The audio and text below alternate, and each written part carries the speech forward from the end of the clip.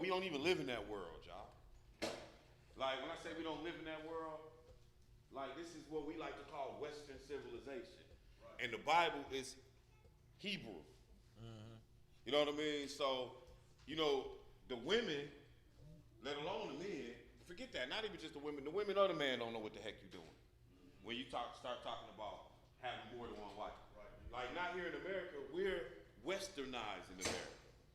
So it don't work for us. We, as I like to say, we Susan B. Anthony slash Teddy Pendergrass over here.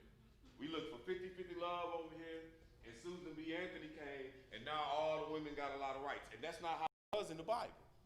Now, the Bible is right, and Western civilization is wrong. Your hair looks nice. Western civilization was wrong, but at the same time, with all that being said, it is very difficult for you to achieve that status here in America. I'm just gonna tell you. And for you to do it here, try to stand here, that ain't finna work. Like, cause what you gonna be known as, cause you gotta understand the Bible is saying that don't let your good be evil spoken of.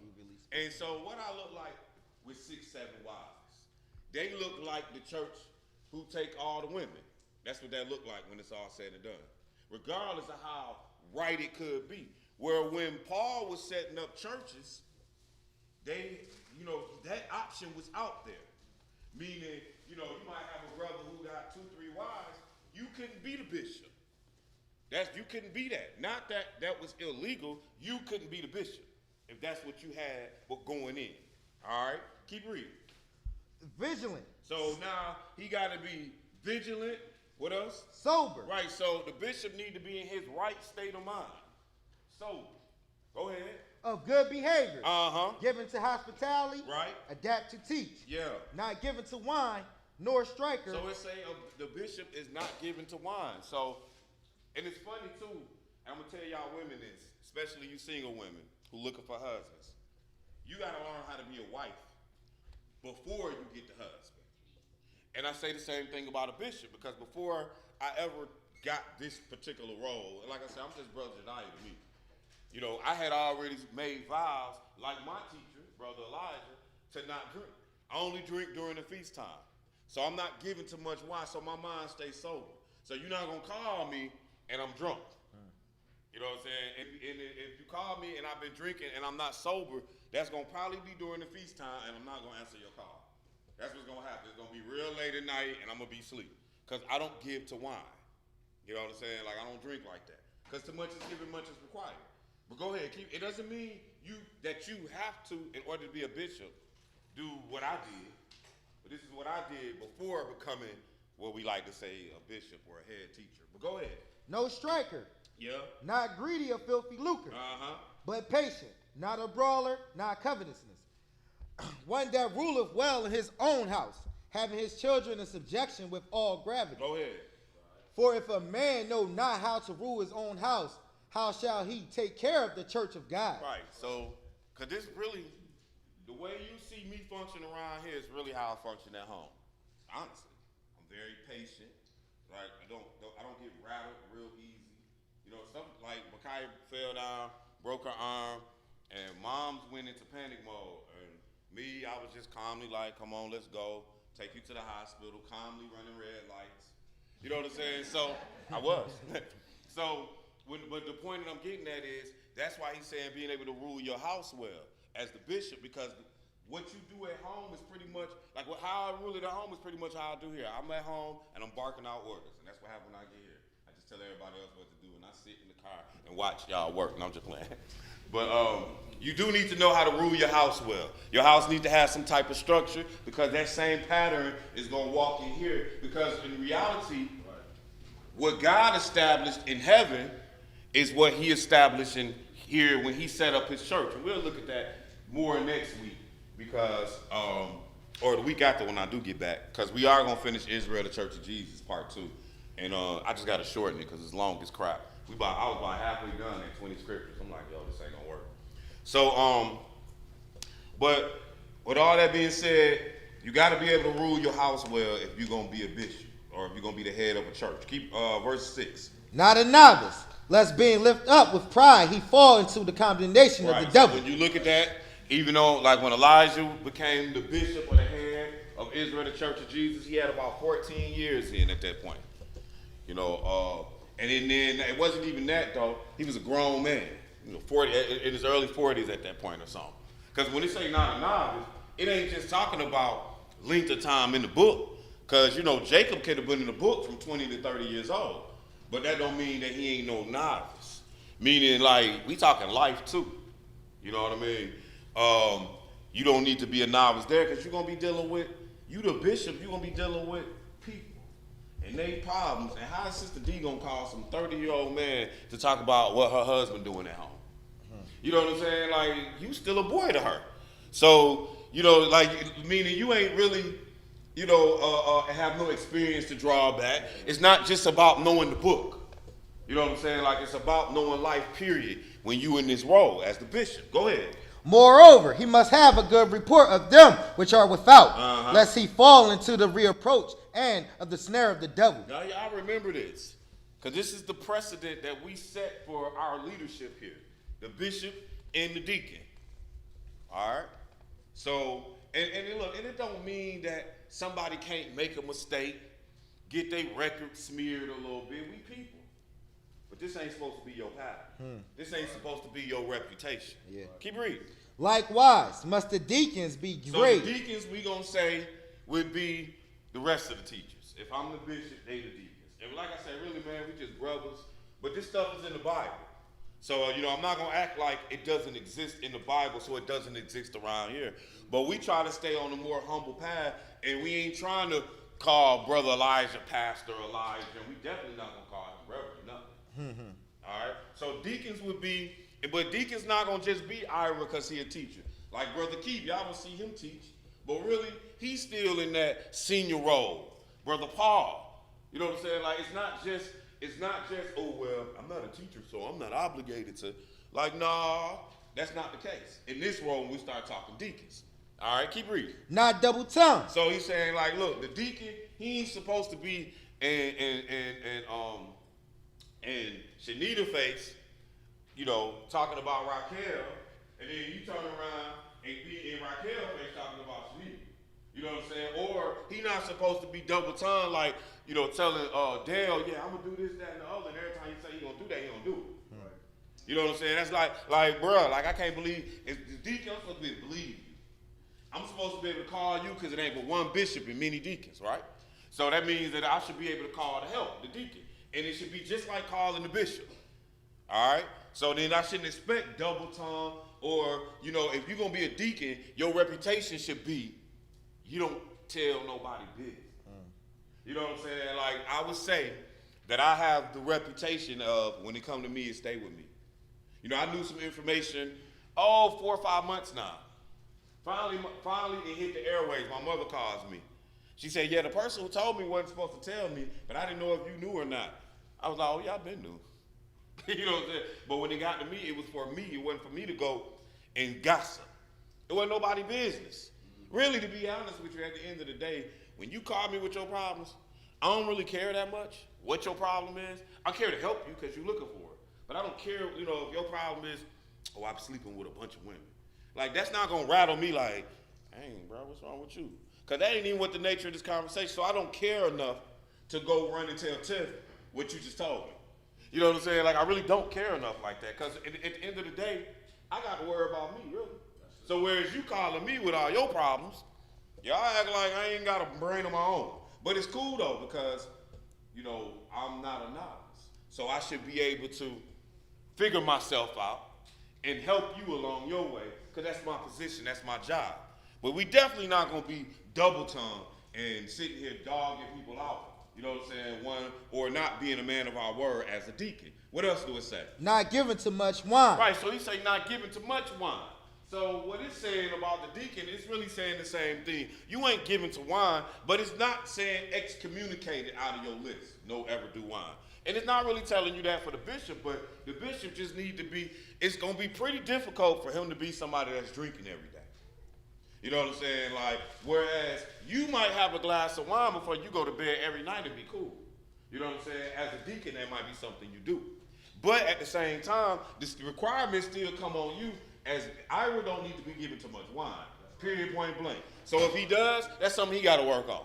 And if you see him and you like, bruh, and you know what I mean? Like, if that's how you feel about it. But don't come tell me, though. That's the other thing I can't stand, too. You know what I'm saying? Like, you gonna come tell me on her, but you seen her and I ain't seen her, but you expect me to do something about it.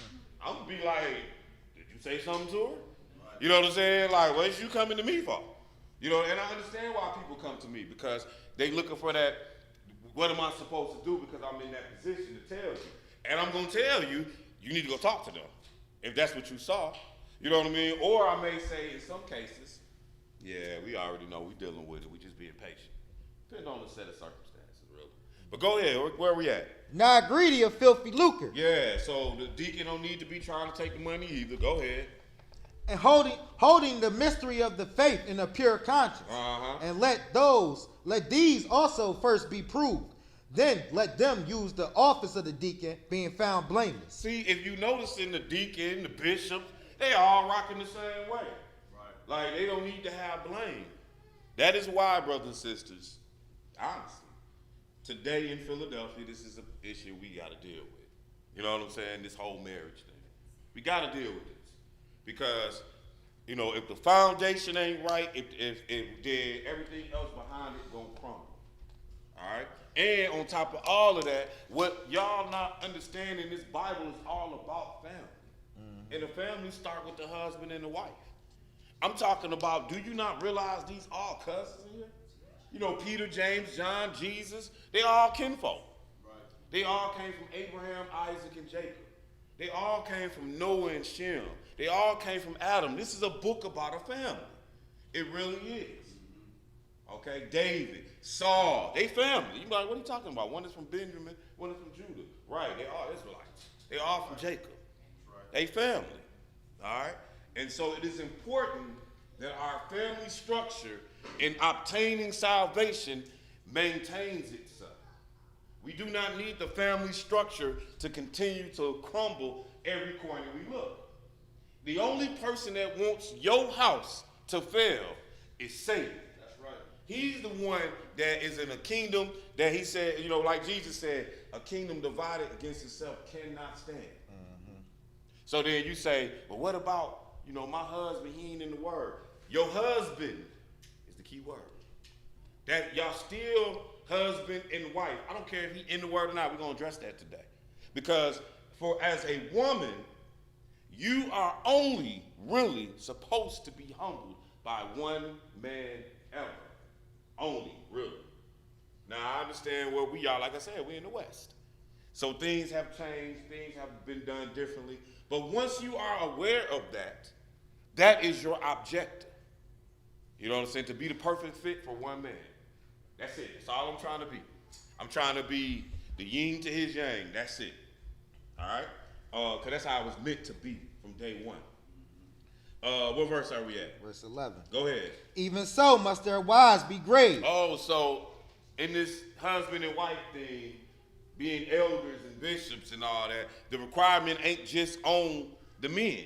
Even so must their wives be grave. What else? Not slanderers, sober, faithful in all things. Go ahead. Let the deacons be the husbands of one wife, ruling their children in their own houses well. I remember when they were talking about setting up the Israel of God in Atlanta, and they had sat down brother Jezreel for whatever reasons. I'm not going to be getting into all that. But when they set that brother down, they were putting up another brother, and they had two options. One was brother Habakkuk. The other was Brother Duell. And the deciding factor from what I heard, so I really don't know, but from what I heard was Duell was married, Habakkuk wasn't. Right. And I respect that because this position, be it standing in the front, and they got way more people than we, they in the hundreds. And by the way, I don't want to pick it though. It's over hundreds there. So let's just say it's hot in Atlanta in the summertime. So the dress code can get a little lax. Let's just put it to you like that. And with that being said, that's a whole lot on a single man standing up here in front of all these people. You know, and I'm just putting that out there, not to make any accusations toward anybody, but to get you to understand the importance of the position and knowing how to have a level of discretion that really you would choose somebody married over not. That's all. You know what I'm saying? It might be a little more easier. But as we see when they selected it, it's telling you husband of one wife. Same with the deacon, husband of one wife. So at any rate, I say all this and we start there to say that's what goes on here. Here at the Israeli Church of Jesus, definitely in Philadelphia, as long as I am here, we are going to do it like this. And one thing we are not going to do, we is not finna be passing women. Real talk. And what I mean by that is, Jose divorces his wife, then you fair game, right? We ain't passing women. You understand what I'm saying? That's nasty. That's what that is. But at the same time, though, it's not how it was supposed to be. That's what I mean. It was never supposed to be that. So if by chance you was to put your wife away or divorce or whatever and gave her the written decree of divorce, we're going to look at all that today. I'm going to be like this. You better be somebody new. It ain't finna be nobody up in here. It's not. You know what I'm saying? Like, I'm not going to be able to do. I don't think it's fair to him. That's what I say. So it's not going to happen on my watch. So I'm just letting you know that. You know what I'm saying? That we're not doing that. And if you got a problem with that, then you need to talk to me personally. But that disgusts me, and the reason it disgusts me is because I've seen it happen already in other places. Where you was married to her 20 years ago, and now she married to him. I'm like, where we do that at? You know what I'm saying? Like, we don't. And that's what we're going to learn today. So, at any rate, let's go ahead and pick this up, Genesis chapter 2. Genesis chapter 2. I prayed, y'all. I had something totally different in mind. Two things. I was going to do Israel, the Church of Jesus, part 2, or the 23rd Psalm. And I prayed, y'all. And it was like, it was something else that I was supposed to do that I kept saying I was going to do, which was this marriage class, but I was waiting on it. But I'm not going to be here next week.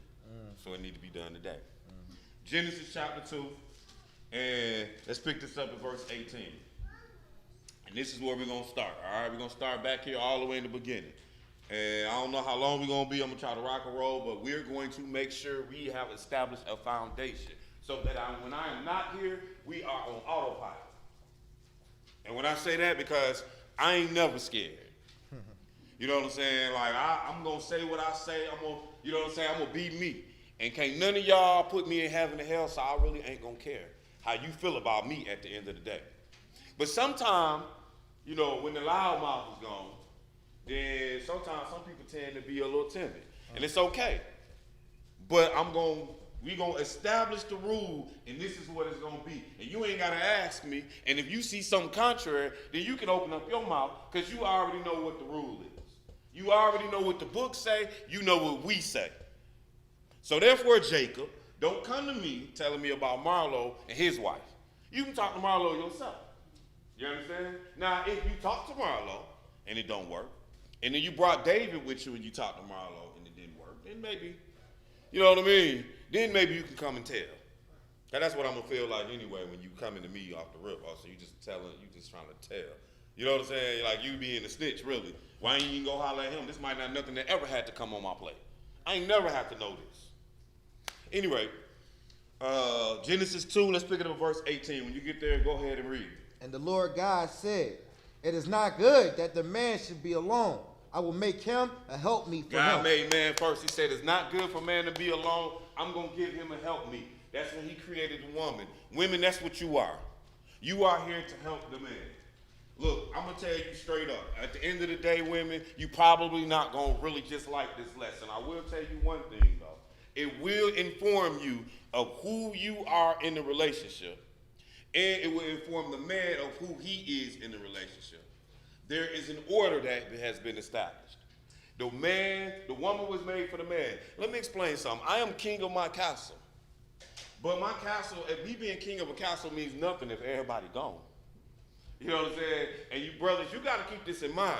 When you ruling with your iron rod at home, that if she out of here, who you ruling?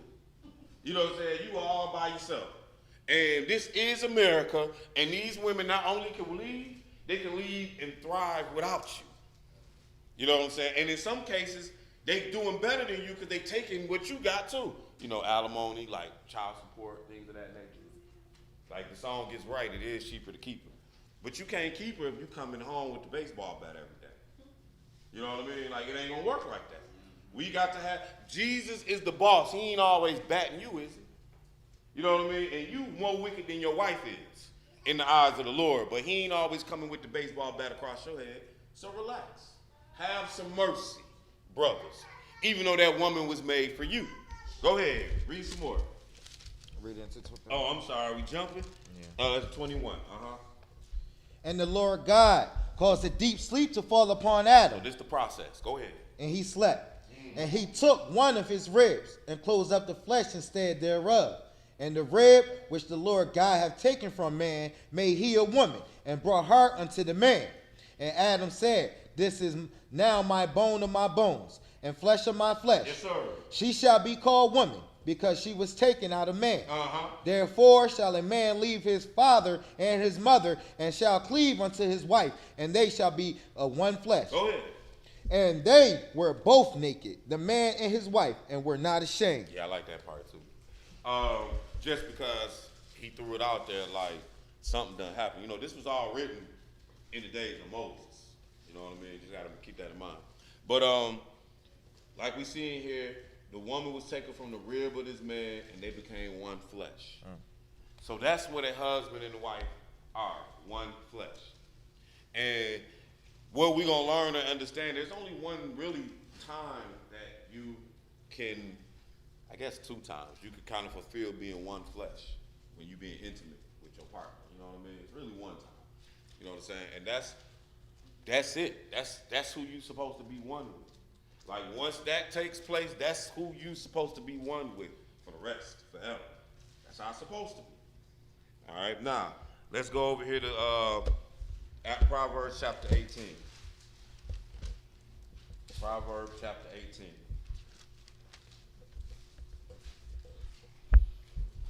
You know, I know some of us have, you know, totally missed the mark in our lives. You know what I mean? Especially some of us brothers, we done been one with everything except for animals. I mean, some of us brothers, we just didn't know no better.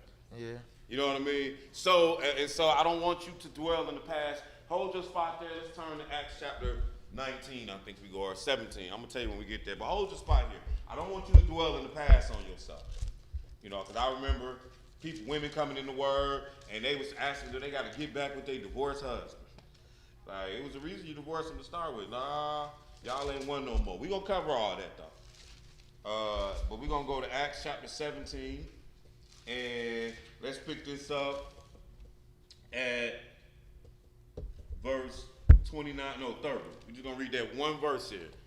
And this is what, I want you to make sure this is in your mental Rolodex. This is how we set the stage for the next step in our lives. Okay? Like, we're not going to just sit here and discuss the past and, you know, numbering out all your partners. I don't need to know all that information. Nobody here does. Go ahead and read. And the times of this ignorance, God winked at. But now, at the times of this ignorance, God winked at. So he said, in the time of our ignorance, God winked. Like when you didn't know no better. Then God winked at what you did. But go ahead. But commandeth all men everywhere to repent. He said, but what is necessary now is for you to repent. So when you repent, then it means you saying, I'm not going to do this, and I'm going to live a new way now. I'm going to live the proper, appropriate way now. That's what that means. So I don't need, you know, Sister D going back, checking her list, talking about, well, you know, I was one with Roger back in 1981. I got to find him too. Like, nah, we ain't got to go look for Raj or none of that type of crap. You know what I'm saying? We good right now. You know what I'm saying? Well, so we at the point where we are right now. No, but I've had women that have come into the word and they like literally got a list and want to know who they got to find on the list. Because they read and they see that they was one, and when you marry, then that means you're supposed to take the next step. Or when you sleep with somebody, you're supposed to take the next step. So these women were honestly like trying to take the next step. And I'm like, look, man. The Lord, he going to wink at that ignorance. He going to cause you to repent. Because you about to have 100 men lined up in here, ready to fight each other or something. You know what I mean? So we're not going to go there, okay? Now, let's move on to our next one, Proverbs chapter 18 and verse 22. Proverbs chapter 18 and verse 22. And when you get there, go ahead and read. Whoso findeth a wife findeth a good thing. Man, I ain't write this. So at the end of the day, the Lord had already told men it is not good for you to be alone. Then he said, whoso findeth a wife findeth a good thing. And what else, my brother? And obtain a favor for the Lord. So now God, it's a gift in other words. He did you a favor. Brothers and sisters, I don't know about you, but when I buy my kids gifts, I expect them to take care of them.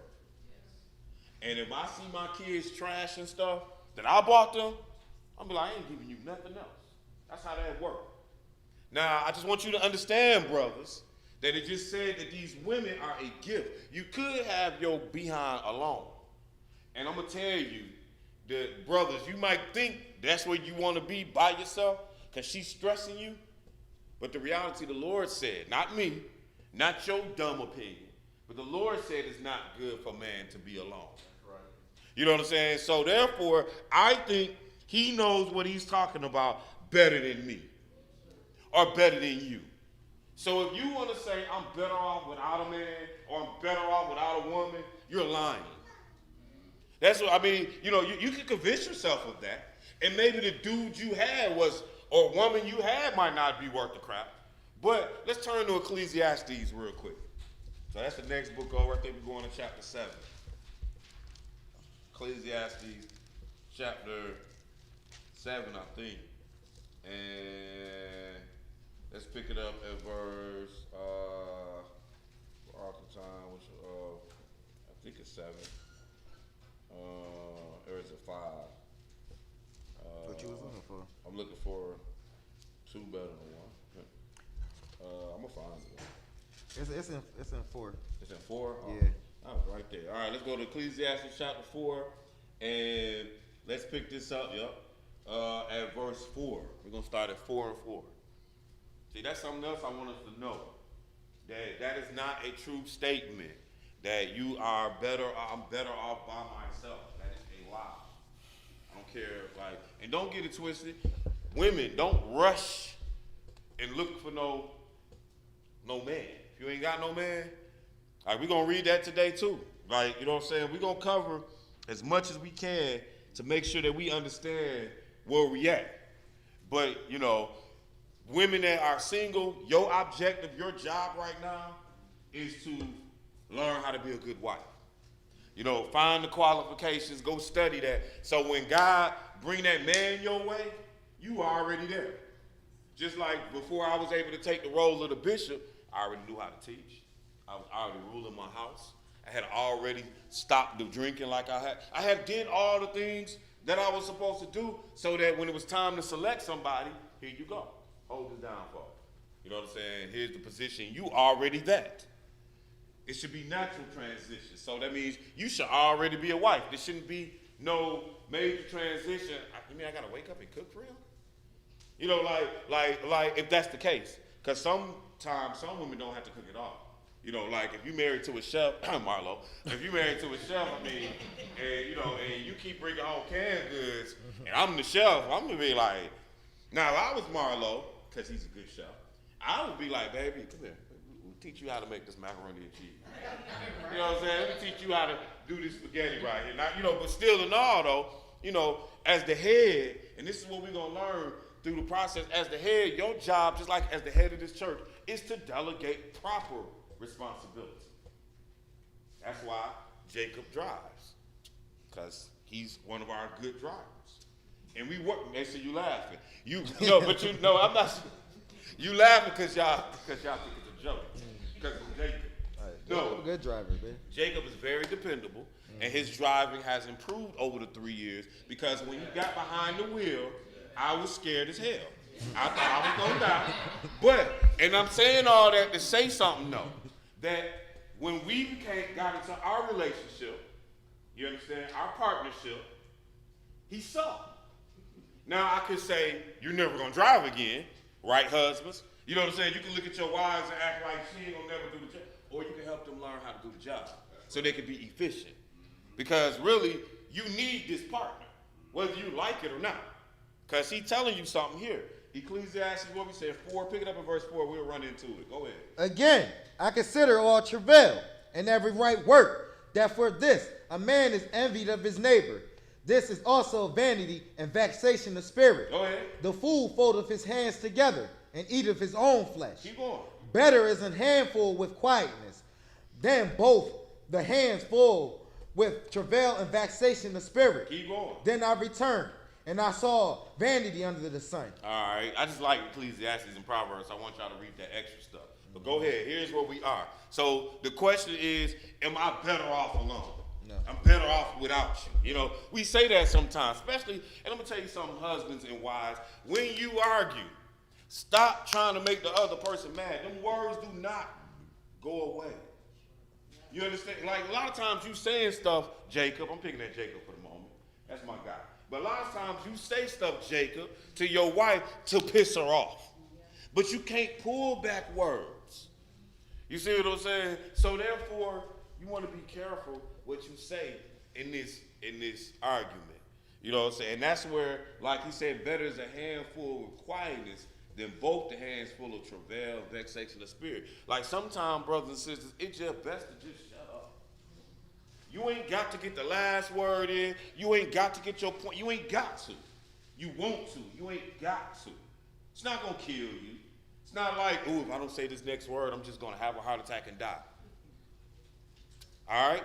Keep reading. Where we at? Verse 8. There is one alone, and there is not a second. Yeah. Yea, he have neither child nor brother, yet there is no end of all his labor.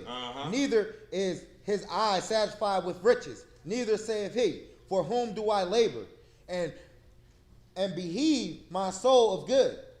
This is also vanity. Yea, it is a sore travail. Man, like, I get it too. Because I got an uncle who never got married. And they was discussing his business, I guess, with brothers and sisters. And he has accumulated a lot of wealth over the years. And like, he leaving it to my kids. You know what I mean? Like, this is my uncle. Like, you ain't even got your own kids, grandkids. Because really, at the end of the day, he by himself. And you doing this for your husband, your wife, or you doing this for your son, your daughter. You know, my objective is to do a better job as a parent for my children than my daddy did. I'd have stuck around longer. You know, my dad was gone by this point to my children. You know what I'm saying? Like, I'm trying to do a better job so that maybe they'll be better. And that's typically, as parents, what we're trying to do. We're trying to outdo our parents. Not to say that your mama did a bad job. You know what I'm saying? Not, but still. Like, we can do a worse job or a better job. Which one you trying to do? And so we trying to do a better job than them, and we not trying to do all this by ourselves anyway. All right? But at any rate, let's keep it moving. Verse 9. Yeah. Two are better than one. Oh, I know what I was getting at. But the point is that you want to have somebody to lead this to. You want to get up and go to work and have somebody to work for. I remember I had a job. I was delivering ice. So I switched ice companies. You know what I'm saying?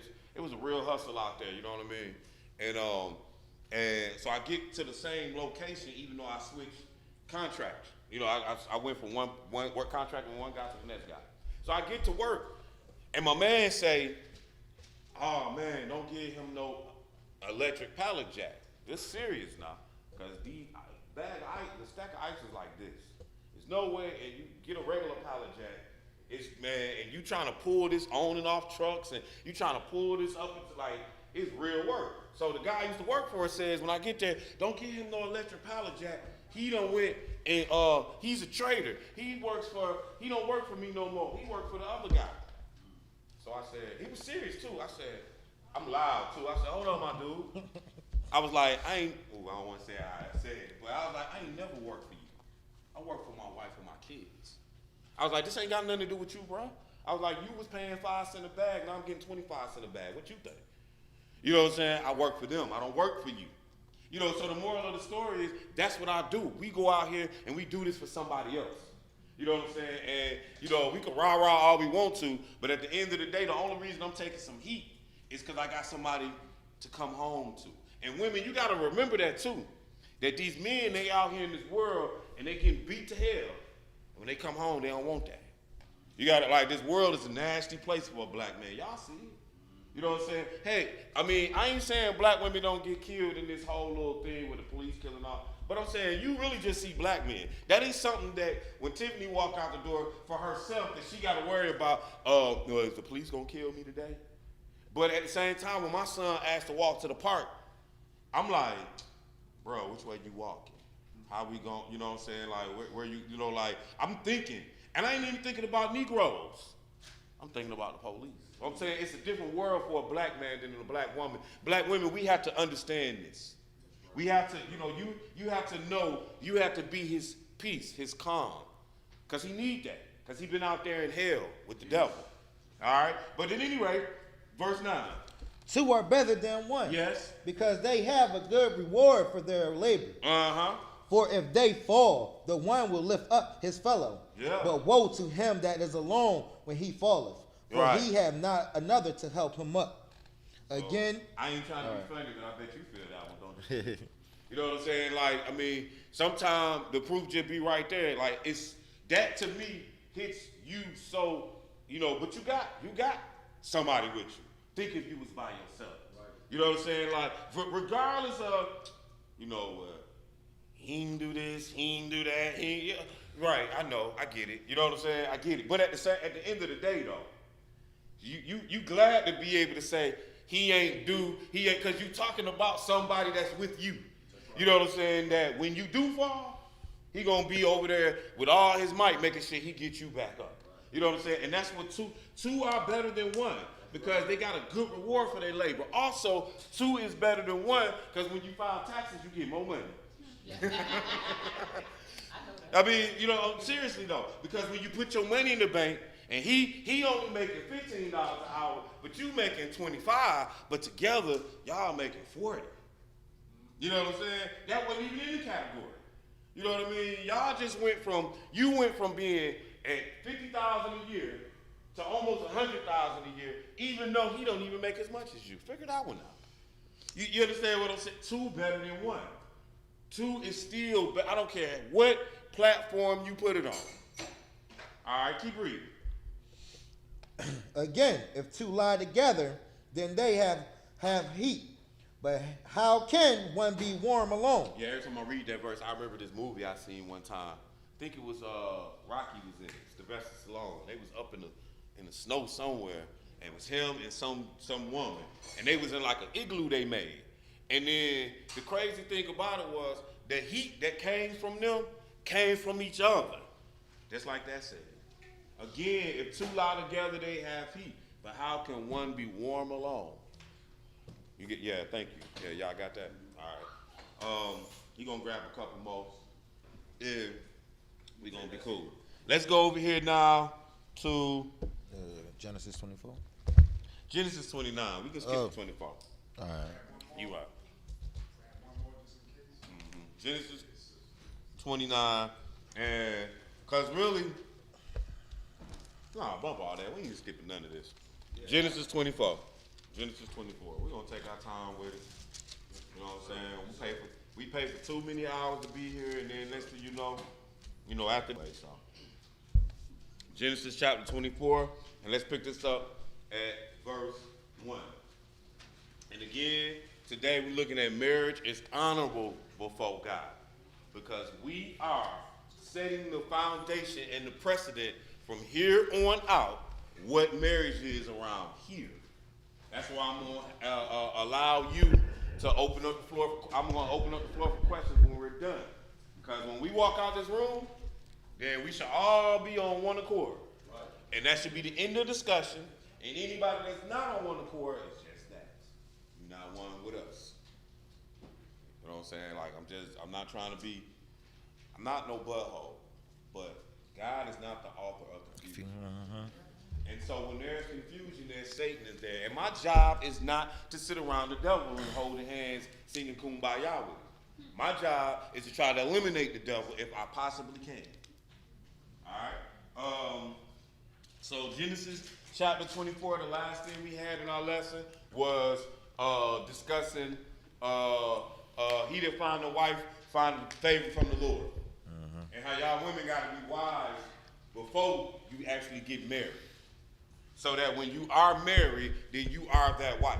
So mothers, it's same with the fathers and the husbands, but just, mothers, you should not be doing all the cooking at home. Like, not all the cooking. Your child, 14, 15, 13, 12, really younger than that, should know how to cook something. Yes, sir. So that, when she is married, she ain't, or know how to wash the clothes, or whatever it is that you feel like in your house a wife or a woman is supposed to be. Those are the things you're supposed to be teaching your daughter to do. You know what I mean? And, I say cooking and cleaning and all that kind of stuff because that's the stereotype. But whatever you own that makes you that wife, your child needs to be that as well. Otherwise, you shortening your child. You shortchanging your child. You making her options. You gonna make her to be a miserable wife because she ain't gonna be no good to her husband. Because you ain't showing her nothing. So therefore, she gonna be a miserable wife. And I'm gonna tell you, the happiness of the home, FYI, gentlemen, it's on the woman. You will have a happy home if she happy. You have peace if she got peace. That's it. If she ain't got, I'm a man. I'm gonna look for peace regardless. But if she going through hell, man, ain't none of this house cool. Ask the kids. So know that, gentlemen, that you gotta figure out how to keep your woman happy. You gotta have some game. You know what I mean? Like for real, so you gotta have some skills. It took you some skills to get it, right? I hope it did. You know what I mean? So then I'm like, where did it go? My wife just told me yesterday I don't hold the door for her no more. I'm like, yes, I do. That ain't going nowhere. I just said when it's a bunch of us, kids and all, that maybe I can't get to your door as quick as I used to. But if we out together, I'm still coming in, with my cape on. I'm Captain Save Her. You know what I'm saying? I'm going to hold her door. I'm going to treat. I'm going to do all this romantic. I'm going to look good. I'm going to smell good. And if I know we going out on a date, I might go get a haircut. You know what I mean? Like, because I know I want to make sure, like, I know what it took. I want her to like me. You know what I'm saying? Like, I want her to be attracted. And that's something else that men and women have a problem. Because the Bible tells you submit yourselves one to another. That's right. That's what it tells you. Like, men and women seem to have a problem to want to do this for the other. Right. Yeah, I mean, honestly, like I honestly want to look good so my wife can say her husband look good. Or so that she don't have to say, my husband be tacky. You know what I mean? Like, some women might don't care. Then that's cool. Y'all be with y'all on. You understand what I'm saying? Like, but what I'm saying is, even though I'm the head of this house, I am the decision maker. I am the end all. I do not care what she says, but I do. Because I don't want this hell in this house. I want some love in my house. I want somebody who wants to make heat with me. You know what I'm saying? Not, you don't want to make heat, so I got to look at your feet while we do it. You know what I'm saying? Your head at my feet while we trying to keep warm. You understand? I don't need that drama. All right?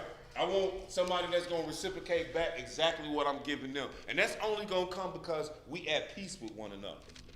So, brothers, you got to get peace or you going to be on the sofa with a bad back for night number 8. You know what I'm saying? And your food ain't going to have no salt and pepper in it when she cooks. She going to cook you going to have string beans, but they're going to be canned string beans with very little water drained off. You know what I mean? Like I'm just saying, I'm like, brothers, you got to realize that you have an emotional person in the house with you. So it don't take a whole lot for you to sway their emotions one way or the other. But again, man, you got to have some game, though. She wasn't acting like this when you got with her. What you done did different? Anyway, let's go back here to Genesis chapter 24. We're going to pick up Isaac. And we're going to do this all day today. I mean, I ain't even going to lie. We probably going to run long. Because again, when we're done, we're done with this. You know what I'm saying? And I say that with all importance to everybody here to understand that once we set the precedent, we live by the precedent. And if there's anything outside that precedence, then that's where it's staying. Outside. Just letting you know. All right, go ahead. And Abraham was old and was well stricken in age. Well stricken in age. Yep. And the Lord had blessed Abraham in all things. And Abraham said unto his eldest servant of his house, that ruled over all that he had, put, I pray thee, thy hand under my thigh. Go ahead. And I will make thee swear by the Lord, the God of heaven and the God of the earth, that thou shalt not take a wife unto my son of the daughters of the Canaanites, among whom I dwell, but thou shalt go unto my country and to my kindred, and take a wife unto my son Isaac. So Abraham, as I'm going to do for Nashan, and hopefully Sammy and Daniel, and really even with my girls, Abraham is helping his son select a wife. That's what's going on right here. He say, look, don't grab one of these Canaanite women. You know what I mean? Like, just like I would probably tell my son, don't tell my daughter, don't get none of them San Francisco men. But honestly though, you know what I'm saying? Abraham had a choice. He's like, look, don't get none of these Canaanite women. Go to where my people are. Go ahead. And the servant said unto him, peradventure the woman will not be willing to follow me unto this land. Must I needs bring thy son again unto the land where whence thou comest? Go ahead. And Abraham said unto him, beware of thou bring thou excuse me. Don't bring my son Yeah. back. Don't bring him back here no more. That's what he did. Verse 7. Okay. The Lord God of heaven, which take me from my father's house and from the land of my kindred, and which spake unto me, and that sware unto me, saying, unto thy seed will I give this land. He shall send his angels before thee, and thou shalt take a wife unto my son from thence. And if the woman... So he's saying the Lord going to help him pick this wife. That's what he's getting at. All right. Let's jump over to verse 10. And the servant took 10 camels of his master and departed, for all the goods of his master were in his hand. So I just want to go back to something that we discussed earlier. We was talking about Western civilization and multiple wives. We mentioned that. I want you to see here, this dude got servants. We ain't got that. You know what I'm saying? Like we don't live nothing like this. So, you know, when you come with that ideology of having more than one wife, understand where these people came from and what they was. These is basically people was walking around calling Abraham Lord. So, son, how many people called you Lord this year? That's right. So when I say that, I'm saying, so then why would we be looking to, you know, I want to have 3, 4 wives, whatever. Why would you be doing? You ain't no Lord. You know, you employee number whatever at your job. You know what I'm saying? Like you ain't got, like how much land you got? Like, if you live around here, you barely got any. These people had miles of lands, not acres, miles. I'm like, you ain't got none of that. How many houses you got, Dave? Dave might have a bunch of them. But Keith, how many houses you got? You got one, right? You see what I'm saying? So, I mean, what you gonna do? Put, you know, a harem of women in your 1-bedroom apartment?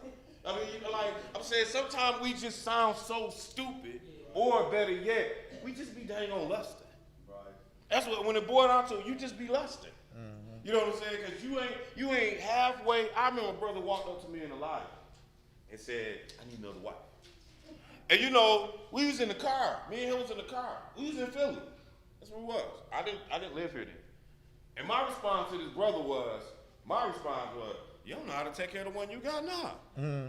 How you gonna get another one? You know what I'm saying? Like, that just didn't, you know what I'm saying? And you know Elijah, he just kind of started snickering like, he said it, not me. You know what I'm saying? But that's the whole thing. Y'all brothers be on the wrong thing. Like, and again, look, I'm not here to promote, bash. I'm here to discuss the Bible with you. And I'm here to discuss us. And what I'm saying is, ain't nobody in here, in this room, or that live in the Philly camp, ain't none of y'all Lord Abraham. Why is you talking about number 2 or 3? You understand? You ain't got, I know a couple of us that might be over 100,000 a year. You know what I'm saying? But brothers and sisters, that ain't a lot of money. I'm just telling you, that ain't a whole lot of money for you to be walking around here thinking you a king or something. You know, if your name was Dikembe Mutombo, You know what I'm saying? And you own half of Africa, then I'm going to be like, hey, bet, you got it. You owned it. You know what I'm saying? But right now, though, my name is just regular old brother JD, and I live in a little bitty half of a house on 6th Street. You know what I'm saying? I can't even afford to buy the next house to try to give it to my wife. You understand? So you understand what I'm saying? But yet still, why am I thinking about more than one? Do you understand? That doesn't make no sense. So I'm just saying, we ain't in that place here. That's what I'm getting at. All right? And it ain't just here, but I'm saying we're here, though. You know, I want you to understand, when I get up here, I don't care about the world around us. We're here. This is who I deal with. This is who I see. I mean, I love everybody. I ain't trying, but I worry about us and what issues we got ahead of us. All right? Where we at? Verse 10. Go ahead. And the servant took 10 camels of the camel of his master and departed. For all the goods of his master was in hand. He arose and went to Mesopotamia, into the city of Nahor, or whatever. Go ahead. And he made his camels to kneel down within the city by a well of water at the time of the evening, even the time that women go out to draw water. And he said, O Lord God of my master Abraham, I pray thee, send me good speed this day, and show kindness unto my master Abraham. Behold, I stand here by the well of water, and the daughters of the men of the city came out to draw water. And let it come to pass, that the damsel to whom I shall say, let down thy pitcher, I pray thee, that I may drink. And she shall say, drink, and I will give thy camels drink also. Let the same be she that thou hast appointed for thy servant Isaac, and thereby shall I know that thou hast showed kindness unto my master. So if you understand what it said is, he's just trying to make sure he can identify the woman that he's supposed to marry. Because Abraham sending him out to be with his kinsmen, and he don't know who, I don't know nobody. It's like if y'all just sent me in the middle of Omaha, Nebraska, talking about your wife over there. I'm like, oh, okay. Which one? I don't know how to pick this out. So they're trying to make it easy, because this is what we're looking for. Go ahead. And it came to pass, before he had done speaking, that behold, Rebekah came out. She was born to Bethuel, son of Milcah, the wife of Nahor, Abraham's brother, with her pitcher upon her shoulder. Go ahead. And the damsel was very fair to look upon, a virgin. Neither had any man known her. And she went down to the well and filled her pitcher and came up. So just so you know, when it said like a virgin, and neither no man had known her, like that's really the same thing. He just sometimes the Bible will do that, like a virgin, nobody knew her. But some people be trying to say a virgin is a maid. Like, nah, a virgin is somebody who ain't never had any experience with any man. That's a virgin. Okay, go ahead. And the servant ran to meet her and said, let me, I pray thee, drink a little water of thy pitcher. And she said, drink, my lord. And she hasted and let down her pitcher upon her hand and gave him drink. So, basically what we see in here is she is fulfilling what he was asking. So this woman is basically about to be the wife. So we're going to see how she act too. Go ahead. And when she had done giving him drink, she said, I will draw water for thy camels also until they have done drinking. What verse are you at? Verse 20. All right, let's skip down to 23. And said, whose daughter art thou? Tell me. Wait a minute, hold on, where you at? You said 23, right? And said, okay, my bad. I was somewhere else. But go ahead, you can go there. And said, whose daughter art thou? Tell me, I pray thee. Is there a room in thy father's house for us to lodge in? And she said unto him, I am the daughter of Bethuel, the son of Michal, which she bare unto Nahor. Go ahead. She said moreover unto him, we have both straw and provender enough and room to lodge in. So she was like, y'all can come basic. Y'all can come with us. We good. We got everything we need. Go ahead. And the man bowed down his head and worshiped the Lord. And he said, blessed be the Lord God of my master Abraham, who have not left destitute my master of his mercy and his truth. Go ahead. I, being in the way, the Lord led me to the house of my master's brethren. Go ahead. And the damsel ran and told them of her mother's house these things. And Rebekah had a brother, and his name was Laban. And Laban ran out unto the man, unto the well. And it came to pass, when he saw the earring and bracelets upon his sister's hands, and when he heard the words of Rebekah his sister, saying, Thus speak the man unto me, that he came unto the man, and behold, he stood by the camels at the well. So basically, she getting chose. That's, kind of how this is going down. And so now the brother done peeped it out. Because let me tell you something that I learned, especially like to my children, which were my daughters. So if you got sons and daughters, a practice course, I would say, or the Bible tells a woman that she's supposed to be obedient to her husband. So in my house, the reality is, most of the time when I walk out the door, even though my daughter is older than my son, I pretty much leave my son in charge of the house. This is practice for the girls. Like, this dude ain't, he your brother. He love you, but you gonna give him the same respect that you would give a man. Now, again, we talking teenagers. You understand? But this is all the practice, or like I said, if you can't be faithful over the small things, you won't be faithful over the big. So this is a learning ground for my children. Same as with, you see Rebecca, her brother came, just like when you look at later on, you're going to see Dinah and her brothers. Like, they in charge of her. That's the point we're getting at. That, when it's brothers and sisters, usually the brothers are in charge, even though, in my case, the oldest is a girl. It don't even matter. You know what I'm saying? My son has a higher level of responsibility in my home. And the girls are practicing, honestly, they practicing being in subjection to an order. Because there is an order that's supposed to be established in homes. Now, my son know the rule too. Because if he jagged this up, I'm going to hurt him. And he knows that. You know what I'm saying? Like, he's supposed to be protecting his sisters as I am. And he understands that. All right? Now, so this is Rebecca and Isaac. What verse are we at? I stopped at the end of 30. All right, let's jump over to 34.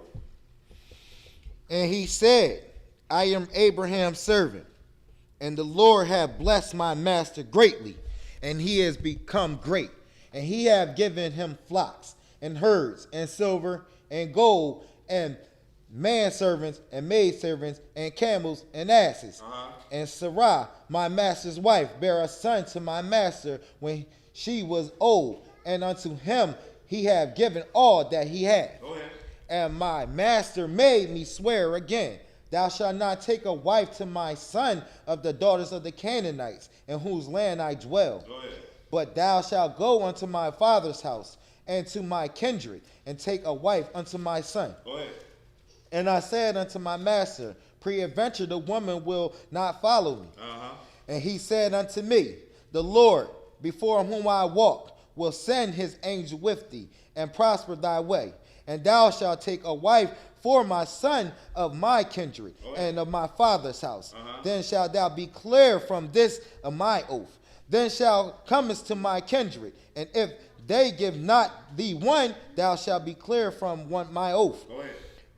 And I came this day unto the well, and said, O Lord God of my master Abraham, if now thou do prosper my way, which I go, behold, I stand by the well of water, and it shall come to pass that when the virgin cometh forth to draw water, and I say to her, Give me, I pray thee, a little water of thy pitcher to drink.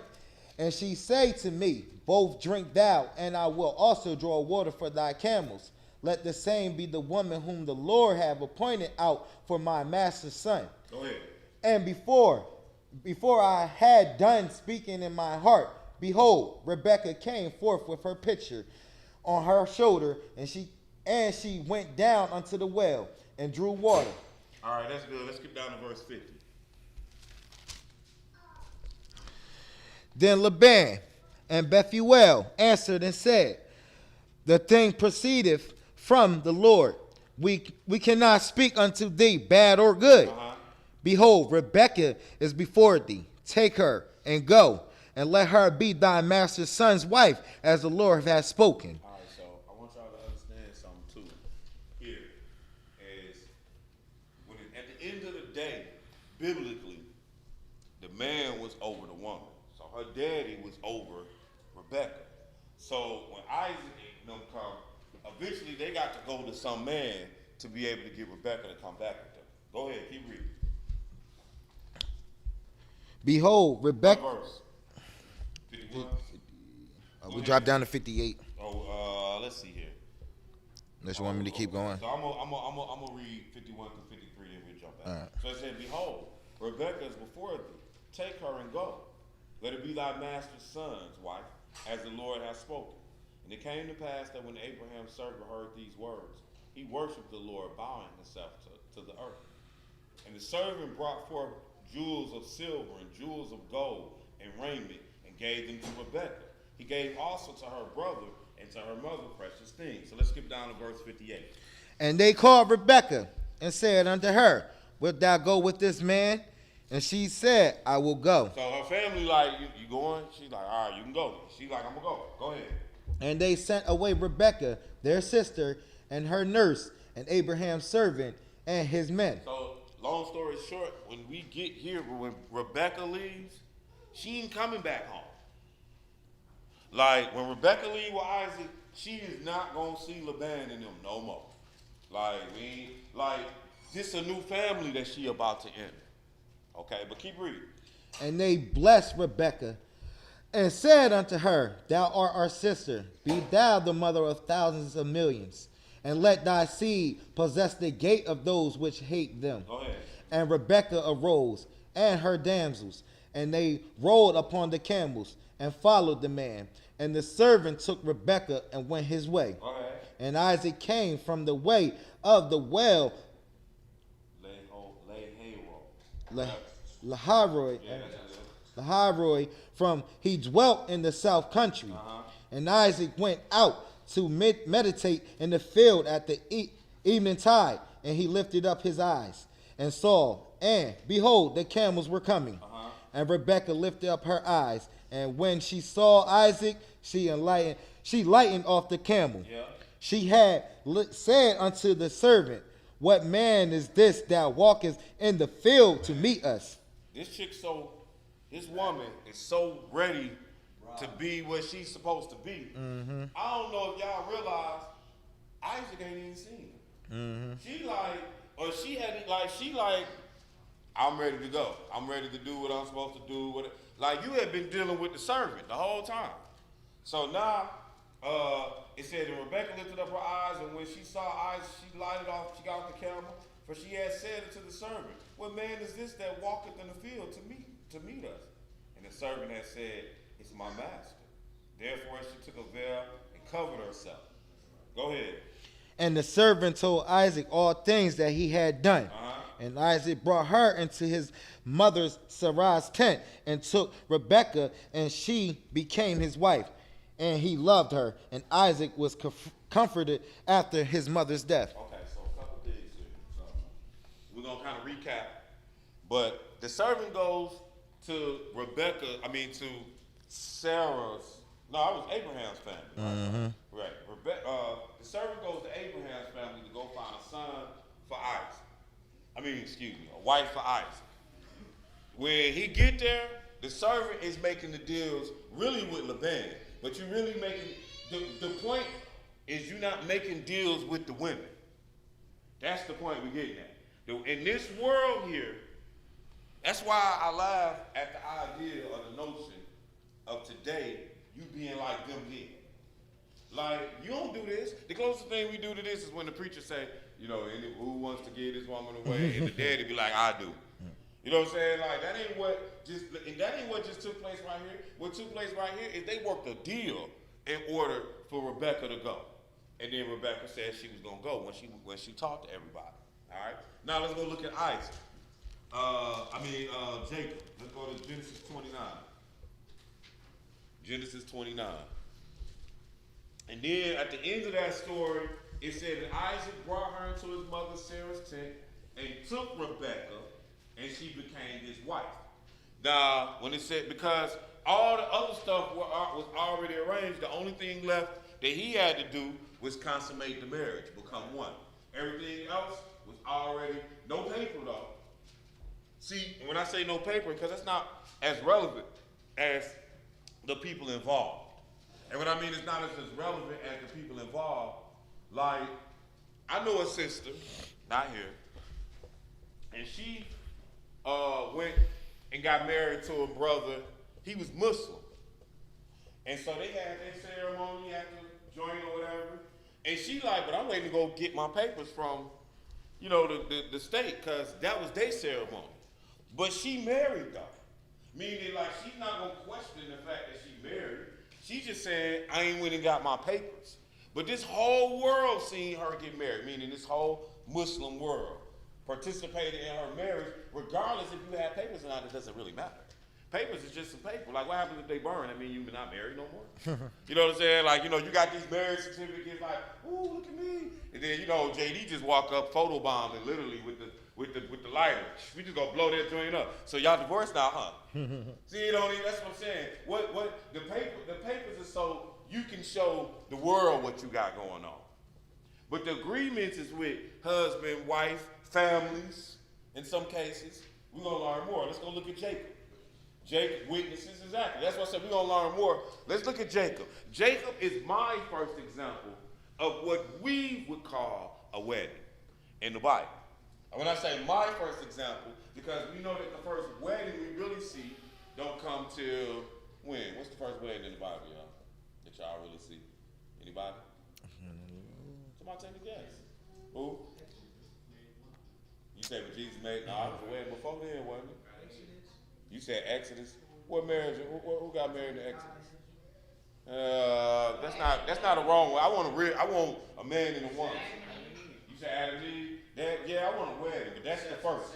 That Adam and Eve is the first marriage in the Bible, the first wedding, and the authority was God. He was the bishop. He was the, you know what I'm saying? So that's actually the true answer. But somebody said another. Samson got married. They showed that. Yeah. Okay. Well, I was gonna say, just by thinking, I was gonna say Hadassah though, but I can't really necessarily say I remember seeing no other weddings. But that could be it. I don't know. But here's the first one that I see on record. Really, is Genesis chapter 29. So go ahead and pick it up at verse 1. Or no, what I got? 13. Hey, all right. Let's pick it up at verse 13. When we get there, go ahead and read. And it came to pass, when Laban heard the tidings of Jacob, his sister's son, that he ran to meet him. So Jacob, Laban, remember Rebekah went off to be with Isaac, and that was Laban's sister. So now Rebekah sends Jacob to Laban to go find him a wife. All right. So basically, you going to the same place to find, you know, the mama's sending his son off to the same place your daddy found a wife. All right. So when verse 15, Laban said to Jacob, because thou art my brother's, shouldest thou therefore serve me for naught? Tell me what your wages should be. Verse 16. And Laban had 2 daughters. The name of the elder was Leah, and the name of the younger was Rachel. Go ahead. Leah was tender-eyed, but Rachel was beautiful and well-favored. Go ahead. And Jacob loved Rachel, and said, I will serve thee 7 years for Rachel, thy younger daughter. So he talking to who, y'all? Who? Somebody said. Are y'all alive? There you go. They talking to the father. This is Jacob talking to the daddy, not talking to Rachel or Leah. Keep going. And Laban said, it is better that I give her to thee. So than what daddy say. It's better that I give her, because this is who she belongs to. That's one thing y'all gonna understand about women. Women belong to somebody. When it's all said and done, like, you know, them little girls right there, they belong to their daddies. You know what I'm saying? They belong. You either belong to somebody, daddy, and then even, you know, you might be like, well, I've been married and all that. Well, then, heck, at the end of the day, you belong to God. So if this man wants you, then he gonna have to deal with God. If you really want it, when you understand where we're coming from. You know what I'm saying? Like some people don't have dads. You know what I mean? And some people, and that's why a lot of sisters will call brothers like Elijah and myself because they don't have that head in their direct life. But your head is God. And if that man wants you, that's who he needs to talk to. And you remember that. So if you want one of my daughters, you gotta talk to me. But if you want one of these sisters out here and, you know, the world done caused an effect to where, you know, you're not under your head. Like, you're not with your daddy. I don't know. You might not even know your daddy. You know, like, there's people like that who never met their pops. You know what I'm saying? And you might be like, okay, well, so who am I under? Man, you under God. That's who you under. But in this case, it was Laban, and he had 2 daughters, Leah and Raquel. In verse 16, and Laban had 2 daughters. The name of the elder was Leah. The name of the younger, Raquel. And Leah was tender-eyed, but Raquel was beautiful and well-favored. And Jacob loved Raquel and said, I will serve thee 7 years for Raquel, thy younger daughter. And Laban said, it is better that I give her to thee than that I should give her to another man. Abide with me. And Jacob served 7 years for Raquel. And they seemed unto him but a few days for the love he had for her. Go ahead.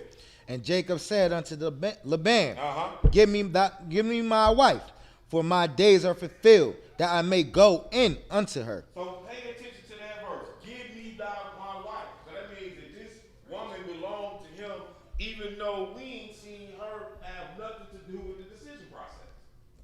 And on top of all that, he hadn't slept with her yet, had he? Did y'all see that? And he said, give me my wife, so that I may. So now what we seeing is that she is your wife based off of the vows or words made between 2 parents, and not, or excuse me, 2 men, and not based off on relations. Y'all see that so far, right? Okay, go ahead. Because what we're walking to is, what we're doing right now is we're going to establish what makes you married. We're going to make sure it's clear that we know what makes you married. Go ahead. And Laban gathered together all the men of the place and made a feast. And it came to pass in the evening, he took Leah, his daughter, and brought her to him, and he went in unto her. And Laban gave unto his daughter Leah Zilpah his maid for a handmaid. And it came to pass that in the morning, behold, it was Leah. So now, in the morning time, he woke up. And he thought he was getting the cutie. And so Pops, you know, had a nice little ceremony, you know, probably had some 181 proof, you know, probably had some old super platinum alcohol, you know, and Jacob didn't know what the heck he was doing, and he woke up and he looked over and Lord have mercy, you know that boy had to be mad. I would have been mad. Like they said, one was pretty and one was tender. I admit she wasn't too cute. So, you know, I woke up with the not too cute one. I'm raising all saints. Yeah, you know what is going down.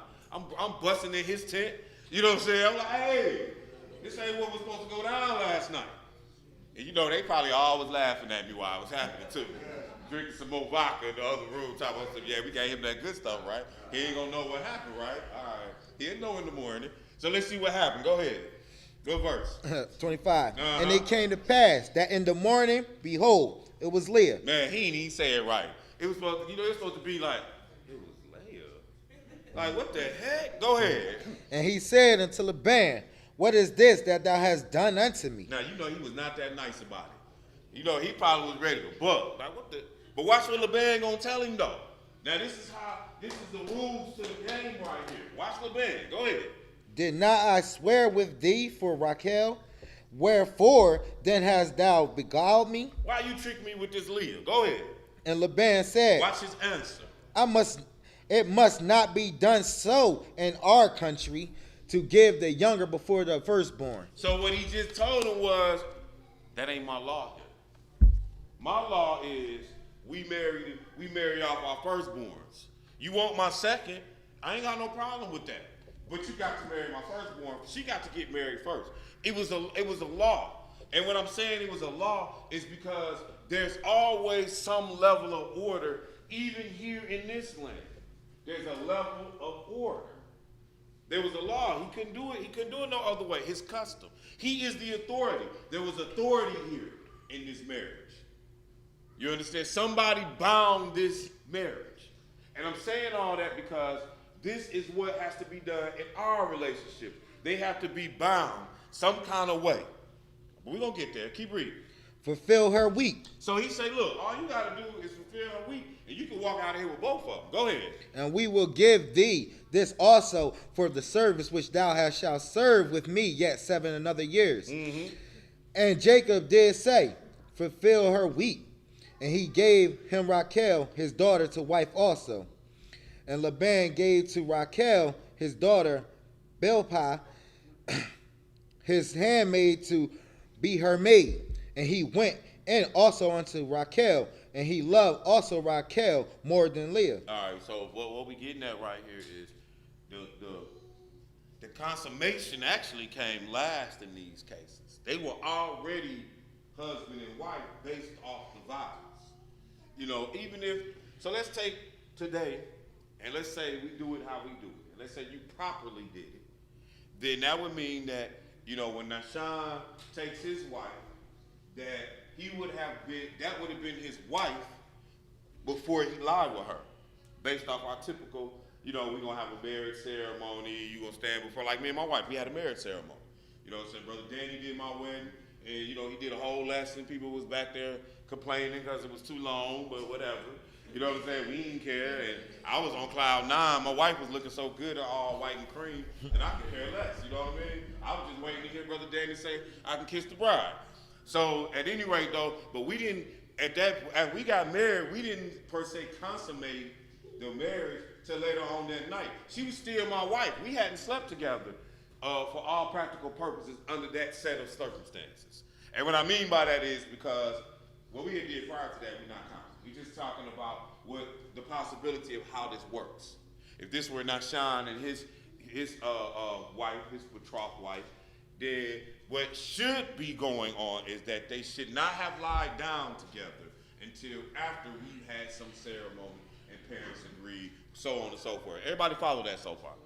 All right. Now, let's go to Numbers chapter 30. Numbers chapter 30. So now we're going to understand why it's all on the daddy and the man and it's not on the woman. Now, again, if you pay attention, you saw that they went back. Like, you want to get married when they was with Rebecca. You want to marry? Like, it's not like if I'm talking to Jayla, I'm going to be like, you know, Jayla, this who you want? Like, you know what I'm saying? Like, I'm not going to just stick Jayla with somebody that she hates.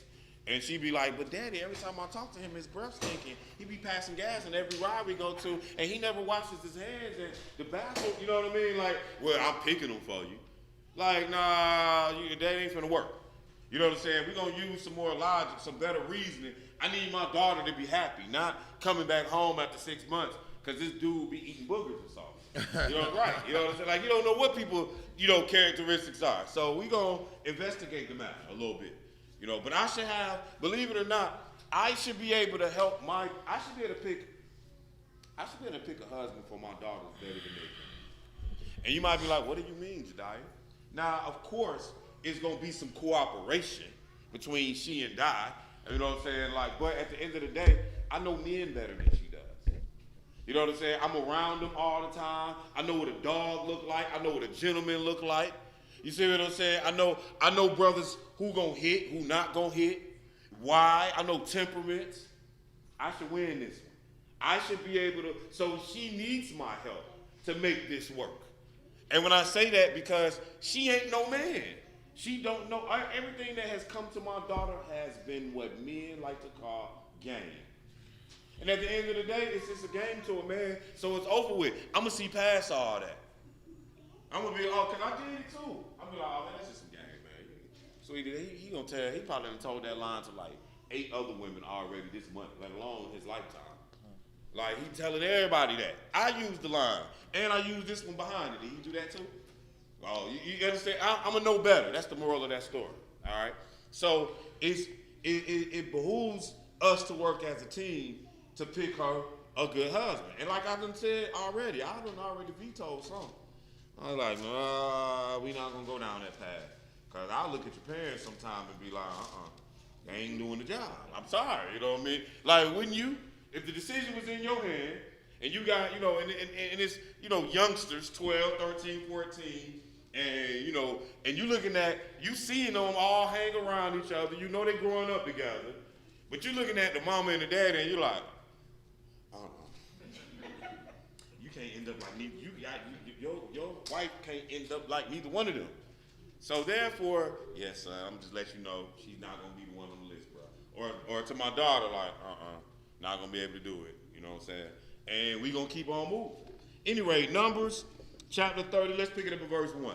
When you get there, go ahead and read. And Moses spake unto the heads of the tribes concerning the children of Israel, saying, Go ahead. This is the thing which the Lord hath commanded. If a man vow a vow unto the Lord, or swear an oath to bind his soul with a bond, he shall not break his word. He shall do according to all that proceedeth out of his mouth.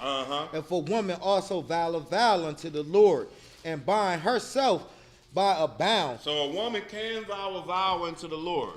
It say, and if she binds herself to this vow, go ahead. Being in her father's house in her youth, and her father hear her vow, and her bond wherewith she had bound her soul, and her father shall hold his peace at her, then all her vows shall stand. Okay. So if Micaiah makes a vow, and I hear the vow, and you know, and I don't say nothing, then her vow stands. Her word is bond. So women, when you say something, your word still bond. Unless I come to I hear about it, and I'm like, nah, baby, we're not doing that. Then I can break her vow. I control her vows. Now, understand something. Marriage is a vow. Marriage is about vows. So, therefore, I am the one that's supposed to be biblically in control of that. So, she, you know, Micaiah might agree to marry little Josiah, and I'll be like, not gonna work. We not gonna do that. I don't care who you make that vow with. It's not going to work. All right? So, sorry, Josiah. You got to find another one, brother. Go ahead. Keep reading. And every bond wherewith she had bound her soul shall stand. But if her father disallow her in the day that he heareth not any of her vows or of her bonds wherewith she had bound her soul shall stand.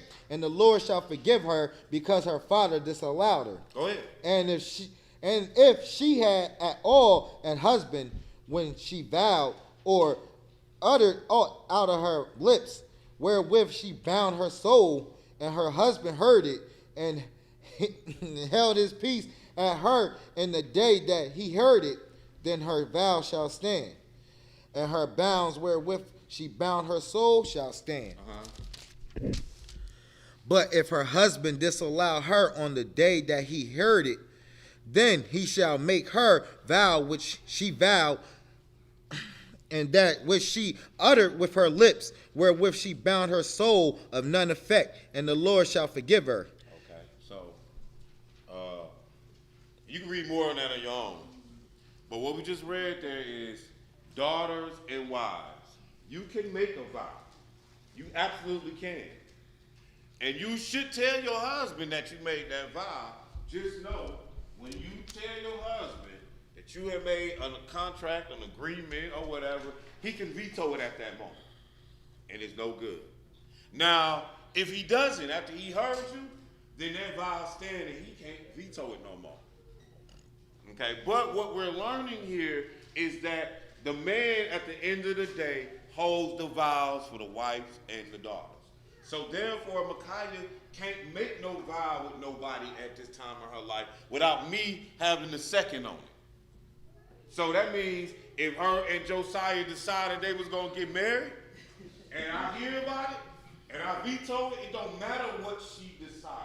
We're going to see more of that. Let's go over here to Exodus chapter 22. Oh, Josiah.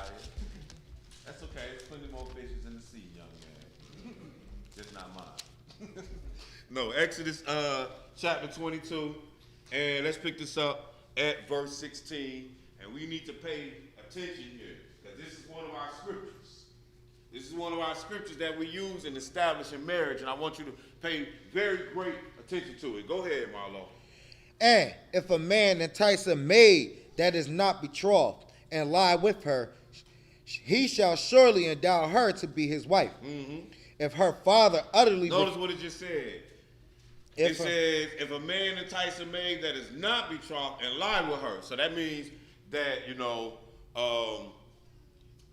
a man finds a woman and she's not engaged or in another, like for example, if I've already betrothed Micaiah to Josiah, then, can't nobody else sleep with her even though they hadn't slept together yet.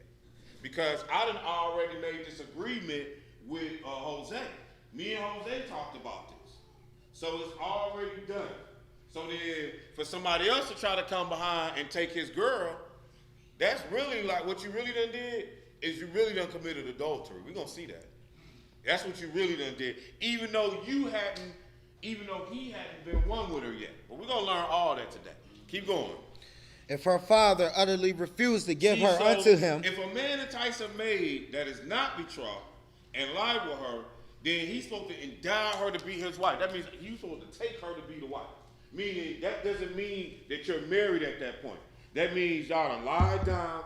Now we have to get married. There has to be something, and when I say we have to get married, see, get out of your mind Western civilization, like, oh, we need to go call up the pastor, have this whole, that ain't even what we're saying. But what we are saying right now is we have to be married. This lying down process, I can do that with anything. But marriage is the next step, okay? Otherwise, what do we have, what is fornication? If when you lie down with someone, you're married. What is fornication? You know what I'm saying? Like, what is it? It has to exist somewhere. And don't give me that, oh, it's when you worship other gods stuff. Because fornication is in the New Testament, and it says fornicators do not get into the kingdom. What is it? It's when you having relations and they ain't got no business happening. And that's what that is. So whether you man or woman, you can fall under that category of being a fornicator. So at any rate, it says, and if a man entice a maid that is not betrothed, he lie with her, he shall endow her to be his wife. If her father utterly refuses, so I can say no. That means that my daughter could be a virgin, lost her virginity, and I still can say no. Therefore, him sleeping with her, did that make them married? Does anybody think that them sleeping together made them married? Okay, I just want to make sure we all on the same page. If you're not on the same page with me, we can go hold this conversation in private somewhere if you ashamed or whatever, or you feel embarrassed to have your thoughts. Don't be. You know what I'm saying? Because many of greater men have thought that. But that is not what that verse just said, because how come the father can utterly refuse? That means we got to go past the relations and get to the dad. At the end of the day, that's who makes the decision. All right? So it says, and if her father utterly refused to give her unto him. Go ahead. He shall pay money according to the dowry of virgins. Oh, so it's a dowry for virgins. Right. It's a price for virgins. And that's why it tells you in Leviticus, don't prostitute your daughters. Because I got 3 daughters. They are virgins.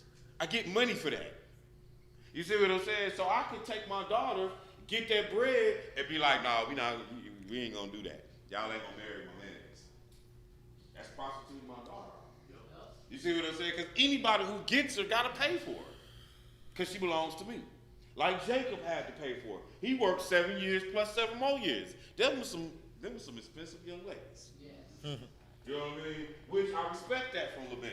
And he had rules to the game. Like, oh, you got to take the oldest first. What you thought this is? You thought she going to be the old maid? Like, nah.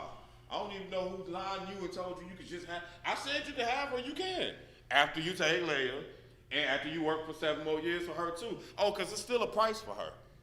Like, all my women are valuable in my home, from my wife to my children. All right? Now, let's move to the next one, Deuteronomy chapter 22. Deuteronomy chapter 22. Deuteronomy 22, and We're going to start this actually at verse 10. We're going to start this at verse 10. Deuteronomy 22 and verse 10. When you get there, take off. Thou shalt not plow with an ox and an ass together. Uh-huh. Thou shalt not wear a garment of divers sorts, as of woven and linen together. Go ahead. Where are you? You in said 20? Deuteronomy, what I said, 22? 22. Oh, I really meant 21 and 10. Sorry. That's my bad. Well, you know what? I understand, too, because it say 22 in here, but I want 21 and 10 first. When thou goest forth to war against thine enemies, and the Lord thy God hath delivered them into thine hands, go ahead, and thou hast taken them captive, and seest among the captives a beautiful woman. Y'all see this? So you done went to war, and you seen a pretty woman that you want. Go ahead. It has a desire unto her, that thou wouldest have her to thy wife. Then thou shalt bring her home to thine house, and she shall shave her head and pare her nails. And she shall put... So notice what's happening. You see a pretty woman that you want to be your wife. So, but she from the captives. So then it's a procedure that takes place still. What I'm trying to get you to understand is we ain't just sleeping with women talking about we there. There are procedures that take place over and over in the Bible. Now, with all that being said, we are going to read that when you lie with a woman, you make yourself one with her. We're not arguing about that. You do. But you can make yourself one with a heart. You know what I mean? Like that don't make her your wife. Go ahead, keep reading. And she shall put the raiment of her captivity from off her, and she shall remain in thine house, and bewail her father and her mother a full month. So you got her in your crib, you made her cut her nails. She had to lament her parents that you just killed for a whole month. Go ahead. And after that thou shalt go in unto her. Oh, now you can lie with her. This was the procedure to make this your wife. Go ahead. And be her husband, and she shall be thy wife. And it shall be, if thou have no delight in her. Wait a minute, and you get an option with this one. See, we ain't even living like this. That's what I'm saying. We ain't kings. We ain't going out to war. We don't even get to do this. So why is you coming to me like this, you, and then all of a sudden you lining up women? You know what I'm saying? Like, I'm just saying, like, if you live like them, then be like them. And by the way, I'll work for you in all your acres of land, right? You know what I'm saying? Like, I help you 10. Oh, you ain't got that. So then stop acting like them then. But at any rate, keep reading though. He said, verse 14, and it shall be, if you have no delight in her, then what do? Then shall let her go whither she will, but thou shalt not sell her at all for money. Thou shalt not make her merchandise of her, because thou hast humbled her. You can't pimp her out. That's basically what he said. You humbled her. You can't get no money for that. Right. Like the Lord is being very specific when He is covering the law on how we function with our women. Because obviously, I mean, we know at this point that we would do some of this stuff. Because pimps do exist, and harems been here. Mm-hmm. Like it just started in 1970s when the Mac came out or something. That stuff been going on. Okay, keep reading.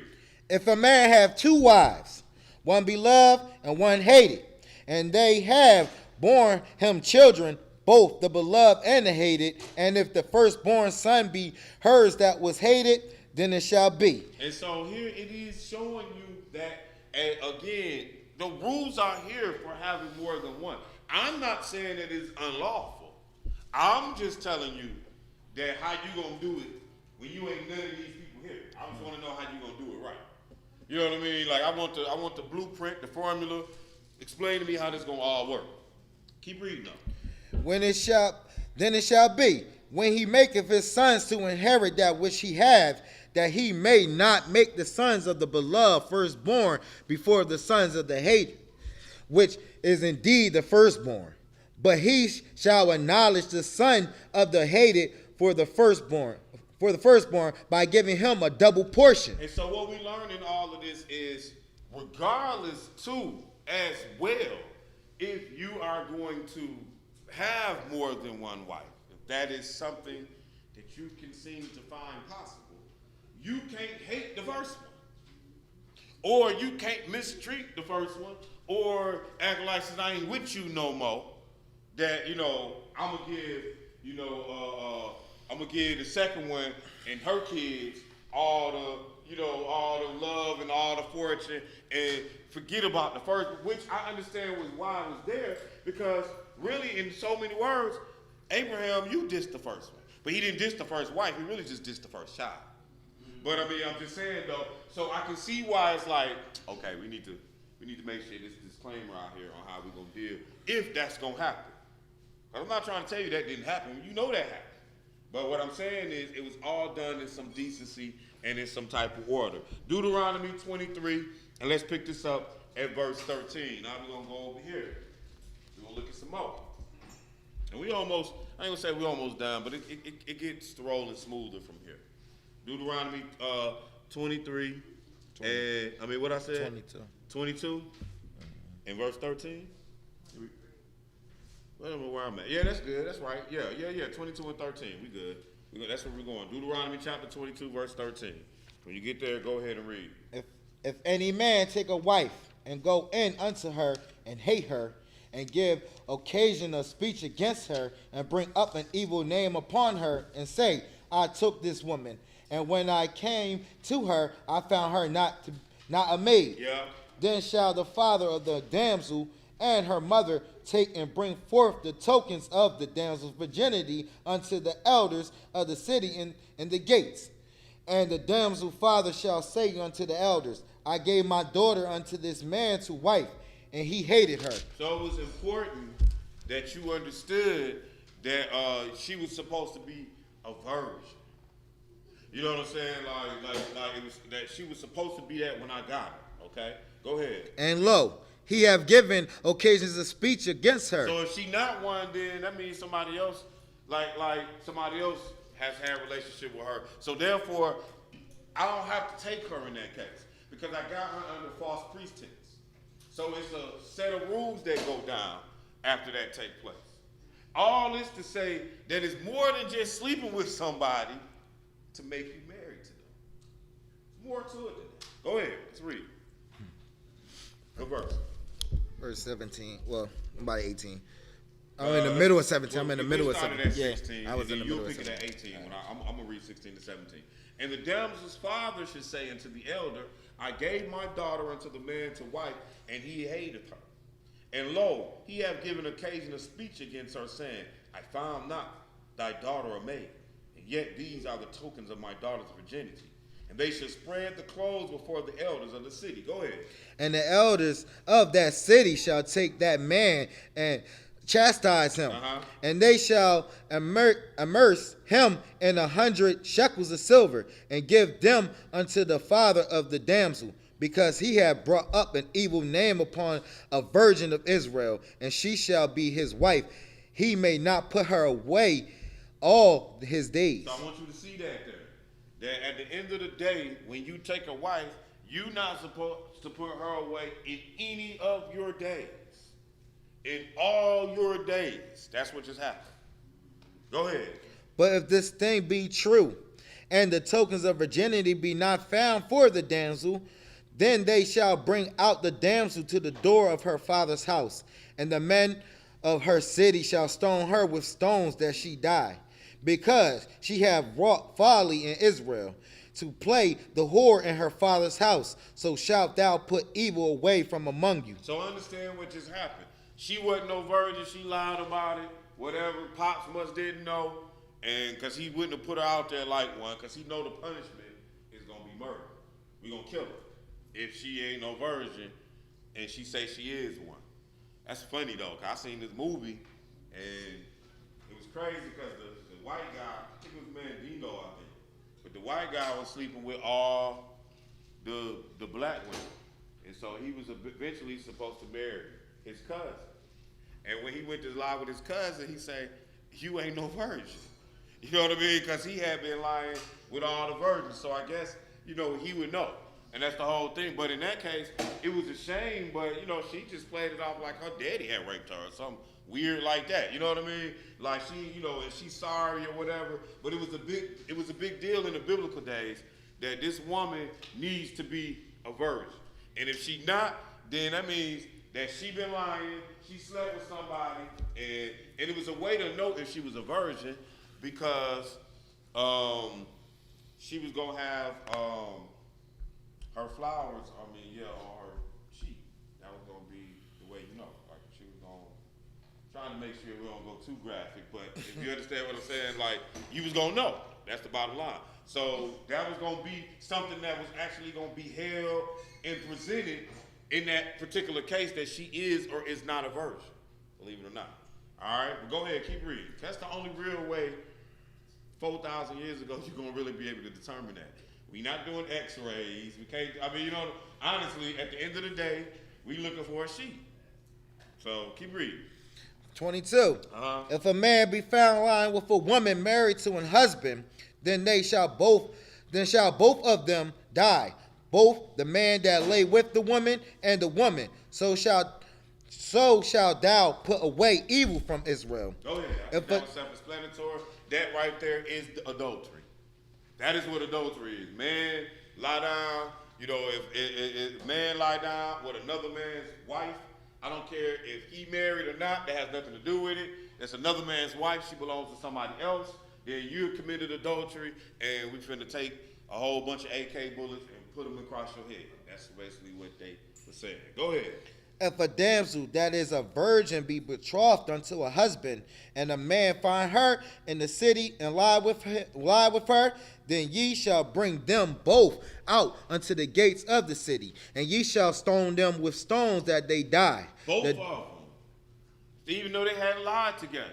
Because your marriage, it's just like Mary and Joseph. They had lied together, but he was going to put her away privately when he thought she slept with somebody when it was really Jesus. Like, it doesn't matter if you did the actual relations part. What matters is the vows that have been exchanged. And me and Jose done made these vows, and now next thing you know, Micaiah ain't no virgin. You know what I'm saying? And Micaiah, no, I'm gonna put it to you like this. Micaiah don't even want to marry little Josiah. That's what it is. So she decides she gonna be slick and no longer maintain her virginity and go sleep with somebody else. Think she could buck the system.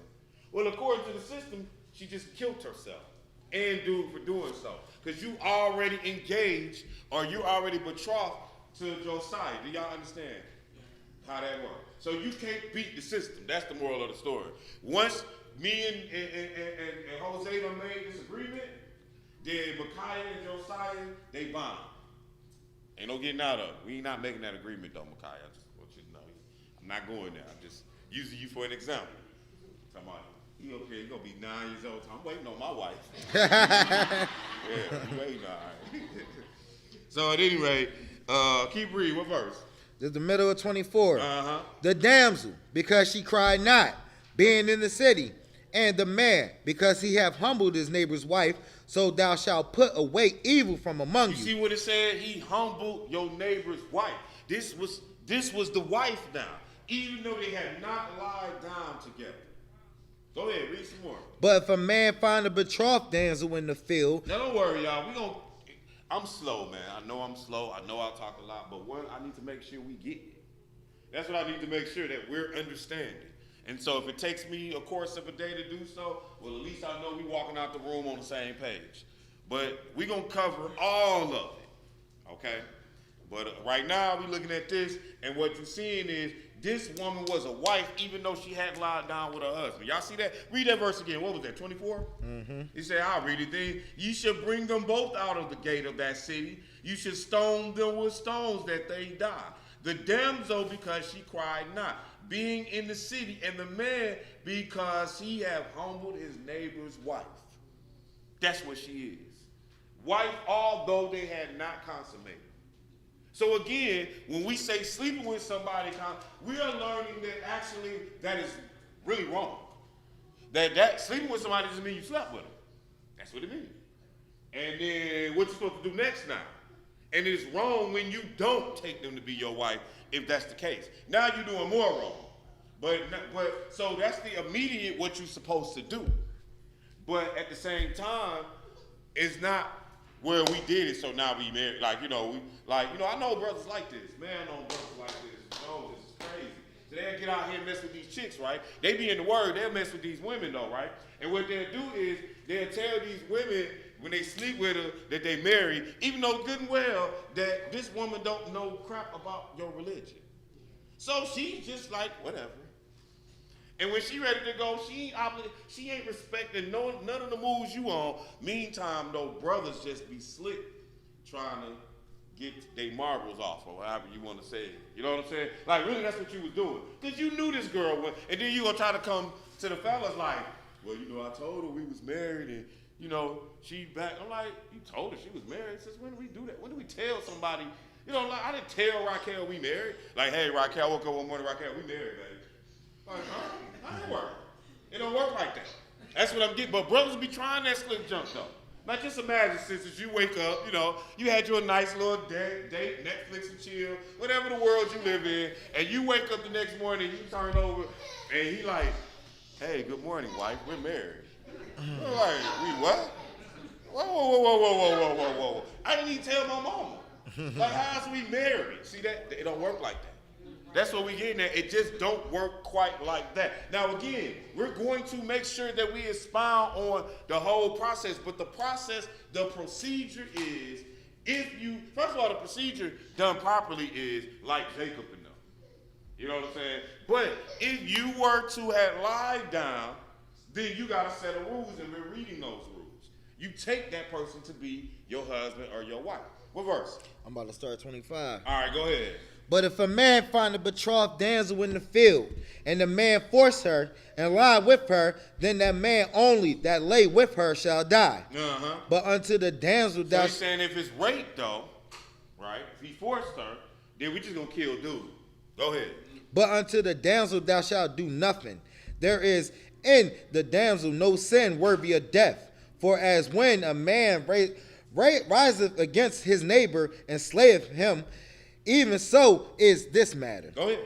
For he found her in the field, and the betrothed damsel cried, and there was none to save her. If a man find a damsel that is a virgin, which is not betrothed, and lay hold on her, and lie with her, and they be found. Okay, so if a man find a virgin is not betrothed, so that would be Jayla. She's not betrothed. I ain't set up nothing. I ain't found one. Go ahead. Then the man that lay with her shall give unto the damsel's father 50 shekels of silver, and she shall be his wife. See, look at what it's saying. This is the rule. There still has to, it wasn't just the, we lied down and now we married. You still gonna have to come holler at Pops. And we saw in Exodus that that I could actually utterly say no still. Go ahead.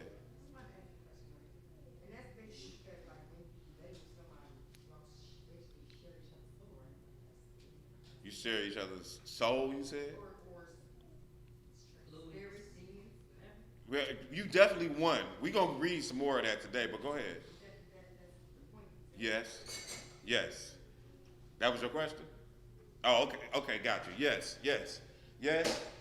And we're going to read that, so that's going to clarify. We're going to walk that way there. But in so many words, right, when you sleep with somebody, the best way to put it is you have made yourself one with them. Literally.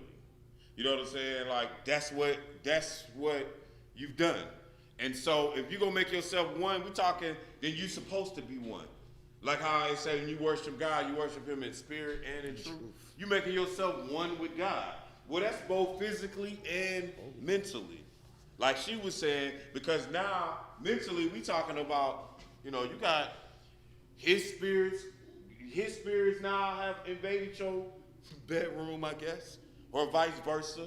If you can really see that whole, like if you can see what's happening in the spiritual realm, you know what I mean, while this whole thing is going on.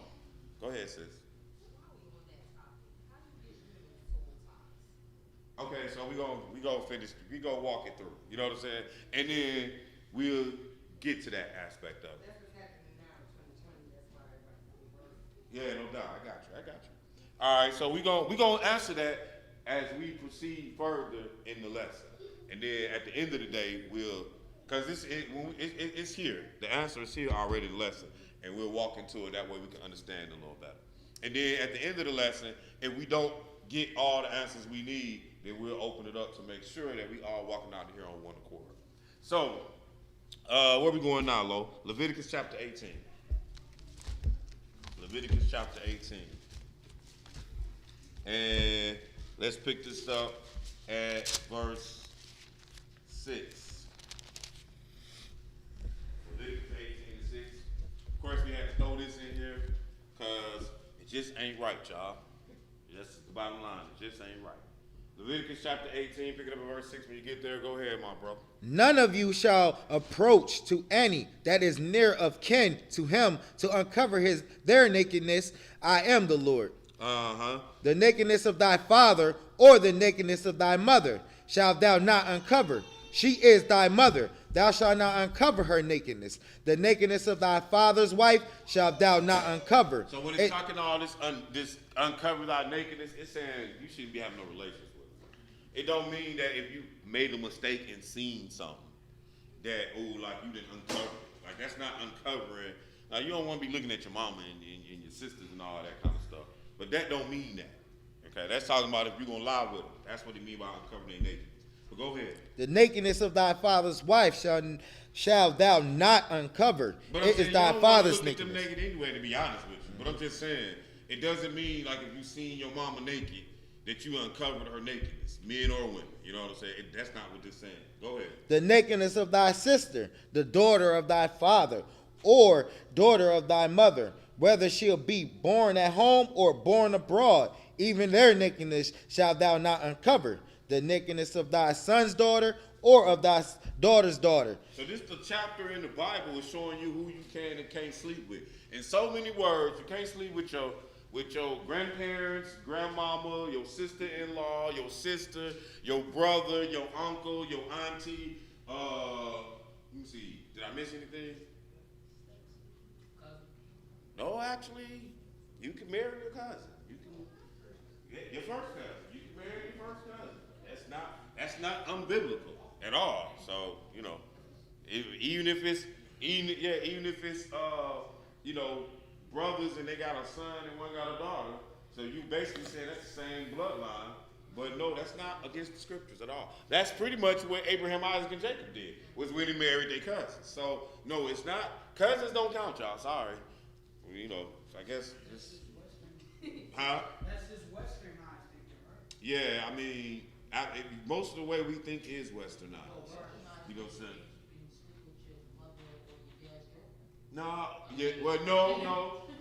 No. But Western civilization will have us thinking cousins can't.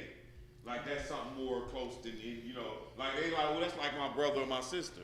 That's especially a lot of us have grown up in the house. We talking about two sisters got two kids. They like brothers and sisters too. You know what I'm saying? So that might be inappropriate in your world, in your house, but biblically though, that's not inappropriate. See, you got to understand what really happens is me and my wife, we gone, and she ain't with the rest of her family no more. And then her sister and her husband, they gone. So our kids don't grow up like that. You know what I'm saying? So it ain't no big deal that that's your cousin. As a matter of fact, that might be the best move because now you're keeping the inheritance in the family. So, I mean, I'm just letting you know. You know what I'm saying? And when I say the inheritance, I'm talking about the land, the property, that kind of stuff that they was getting. That's why Rebecca said, go to my family. Because now it's all staying in the family. That's all. Not leaving tribes. Okay, but I don't want y'all trying to call up your first cousin and talk about marrying me. He might think you're a little weird, or she might think you're a little weird. I'm gonna think you're a little weird too, because I'm wondering why you leave this lesson today, calling your kinfolks trying to get married. That's what I'm gonna want to know. You know what I'm saying? Because again, we are in America, so therefore that looked real weird, and it looked weird to me too. But it's not scripturally wrong, and that's what matters, regardless of how it looked. That's what matters. Go ahead, keep reading. Verse 10, the nakedness of thy son's daughter, or of thy daughter's daughter, even their nakedness thou shalt not uncover, for theirs is thine own nakedness. Yeah. The nakedness of thy father's So wife's he's saying, daughter. like, I can't sleep with my son's daughter, none of that. He's like, that's your nakedness. That's what he's telling you. He's like, man, this is basically, in so many words, that's like your daughter. That's what he's saying. Like, this is like your daughter. This is your family. You're now the head of this family. You can't be doing no dumb junk like sleeping with your son's wife. Go ahead. The nakedness of thy father's wife, daughter, begotten of thy father, she is thine sister. Thou shalt not uncover her nakedness. Thou shalt not uncover the nakedness of thy father's sister. She is thy father's near kinswoman. Thou shalt not uncover the nakedness of thy mother's sister, for she is thy mother's near kinswoman. Thou shalt not uncover the nakedness of thy father's brother. Thou shalt not approach to his wife. She is thine aunt. Thou shalt not uncover the nakedness of thy daughter-in-law. She is thy son's wife. Thou shalt not uncover her nakedness. Thou shalt not uncover the nakedness of thy brother's wife. It is thy brother's nakedness. Thou shalt not uncover the nakedness of a woman and her daughter. Neither shalt thou take her son's daughter or her daughter's daughter to uncover her nakedness. For they are her near kinswomen, and its wickedness. Neither shalt thou take a wife to her sister, to vex her, to uncover her nakedness, besides the other in her lifetime. Also thou shalt not approach unto a woman to uncover her nakedness, as long as she is put apart from her uncleanness. Like when she on her cycle. You're not supposed to lie with a woman when she on her cycle. While she during that whole 7 day, you don't know that when she becomes unclean, she's unclean for 7 days. So you guys supposed to sleep with her none of that time. Go ahead. Now if you do have protection, it don't matter. Ain't no protection from that. That's nasty. But go ahead. Moreover, thou shalt not lie carnally with thy neighbor's wife, to defile thyself with her. And thou shalt not let any of thy seed pass through the fire of Molech. Neither shalt thou profane the name of thy God. I am the Lord. Go ahead. Thou shalt not lie with mankind as with womankind. It is abomination. Neither shalt thou lie with any beast. It just said in verse 22, thou shalt not lie with mankind as with womankind. It's an abomination. That's homosexuality. That's an abomination. You should not lie with mankind like you lie with a woman. Yo, that's disgusting. Go ahead, Neither shalt thou lie with any beast to defile thyself therewith. Neither shall any woman stand before a beast to lie down thereto. It is confusion. You can't sleep with the animals either. Go ahead. Defile not yourselves in any of these things, for in all these the nations are defiled, which I cast out before you. And the land is defiled. Therefore I do visit the iniquity thereof upon it. And the land itself vomiteth out the inhabitants. Ye shall therefore keep my statutes and my judgments. That's good. So let's go over here now to Deuteronomy chapter 7. Deuteronomy 7.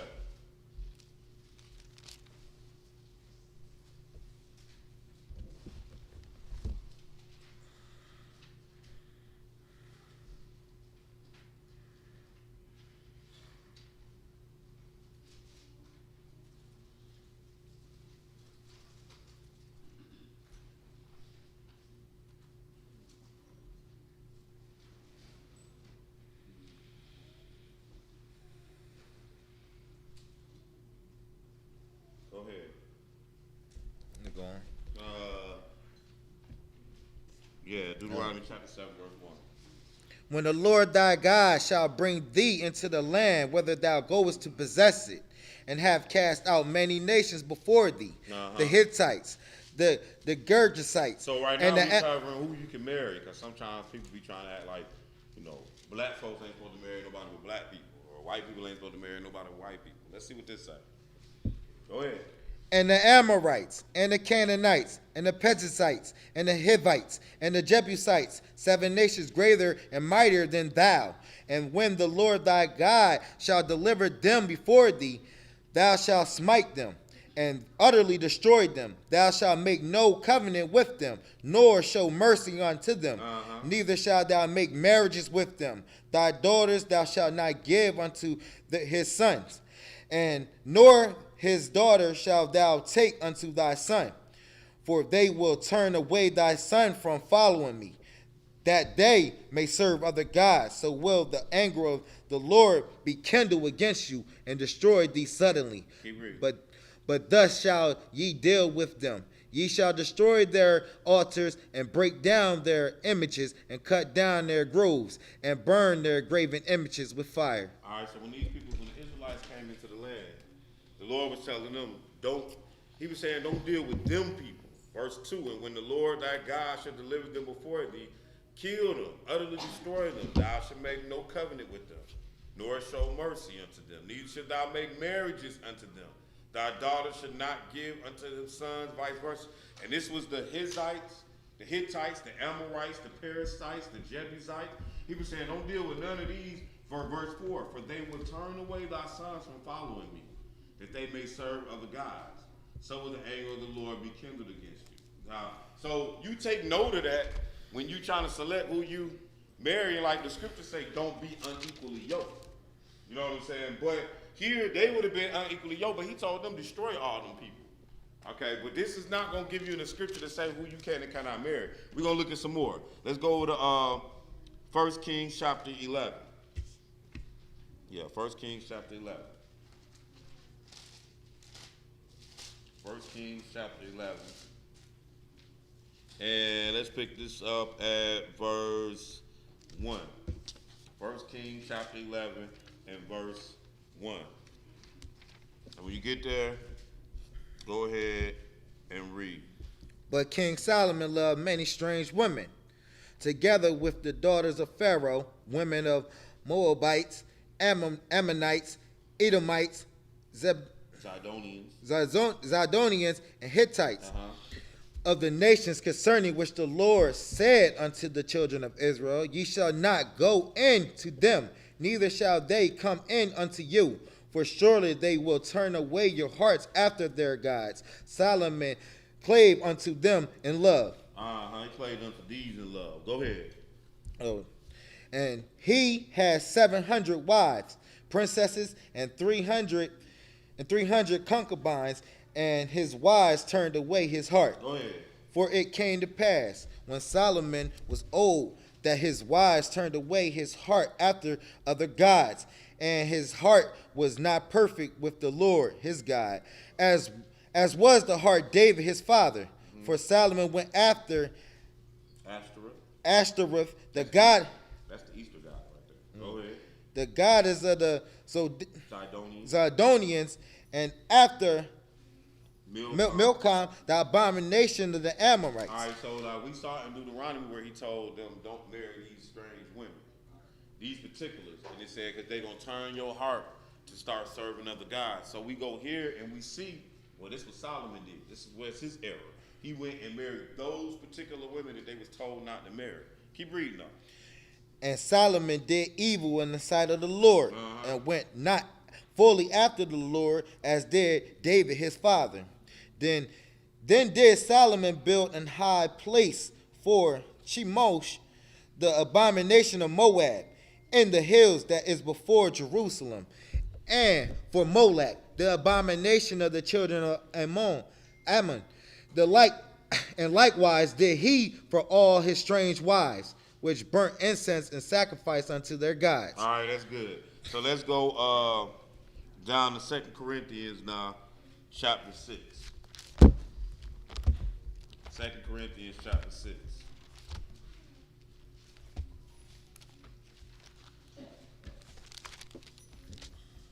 6:14 through 15.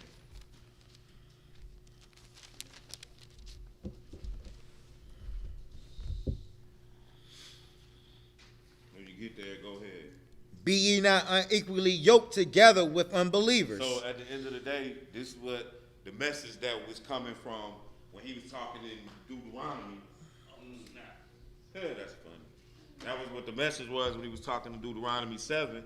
And we saw the fulfillment in 1 Kings He's saying don't be unequally yoked with non-believers. Go ahead. For what fellowship have righteousness with unrighteousness? And what communion have light with darkness? And what concord have Christ with Belial? Or what part have he that believeth with an infidel? Go ahead.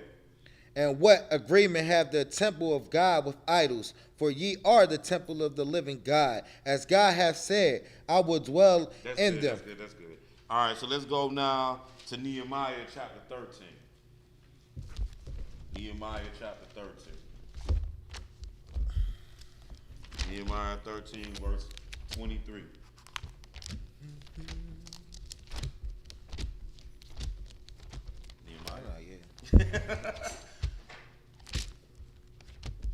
Nehemiah chapter 13. Right around there. Nope. Yeah, there you go. Chapter 13, and let's pick this up at verse 23. When you get there, go ahead and read. In those days also saw I Jews that had married wives of Ashdod and Ammon and of Moab. And their children spake half in the speech of Ashdod, and could not speak in the Jews' language, but according to the language of each people. Go ahead. I contended with them, and cursed them, and smote certain of them, and plucked off their hair, and made them swear by God, saying, Ye shall not give your daughters unto their sons, nor take their daughters unto your sons, or for yourselves. And again, we looking at the purpose and why he telling us this, and it didn't have nothing to do with anybody's color as much as what God they were serving. Go ahead. Did not Solomon, king of Israel, sin by these things? Yet among many nations was there no king like him, who was beloved of his God, and God made him king over all Israel. Nevertheless, even him did outlandish women cause him to sin. So we just saw that. So it said, did not Solomon, king of Israel, sin by these things? Yet among many nations was there no king like him, who was beloved of his God, and God made him king over all Israel. Nevertheless, even him did outlandish women cause to sin. Shall we then hearken unto you to do all this great evil, to transgress against our God and marry strange wives? So like the Lord is trying to show you, don't marry strange women, but we're talking about religiously or faith-wise. Not, it don't make her a stranger because she another color. But go ahead, keep reading. Shall we, and one of the sons of Jehoiada, the son of Elishabib, the high priest, was son-in-law to Shambalat, the Hormonite. Therefore I seized him from me. Remember them, O my God, because they have defiled the priesthood and the covenant of the priesthood and of the Levites. That's good. Let's go over here to Ezra now. Ezra should be to the right, I think. To your left, I mean. Yeah. Ezra chapter 10. Ezra chapter 10, and we're going to pick it up at verse 1. Ezra chapter 10, and we're going to pick it up at verse 1. And Ezra and Nehemiah are the same time frame, same time period. Go ahead. Now when Ezra had prayed, and when he had confessed it, weeping and chastening himself down before the house of God, there assembled unto him out of Israel a very great congregation of men and women and children, for the people wept very sore. Go ahead. And Shechaniah, the son of Jehiah, one of the sons of Elam, answered and said unto Ezra, We have trespassed against our God, and have taken strange wives of the people of the land. Yet now there is none. There is hope in Israel concerning this thing. Okay. I'm for y'all. That's okay. So, and we're going to start at verse 2. And Shechaniah, the son of Jehiel, one of the sons of Elam, answered and said unto Ezra, We have trespassed against our God, and have taken strange wives of the people of the land. Yet now there is hope in Israel concerning this thing. Okay, look, understand something. When you start talking they was taking strange wives, I do want you to understand they was all black. The people in the land as well as the Israelites, the Hamites, the Moabites, the Hittites, all like this ain't about black or white. Or it's about who is you serving and being unequally yoked here. This is what he's getting at. All right, verse. Let me see how far down we got to go here. All right, I'm gonna read this one, and then you catch your breath, and you are gonna catch back up in Corinthians. So when we get to verse 3, it says, "Now therefore let us make a covenant with our God, to put away all the wives, and such as are born of them, according to the counsel of my Lord, and those that tremble at the commandment of our God, and let it be done according to the law. Arise, for this matter belongeth unto thee. We also will be with thee. Be of good courage and do it." Then arose Ezra, and made the chief priests and the Levites, and all Israel to swear that they should do according to their words, and they swore. So what they're saying is, when they got back, these priests put away these wives, but these wives was strange wives, wasn't serving God. That's the whole point here, that they was told as priests to put away their God. Now to put away these women. Now understand, priests had a whole nother line of woman that they could deal with. I'm going to show you what we mean. Let's go to Leviticus real quick. Leviticus chapter 19. So when you see the priest putting away his wife, in that case, first of all, they was commanded so by Ezra and really by God, but it wasn't like Jacob just decided, I'm going to put Tamika away because she ain't serving my God no more. Like, nah, you don't even get that option like that. You see what I'm saying? That comes when we was coming back into the land. Y'all got these strange women, and y'all the priests. You can't be married to them, because look what the priest supposed to marry. Let's go to Leviticus chapter, where I said, 21? 19? That's what I said, 19? I don't want 19. Why I say 19? I should have said 21. It's 21. Yeah, 21. And we're going to start at verse 1. Leviticus 21 and 1. I want you to understand that the priest was held to a higher standard, but at the end of the day, what we see from all this is you're not supposed to be unequally yoked. Period, point blank. Go ahead, take off, bro. And the Lord said unto Moses, Speak unto the priests, the sons of Aaron, and say unto them, There shall none be defiled for the dead among his people, but for his kind that is near unto him, that is, for his mother, and for his father, and for his son, and for his daughter, and for his brother, and for his sister a virgin, that is nigh unto him, which have had no husband. All right, let's skip down to verse 7. They shall now take a wife that is a whore. So now the priest, he can't take no wife that was a whore. Go ahead. Or profane. Or that's been profane. Go ahead.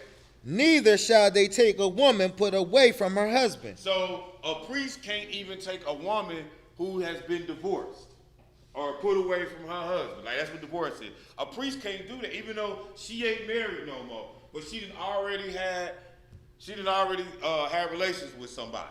Okay? Go ahead. What verse are we at? The end of 7. All right. Go ahead. Keep reading.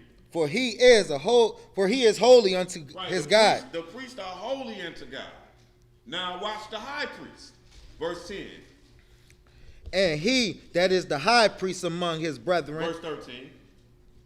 And he shall take a wife in her virginity. A so widow. He said, now the priest, it gave some rules, but now it's going to give the high priest a whole nother set of rules. And watch this one. It say she got to be a virgin. Then look what it say. A widow, or a divorced woman, or profane, or an harlot. These shall he not take, but he shall take a virgin of his own people to wife. So this is the priest. So yes, when we get to Nehemiah and Ezra and we see that the priest got these strange women, yes, they got to put them away. Like the high priest, he couldn't even marry somebody if you was a widow. That means they ain't had nothing to do with you. You know what I'm saying? I mean, I didn't kill him. You know, he died. The high priest couldn't marry her. Now David did. That's David did when he took Nabal's wife, because he ain't the high priest. So what we're getting at is when you see in the Bible where it's telling you don't marry these strange women, it ain't got nothing to do with skin tone. It got something to do with they turning you away from God. All right, now, let's go to 1 Corinthians, right? Ain't that where we're going next? Chapter 6. 1 Corinthians, chapter 6. And, yeah, we're almost done, but we still got a little more to cover. 1 Corinthians, chapter 6. And we're going to pick this up at verse 15. And so this going to kind of resonate back to the sister's question about, because when you sleep, one of the things, and I've seen this a lot lately, and one of the things is when you have relations with somebody, they like, they spirits are being transferred one from another. And on the surface, we would say, but spirits aren't in us. All right? They're not in us. You're absolutely right. But where are they though? They're around us, no. So what happens when, I decide to take my holy butt up into Club Nicky's? Y'all don't know what that is. And I leave home with, this chick who's been leaving home with everybody every night, and I take her home and I lie with her. What you think just happened? Every spirit that walked in with her is here. They battling with mine. That's the whole thing. It's all spiritual warfare. That's why the men just now that we read was told to put away their wives. Because y'all wives are so wicked that you can't even do the job as a priest in that particular case, because the priests were told something particular and they wanted. Okay? But we're going to read this some more to get some more on that. So let's look at this. 1 Corinthians chapter 6, verse 15. Let's start there. Go ahead. Know ye not that your bodies are the members of Christ? He said your bodies are the member of Christ. Your physical bodies are the member of Christ. Meaning that your physical bodies are what's going to resurrect when it's time to resurrect and get into the kingdom. It's going to be a physical body. So he said you are members of the body of Christ. Go ahead. Shall I then take the members of Christ and make them the members of a harlot? God forbid. Go ahead. What? Know ye not that which ye is joined to a harlot is one body? He said, look, that which is joined to the harlot, to a whore, you one with that whore. That goes back to what she said. When you one, that means that whatever spirit she got on her, they coming right over there with you. You taking them home. And that's why, when you got the extramarital affairs and you messing with whatever hoe you messing with, it be drama. And you trying to figure out if all the game was working until you went and lied down with her. And now all of a sudden stuff blowing up in your face and you don't know why. Because you got all these spirits now. You done brought in a whole new family of them that they in the car with you that's going to come home with you now. You see, you ain't even supposed to bring that stuff back to the crib, right? Ain't that what she told you anyway? That's what she told you. But you decide to be macho man and think that you guys get to the world and you want 3 or 4 more, and you bringing all those spirits with you. That's what you're doing. You bringing all the devils that come with that individual. Like it said here, it says, know ye not, verse 16, that he which is joined to a harlot, you one body. Then he gonna go quote Genesis chapter 2. Go ahead. For two, saith he, shall be one flesh. Right, you one flesh. He like you two, saith he, you, whenever a man and a woman lie together, y'all one. Ain't no better way of being one than that right there. Understand what I'm saying? All right? So he's saying, how you going to make yourself one with a harlot and you think you're supposed to be godly? You know what I'm saying? You got hoes hanging off of you and you think you about to get into the kingdom. Walking in with them, I guess, huh? Like she going to hell for doing whatever she did, and you made yourself one with her where you supposed to be. Or better yet, she going to say to you brothers, how the hell you get there and I'm here? We one. I lied with you all them times. The times you was breaking me off. You know what I'm saying? Like all them times. I was sleeping with you, but you there, and I'm here. You know what I mean? What did I do any worse than you? So it's saying here, He says, know ye not that your bodies are a member of Christ? Shall I then take the member of Christ? And see, that would slow men down from being such hoes too. Because if you realize that every woman you lie with, you one with her. Let's put it to you like this. Brothers, what if every woman that you lied with, you did what the commandments say, and you had to marry her? That's what the book say, right? Say if you lie down with a woman, then you're supposed to take her to be your wife. So just think, brothers, all these wives you would have. Like, do you really want to? Like, just think about some of the women y'all done lied with. Like, some of the women, when you lie down with them initially, your whole thought process was, like, do we say you will jump off? You had no, or like they say in the rap world, you can't turn a hoe into a housewife.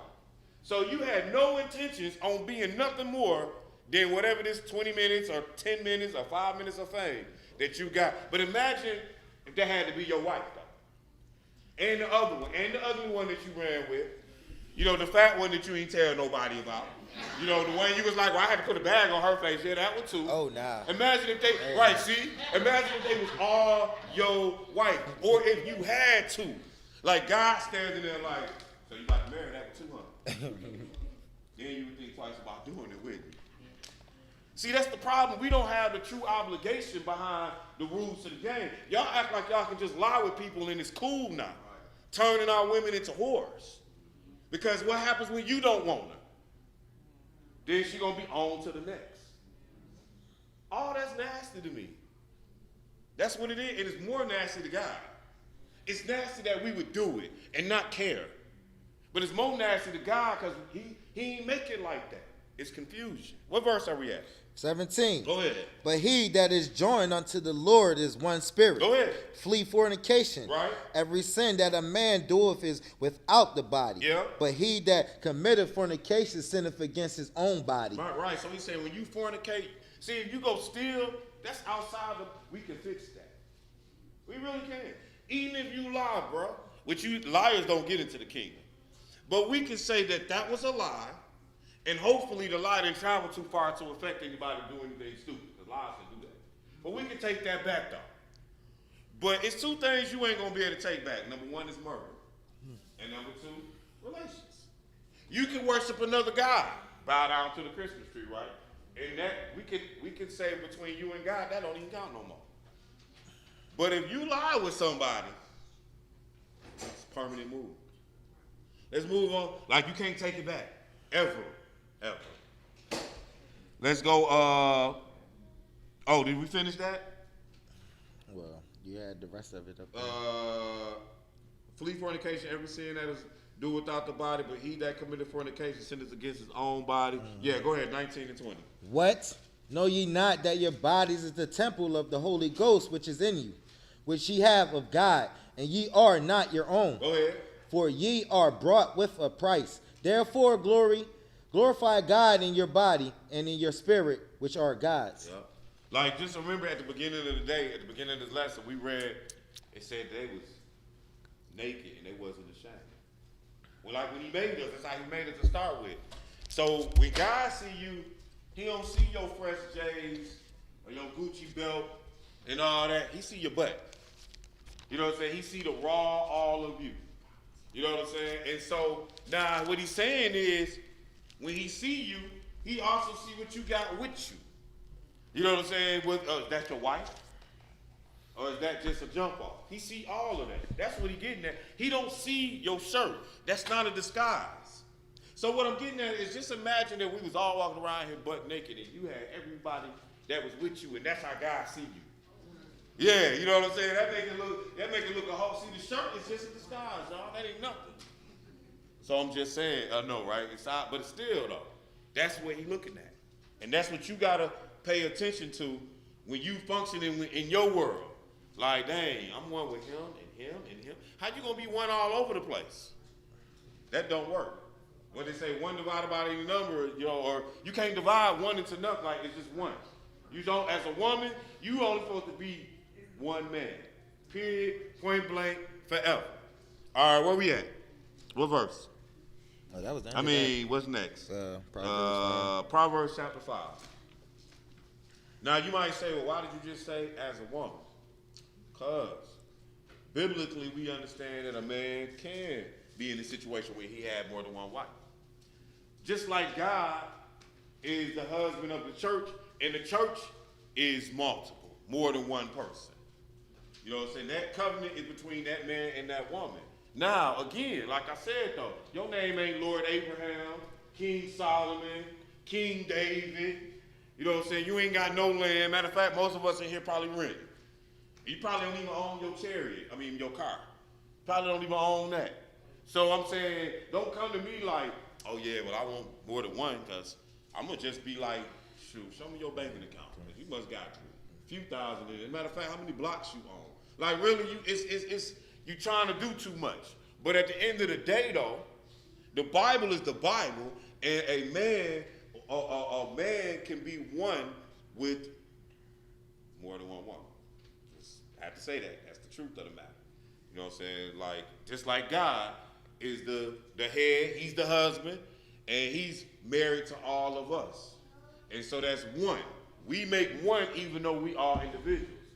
So, unfortunately or fortunately, however you like it, sisters, there is a double standard. Because you got to remember, at the beginning of the day, and it's really not a double standard, at the beginning of the day, he made man, and he made the woman for man. You know what I'm saying? And then, really, when it's all said and done, sisters, you think about it. That's nasty. That's what I'm getting at. Like, when I say you think about it, it's nasty. Whereas, with a man, I'm not trying to sound funny, but after he go take a shower, and, whatever, then it has not changed anything. For a woman, it has. So I'm like, it's unfortunately we holding this conversation, but I'm saying it's not the same thing. So don't try to make it to be the same thing. On the flip side, brothers, y'all ain't no whoremongers. Y'all ain't causing our women to be no hoes. Y'all ain't out here buying prostitutes and all that, like none of that. I'm not trying to tell you that. I'm trying to teach you the Bible properly. And it's properly in here, and I'm hoping that we're mature enough to understand and to think about what we're saying, or what the book is saying. And then you see that multiple wives in the Bible did, in most case scenarios, bring a lot of drama. Because women, unfortunately, fortunately, however you like it, bring drama.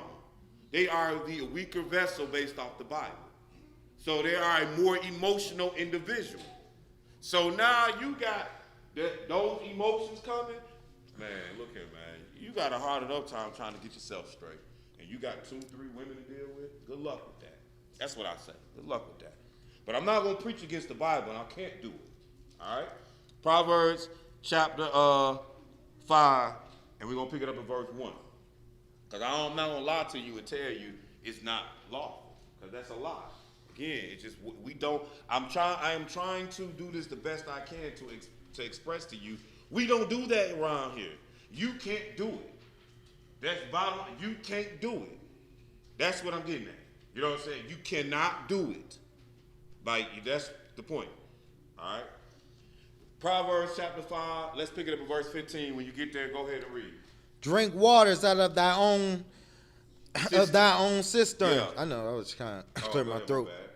And running waters out of thy own well.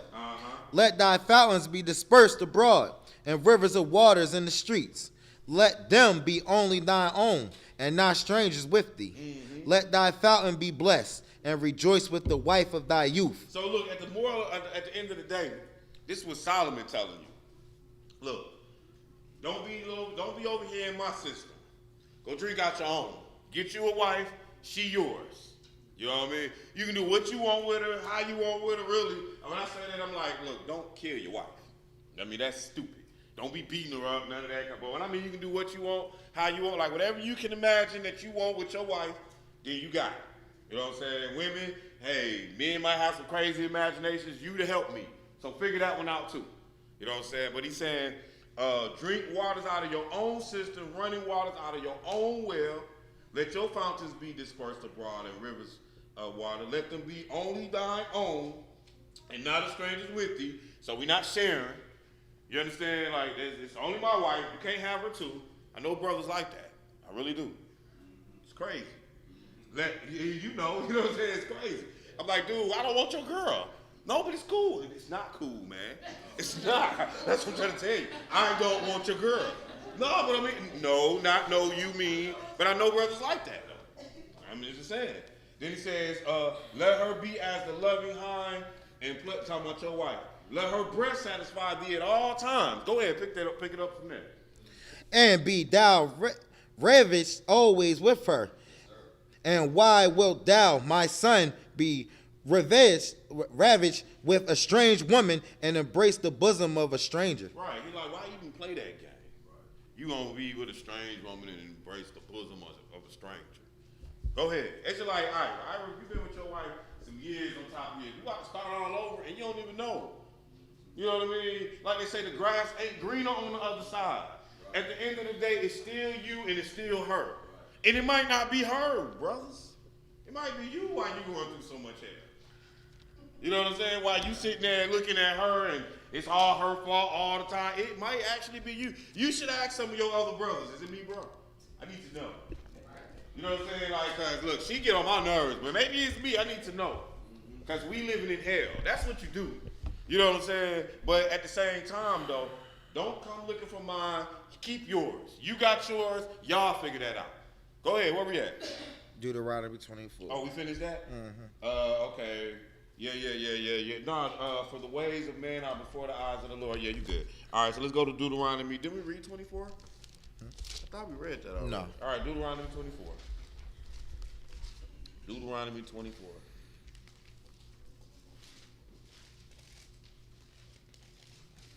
And yep. Oh yeah. We might didn't read it, but we're gonna read it now. Deuteronomy chapter 24. And like I said, when we're done, we're gonna open up the floor. Probably off camera. You know what I mean? We'll probably open up the floor off camera. So let you get whatever questions, comments, concerns, whatever the case is, put them out there and and we can deal with it. Because I'm not stupid. You know what I'm saying? I know what's going on around here. I know what's going on around everywhere in Israel. Let alone, I'm just not stupid. So whatever questions you got, you ask them. But at any rate, where we at? Deuteronomy 24, verse 1. Pick it up in verse 1. Go ahead. Deuteronomy 24 and 1. Go ahead. When a man have taken a wife and married her, and it come to pass that she find no favor in his eyes, because he have found some uncleanness in her, then let him write her a bill of divorcement and give it in her hand and send her out of his house. All right, so now Moses done put this thing in here about divorce. Now we approaching the end of all this. We're gonna figure this out before it's all said and done.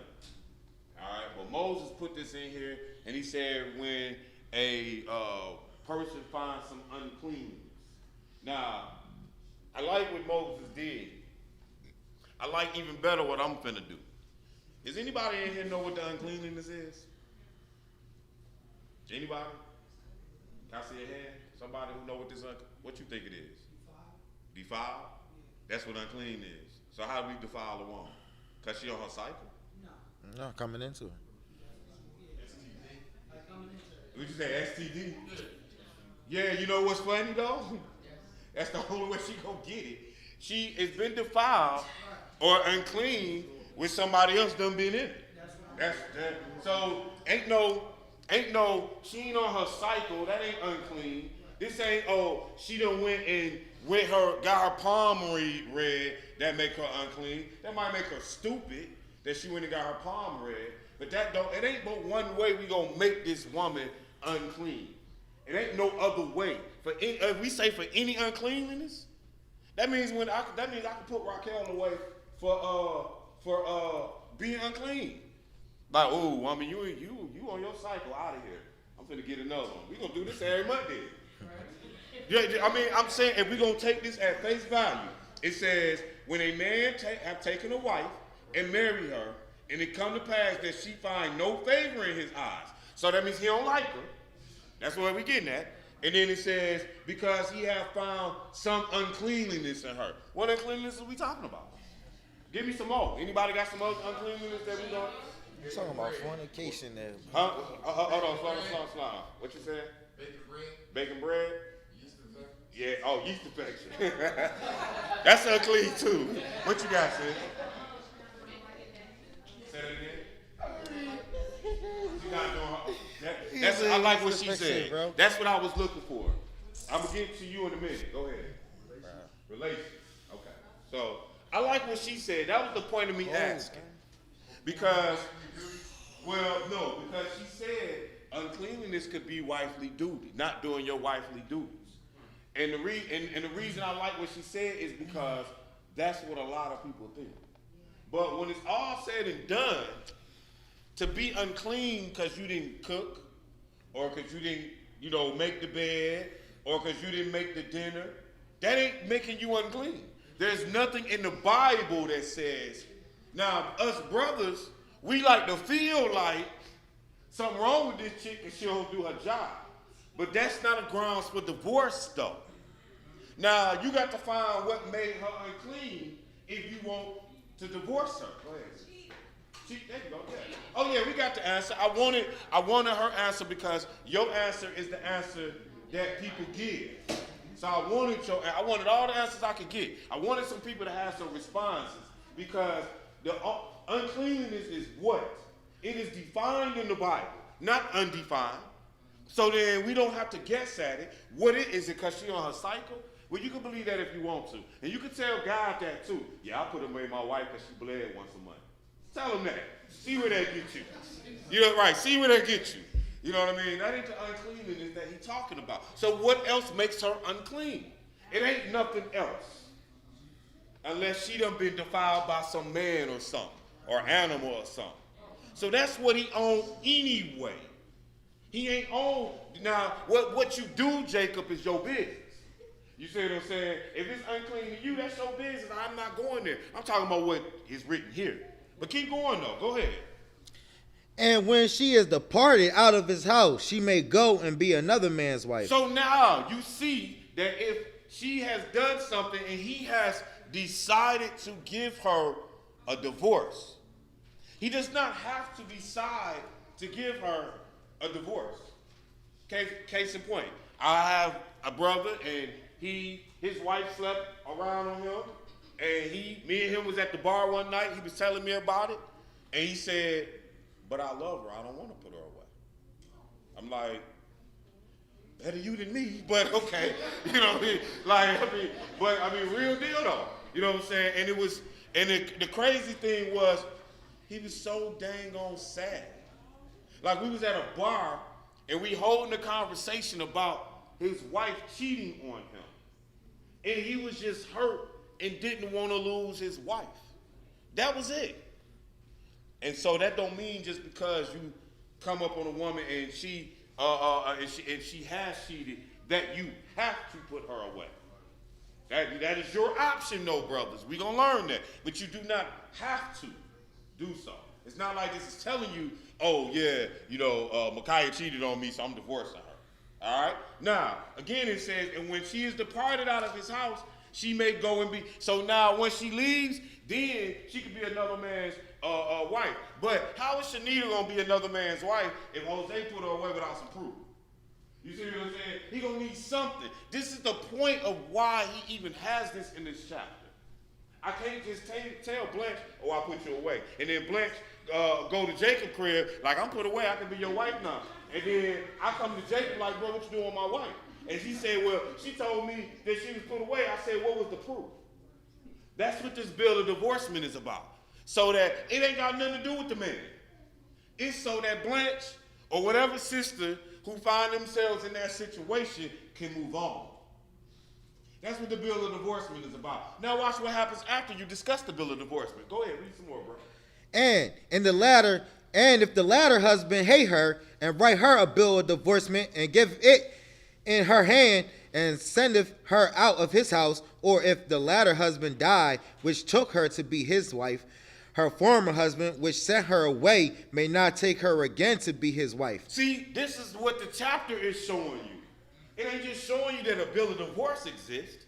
It's saying that once I divorce, so if me and Raquel got a divorce, and then Jacob married Raquel, I can't take her back. Okay, then he divorced her. I don't like her either. She cooked macaroni and cheese without cheese. So now next thing you know. How you do that? Now I'm like, ooh, Raquel, I'm sorry. I shouldn't have messed up. I can't take her back. This is the rules that's going on right here. Whereas most of us just look at the fact that it's talking about divorce. That piece of paper. Because we're going to see divorce ain't what was, it was never supposed to be about divorce. Brothers, and let me tell you something, brothers. To be absolutely honest with you, as men, you don't need no divorce. If your wife is that sour, then let her sit in the house by herself and you find another one. That don't mean divorce. Like I say in 1 Corinthians 7, which we're going to look at until we can reconcile this. We can separate till we can reconcile this. But brothers, you is not supposed to put away your wife. Period, point blank. You making her to be a hoe. That's what you want your wife to be? No, better yet, what do you think God want her to be? Because that's what you're doing. You think God wants you to put her away? Where are we at, bro? After, again, to his wife. I'm at 4. Go ahead, start at her former. Her former husband, which sent her away, may not take her again to be his wife. After that, she is defiled, for that is an abomination before the Lord. And thou shalt not cause the land to sin, which the Lord thy God giveth thee for an inheritance. Do y'all see the abomination in the chapter? What was the abomination in the chapter? It was him coming back to his wife, right? That's the importance of the chapter. Not the bill of divorcement. You see what I'm saying? It was what happens next. Go ahead, sis. Mm-hmm. So, if she doesn't marry anybody else, and he divorces her, and they decide to get back together, it's still an abomination? No, not at all. Not at all. Very good question. So, and I'll make sure I clarify that loudly. So, if me and Raquel divorced, Raquel does not lie with another, meaning marry another. She ain't finna just be lying. That's what got her in the position in the first place, more than likely. Should be. And then she hasn't lied with anyone else. And I'm looking from a distance, and I might be like, well, you know what? I want my wife back. That's really what the Lord did. Brock took his wife back after he divorced her. Then, yes, I can take her back. Yes, I sure can. But if she went and became another man's wife, whether they divorced or not, I can't take her back. Right. Okay, very good question. Go ahead, sis. You lied with someone else during that time. Well, it ain't got nothing to do with me. It doesn't have anything to do with me. You understand? Meaning, it say what it say. So it's not saying for a man. Because what if I'm lying with my other wife? I know, right? Yeah, I hate to be the one that put it out there, but the Bible is not what the world would consider a fair one. Meaning, now understand, it worked both ways though. Because a man gonna get jammed up and get himself in hella trouble before the woman is. Mm-hmm. Go ahead.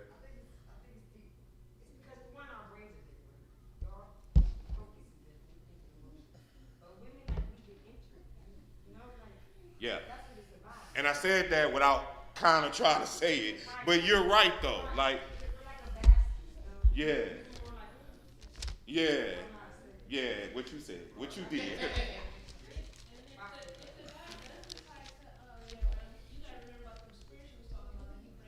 Yeah, absolutely. Meaning, so me and Raquel get a divorce. And she was straight. And I was out here messing with Betty and Martha and Margaret and Pam and a whole list.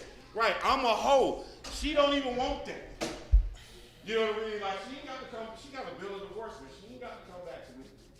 You know what I'm saying? But yes, everything so far, everybody, especially you, that's all correct what you just said. And you both of y'all right. And what she's saying, if y'all saw her, is really the logic behind it all. You know what I'm saying? Like if you understand what she was on. What she's saying is the logic. Men and women are different. Okay. Where are we at? Mark 10. Mark 10. All right, let's go to Mark 10. Mark chapter 10. We almost done, y'all, but we still got to make sure we got everything clear and out the way. And again, brothers, I don't like teaching this class because biblically, this class is when it's all said and done, people get the wrong thing from. Like, I am not telling any brothers in here to sleep with nobody other than their wife. The moral of today's story is if you lie with a woman, that's supposed to be your wife forever. That's what it's about. You know what I'm saying? Like, I'm not here to promote anything else weird. It's just the Bible. And the Bible is saying when a man lie with a woman, he's supposed to take her to be his wife. That's a period, point blank. So no entanglements. Right. No entanglements. Lord have mercy. That's the reason why we're doing this lesson, because these cats don't know how to get it right, showing the rest of the world you can do what the heck you want to do. Mark chapter 10, verse 1. So here we go now. You know what I'm saying? Like I said, I'm not rushing through this. I ain't even gonna lie, but here's where we are, and we're gonna understand this one, and this one is gonna be more pressing than some of the stuff we already discussed in today's era. Go ahead. And he arose from thence, and cometh into the coast of Judea by the far side of Jordan, and the people resort unto him again, and as he was wont, he taught them again. And the Pharisees came to him and asked him, Is it lawful for a man to put away his wife, tempting him? Man. I'm sorry, y'all. My brain just went there. Okay, so it said they was tempting him, and they said, can a man put away his wife? That's the reason I say my brain went there, because some people will try to tell you putting away and divorce is two different things. But notice the introduction to what he's asking. They're asking Jesus, can a man put away his wife? Go ahead, read some more. And he answered and said unto them, what did Moses command you? So he like, why is you playing games with me? What do it say in the law? Go ahead. And they said, Moses suffered to write a bill of divorcement and to put her away. And Jesus answered and said unto them, for the hardness of your heart, he wrote you this precept. Look, so he said the reason he wrote that in there is because of how we was acting. But I want you to understand something. The Lord does not define unclean right here. You understand what I'm saying? So it's not that he's saying because we was being hard-headed, that was unclean. Or because we were serving other gods, that is unclean. He just said, for the hardness of our heart, Moses put that in there.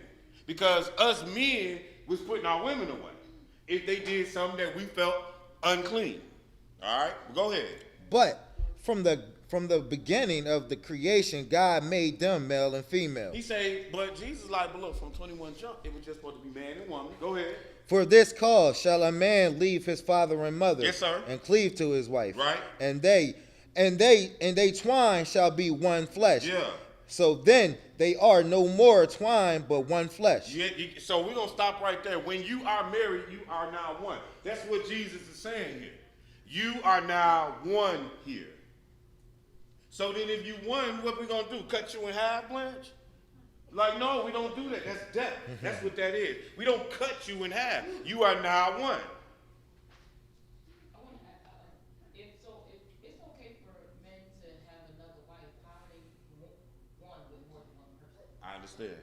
Because they, just like it said in Corinthians, it said when you lie with a harlot, you have made yourself one with a harlot. So, let's, right. Like, for example, everybody in here is married to Christ. You are. So then how many wives does he have? You see what I'm saying? Now, rewinding that though, look man, we in America. So I got to always put the disclaimer out there. Because I know I do a good job at doing my job, and next thing you know, people gonna walk out of here and talk about, well, it's about that time I think I get a raise at work. Instead of making $15.50, I make $20. I can afford me another woman. All right, look here, man. Y'all getting stimulus checks, talk about y'all about to ball out and get another wife. All right, look here, man. That money don't last that long, man. You're going to have more headaches than none. So anyway, he said, from the beginning, verse 6 of the creation, God made male and female. For this cause shall a man leave his father and mother, cleave to his wife, and they two twain, that's what that means, shall be one flesh. And I lost my spot. Where we at, Marlo? Middle of 8. And so then there is no more twain but one flesh. What therefore God have joined together, let no man put asunder. And this was about divorce, right? Okay. And they said, they asked him if it's lawful. Verse 2, and the Pharisees came to him and asked him, is it lawful to put away his wife? Verse 4, and they said Moses suffered the writing of the bill of divorcement. I'm doing that on purpose, because I want us to understand that divorce and putting away is the same thing. Does anybody have a challenge on seeing that right now? Please raise your hand and we can keep on. We can do this over and over again. I'm serious. Does anybody need to see more clearly that divorce and putting away is the same thing? All right now. Like I said, I won't be here next week. I'm telling you that now. I won't be here. I'm not going to have your back. I ain't going to have nothing. You know what I'm saying? I'll be back the next week, though. You know what I'm saying? But I keep saying that because I'm not going to always be able to stand with you, Tiffany. But sometimes you're going to have to stand on your own. And you're going to have to say, and I ain't saying that you asking me to stand with you, but I'm saying you're going to have to say, no, you're wrong. That's wrong. Period, point blank. I don't care how you think you see it. There's a way which seems right unto man, but the ends thereof are the ways of death. Right. So I don't care how you see it. Unfortunately, you're in error. You know you can't be that way. Or are you just a little too proud to admit that? No, I'm saying that's what happens when you are, when can't nobody tell you nothing, right? Okay. So he says here, and they twain should be one flesh, so then there are no more two but one. What therefore God have joined together, let no man put asunder. Keep reading. And in the house, his disciples asked him again of the same matter. Yeah. And so now the disciples come, they always doing that slick jump. Like, yo, Jesus, let me holler at you, man. You see? Because you were talking like that, I want to know what you got going on. So watch what Jesus is going to tell you. I love what Jesus said. Jesus drives the nail in the coffin. Go ahead.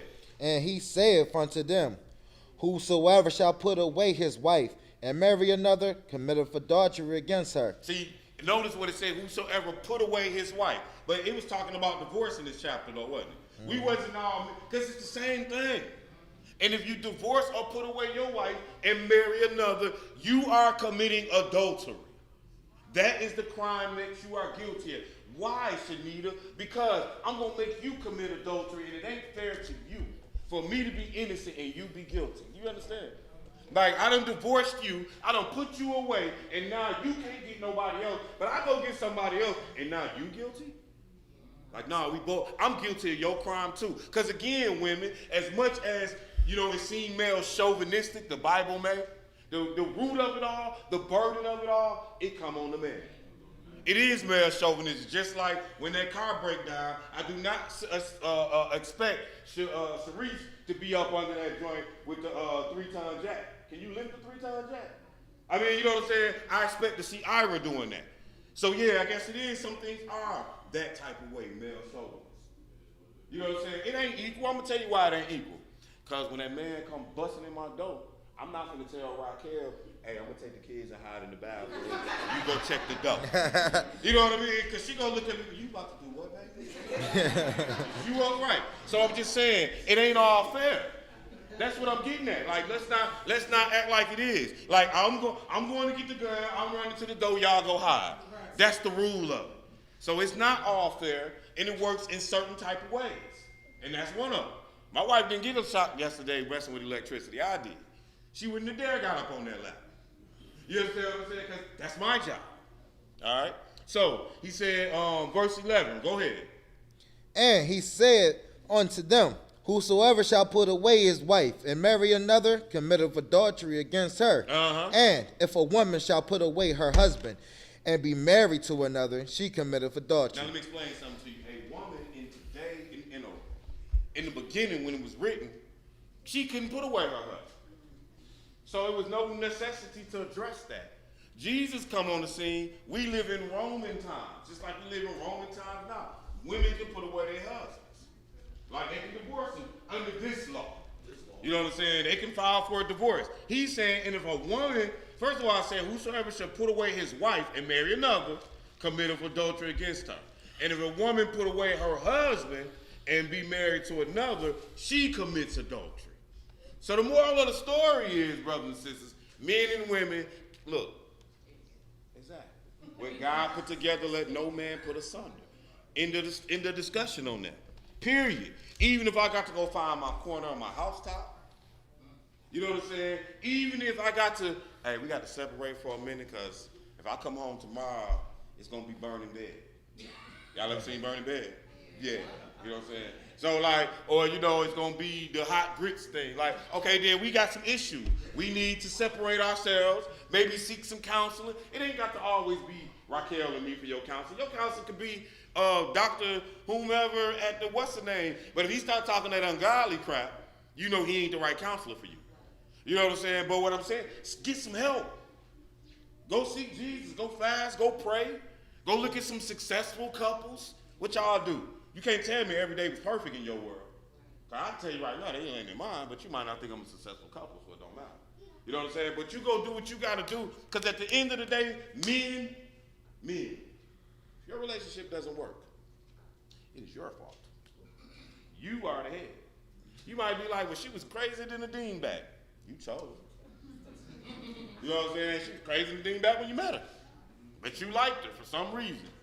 You know what I mean? But if it don't work though, brothers, I'm going to tell you. Especially if you come holler at me. And trust me, I done said it to many other brothers already. Brothers, when I know their wife was crazy. Because you ain't got to divorce nobody. I ain't never divorcing her.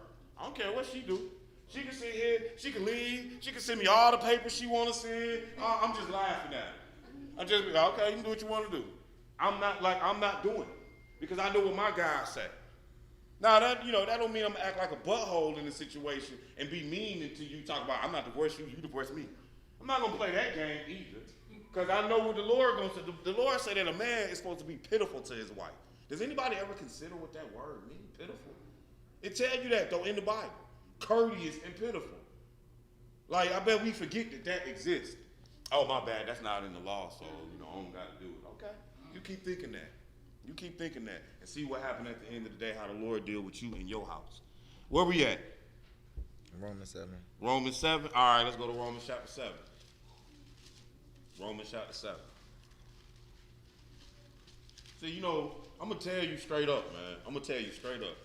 It kind of angers me that Jacob get to put away his wife and I can't put away mine. No, I mean, I'm serious. I'm like, dang, how you get this divorce? I want one too then. You know what I'm saying? Like, so now you get what we getting at now. Everybody in the whole building want one. I can't stand Ira, so now Sharice want to go. You know what I'm saying? Next thing you know, Jose like, man, I ain't signed up for this. Right? I mean, you see what we getting at? Like, look, and the standard is we all in this forever, how hard it may be. What if you don't get to the kingdom unless you stage your butt married? Because ain't nobody will ever be closer to you than your husband or your wife. Right. What if that's your test? And if you fail that test, what if you going to hell now? Oh, well, that wouldn't happen. He said for the hardness of their heart, they got a divorce. So that means that if you got divorce in your mind, what is your heart then? Your heart is hard. And if your heart is hard, then that means that you got stubbornness in there. That means you got evil in there. So there's something wrong with you too. If that's what you own, that you feel like you got. Now again, that woman decided to commit adultery, hey, we already know. She's supposed to have been dead. You ain't even have to have this option. So therefore, hey, I'm not even mad at you. I get that. You know what I'm saying? Because I'm going to be honest with you. Raquel, if I found out that you in size 28-foot Shaq, I'm not coming back home, baby. I'm sorry. Look, y'all got it, man. I'm not trying to compete. So, I'm just trying to get you to understand. I understand that angle of it. But other than that, though, come on, man. Y'all funny. I'm trying to be as mature and appropriate as possible. At the same time, I'm trying to keep it real with you, though. You know what I'm saying? Because I'm not a kid. And I know, you know what I'm saying? I know the way people's minds think. Like, I'm not a child, and I know how that feels. So anyway, Romans chapter 7, we're going to let Paul tell it to us. Go ahead, pick it up at verse 1. Know ye not, brethren, yeah, for I speak to them that know the law, how that the law have dominion over a man as long as he liveth. So he said that the law got dominion as long as you alive. So that means the law say, what God put together, let no man put asunder. Go ahead. For the woman which hath a husband is bound by the law to her husband so long as he liveth. But if the husband be dead, she is loose from the law of her husband. Listen, women, rat poison don't work no more. They changed the dosage. So y'all can't go to Home Depot, think you're going to buy some rat poison to kill this dude. You know what I'm saying? It don't work. You might get him a little sick. But trust me, I already asked the exterminator why the rat poison don't kill the mice no more. You know what I'm saying? And that was the reason, because women was using rat poison, you know, the same rat poison from the 80s, the one that actually used to work. They start putting that in people in food, and so they had to take that off the shelf. But the moral of the story is, you stuck to death, brothers and sisters. So you need to think like, now what if everybody thought like this beforehand? You knew, like, what if it was like, as soon as you get married, like the magic handcuffs hit you? And it's like, you can't like, she everywhere talking ball and chain, you got the whole woman with you. You can't go nowhere with her. You know what I'm saying? Now, I bet you might decide different on who you laying with. See, y'all think it's so easy. Oh, I can just lay with her and I'm gonna be married to her. Like, okay. You know what I'm saying? You ain't just married to her. You married to her. You married to her past. You married to her spirits. She's gonna give you her soul. It all belongs to you. But guess what? Now you got it though. So you might want to check and see what you got. You know what I'm saying? Like, cause everything, you know, all the skeletons in the closet, they coming out too. You know what I'm saying? In this relationship, I can guarantee you that I probably know things about my wife that her mom and daddy don't know. I'm pretty sure I do. You understand what I'm saying? So now what's going to happen is y'all going to become one. So make sure that this is who you want to be one with. And if you find yourself in a situation that you didn't like the one you made yourself one with, all I can say is, you can't be with the one you love. Love the one you with. You know what I'm saying? Like that's all I can tell you. You know what I'm saying? And I can tell you this, that back in 1,000 years ago or so, 2,000 years ago, I would be raising my daughter to be the king's wife. And when my daughter becomes the king's wife, she ain't never met this man. For good or for bad, she gonna try to be the greatest wife to this man that she could possibly be, because she knows she the king wife. Regardless if he a jerk, regardless if he whatever, she knows she got to wear that crown as well, sisters. So what I'm saying to you is, in that world, you pulled it off because your success was in being a good wife. Now something has changed that, and we don't have that. That's not what success to us is now. You didn't even know that man.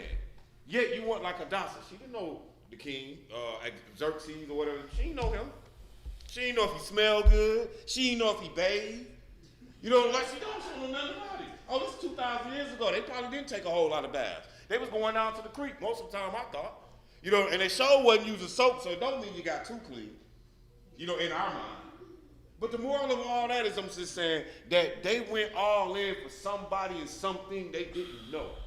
These people had Rebecca. We saw Rebecca today. She didn't know Isaac. She don't know nothing about. She wanted to be a wife. Humble yourself to that. That's why I look around, man. I had this conversation with my wife. I look around amongst Black America, and I say, who are the most humble women in Black America? Muslims. I have to agree with them. The Muslims. And I ain't talking about Nation of Islam. I'm talking about the Muslims. And don't get it twisted. I see some of those sisters, and they hood in the mug. I'm not trying to say that they the lamest, the squares, but they from outside looking in. They the most humble sisters that we see in Black America. And when I say that, I'm saying that as a challenge to y'all Hebrew Israelite women. Why not you? You see what I'm saying? That's supposed to be what they say about our women, not theirs. It's something to think about. And when I say something to think about, but look at the dynamic of the life that they live. And you say, oh, no way, I'm not going to live like that. And I'm just saying, but they humble. And God say that if you humble yourself, the Lord will exalt you. So therefore, if you're looking for some exaltation in your marriage, then you got to humble yourself. And I say again, in amongst Black America, it ain't us that's the most meekest women. All right, that's all I'm saying. I'm not trying to pick at the women at all. I'm just giving you a fact that I think you probably could agree with. And maybe not. And if you don't, you're entitled to that. That's just my opinion. Okay? Where are we at? I'm about to start verse 3. Go ahead. Verse 3. So then if, while her husband liveth, she be married to another man, she shall be called an adulteress. But if her husband be dead, she is free from that law, so that she is no adulteress, though she be married to another man. Right, so if her husband dead, she's no adulteress. So then, therefore, if her husband is alive, so do not kill him, Sharice. That's what I'm trying to say. You know what I mean? Like that's what I'm saying. That's the only way. That's the only out for me and Raquel. You know what I'm saying? Only death. All right, let's go over here to 1 Corinthians 7. First, is that where we're going? Yeah. Okay, yeah, 1 Corinthians. We're almost done, but we're not gonna rush through this 1 Corinthians 7. We got to do all of them. In fact, we probably gonna start at verse 1, and yeah, we just gonna. I know what time it is, but hey, that means when class is done, we'll be closer to the end of the Sabbath, right? Okay. But I definitely appreciate y'all patience, because I'm looking at the clock and I see what time it is, and I'm like, yo, I ain't know I went that long. But we didn't start till 1, so, but still, that's like 3 hours, ain't it? I don't care, man. I'm not gonna be here next week. I ain't been here the last 2 weeks. So hey, I love y'all. We making up for time. That's an hour a week, all right? No, but seriously, I want us to make sure we understand this. Because, seriously, brothers and sisters, we do got an issue we got to make sure we take care of properly. You know what I'm saying? And we are going to take care of it properly. And we're going to make sure that the precedent is always set around here.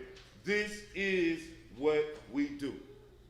All right? And if you can't do what we do, then you might not want to be around us, because this is how we're going to get down.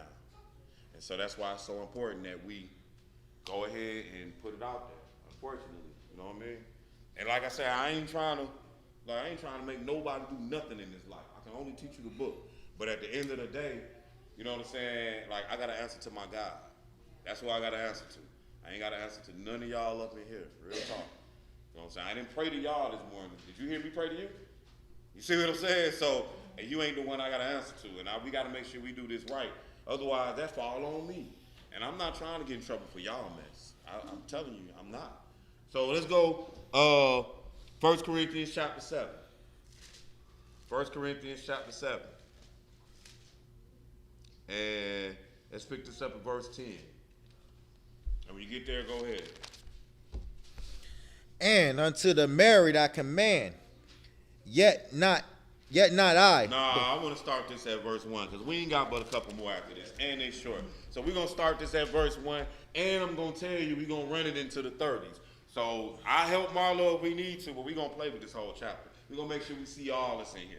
So now concerning things where you wrote unto me, it is good that a man touch not a woman. That's where we're going to start. Go ahead. Nevertheless, to avoid fornication, let every man have his own wife. Right. And let every woman have her own husband. Let the husband render unto the wife due benevolence, and likewise as well also the wife unto the husband. The wife have not power of her own body, but the husband. And likewise also the husband have not power of his own body, but the wife. So right there, what that's saying is, stop acting like you got a headache every night.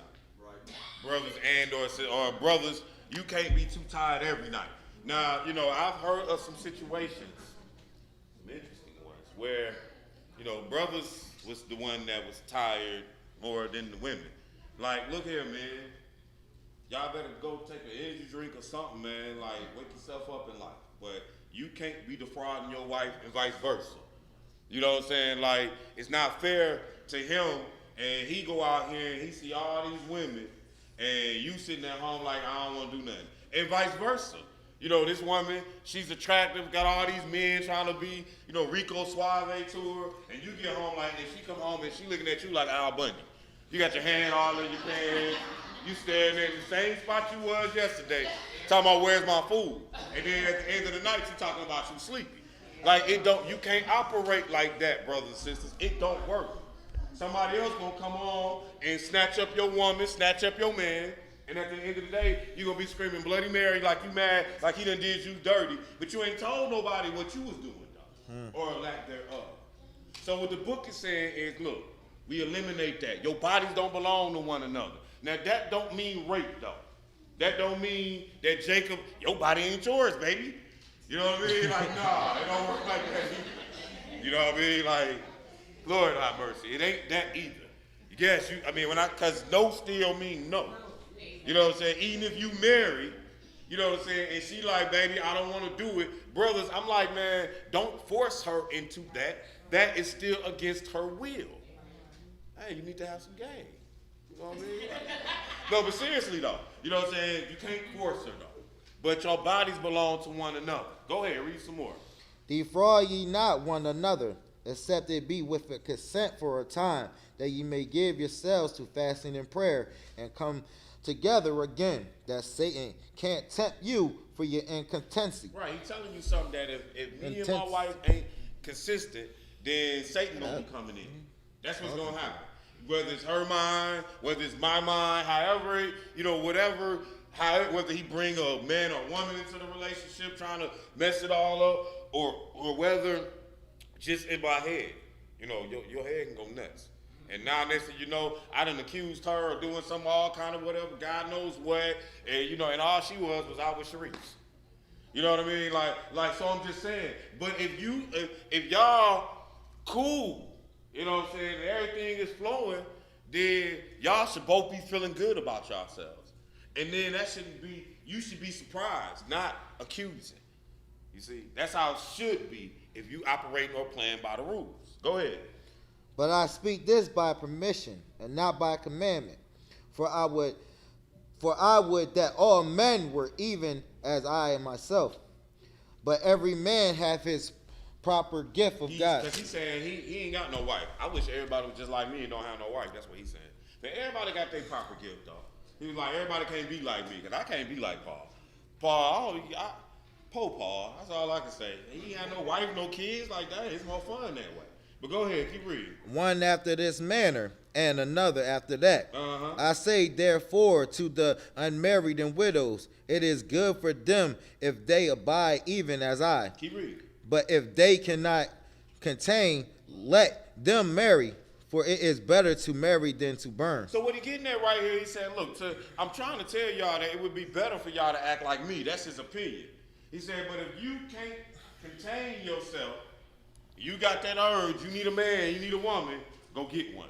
Go ahead, keep reading. And unto the married I command, yet not I, but the Lord. He's saying the Lord saying this. Go ahead. Let not the wife depart from her husband. So that was absolute. Let not I, but the Lord. Let not the wife depart from Nabal. Right? That's about the worst husband you're going to get, right?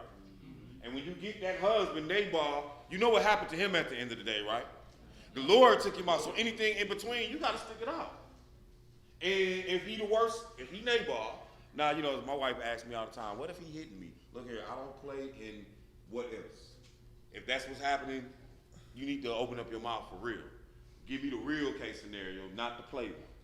You know what I'm saying? And then we can work through that case scenario. And I'm not saying that means stay there and keep getting your head smashed. I'm not going to tell you that either. You know what I'm saying? But I'm just saying there's a remedy for that, but do not play this game. But what if he hit me? Because I need to know it real. Because what you just made was made up. And that's not what happened, and I can't judge anything off of something that's not real. Okay? So we're not even going to touch on that today, because these men in here shouldn't be beating on their wives. Period. So we shouldn't have that issue. All right? Because it's not, look, you got to have some more game. Straight up. This woman would do whatever you want her to do. You just got to learn how to talk to her. She would do whatever. I'm telling you, I've been around plenty of women. They're going to do whatever they want. They're going to do whatever their man want them to do when it's all said and done. Especially even around here. Y'all almost got an obligation. When I say you almost got an obligation, it's because that's how you feel about it. Like, at the end of the day, you got the last word. It don't matter what I say. Right? I mean, that's what y'all, you know what I'm saying? Like, that's what most of these women, this is what I hear. So I understand that. So men, why you got to hit her then? You know what I'm saying? Why? Because she yelling too much? Look, bro, put on some headphones. You know what I'm saying? And jam. While she's sitting there yelling, just jam. And then you can be like, baby, you want to hear it too? You know what I'm saying? Like, look, you ain't got to hit her. You ain't got to. That don't work all the time. Yeah, it might not work all the time. Right, I understand that. But at the same time, you ain't got to hit her. You can walk away. You do not have to hit her. That's what I'm getting at. So that might not work. The reason I get that, where I get that from, because the book says it's better to be in the corner of the housetop. That's where that came from. I just said headphones, because that's how you find your house. That's how you find your corner sometimes. Our houses ain't that big. So the better scripture that I would use, Marlo, which does work, is go find your corner of your housetop and get there then before you put your hands on. That's what we getting at. You ain't got to hit her. That's what I'm getting at. You know what I'm saying? Like, you can say what you want to say, but you can walk up out that jam, though. Ain't no man got to put his hands on no woman. Now, women, get up out my face. That's what I'm going to tell you now. Back up out my space. I don't need to be able to touch you. If I'm telling you back up off me, that's what you need to be.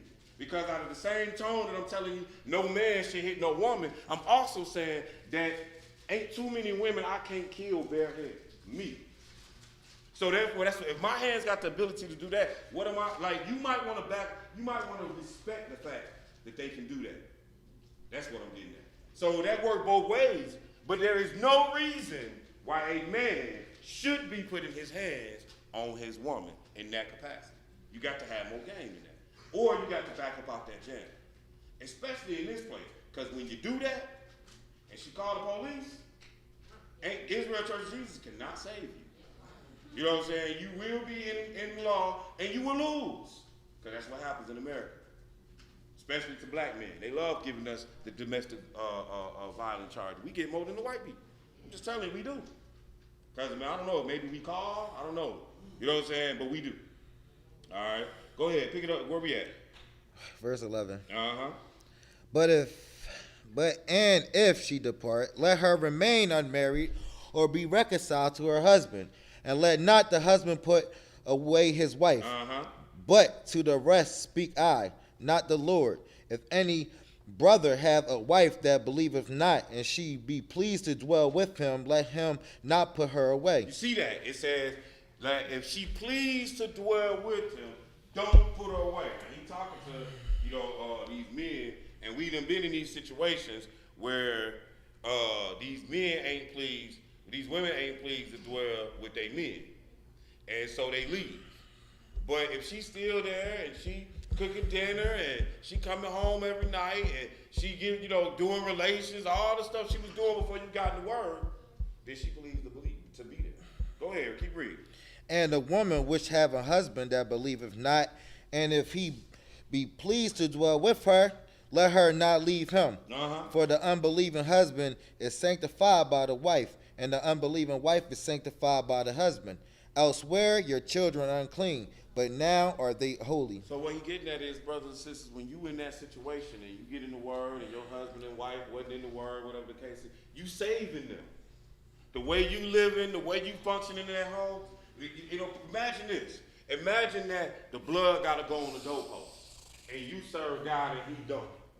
That's what you doing all the time, though. You always saving it, brothers and sisters. And you should be glad that that's the service you provided in your home, because you married this person that you love. And just because now y'all don't agree on God's right now, then your job is to continue to serve yours, show her or him your God, and in hopes that they will understand what you're doing and jump on board. But you sure ain't forcing her. And if she please to leave or be with you, you still married. You still took vows before God. I don't care what church it was. Heck, you didn't have to go to church.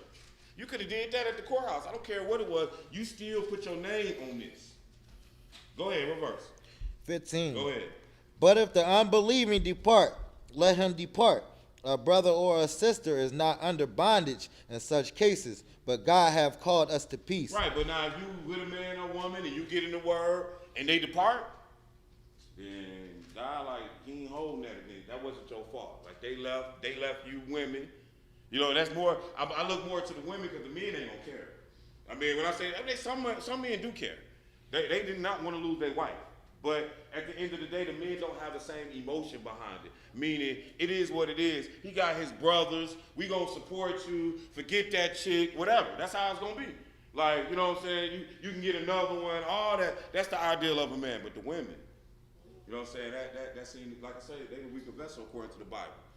So it's like, if he leaves, the Lord is saying, you ain't got to worry about it. You gone. You ain't under that bondage.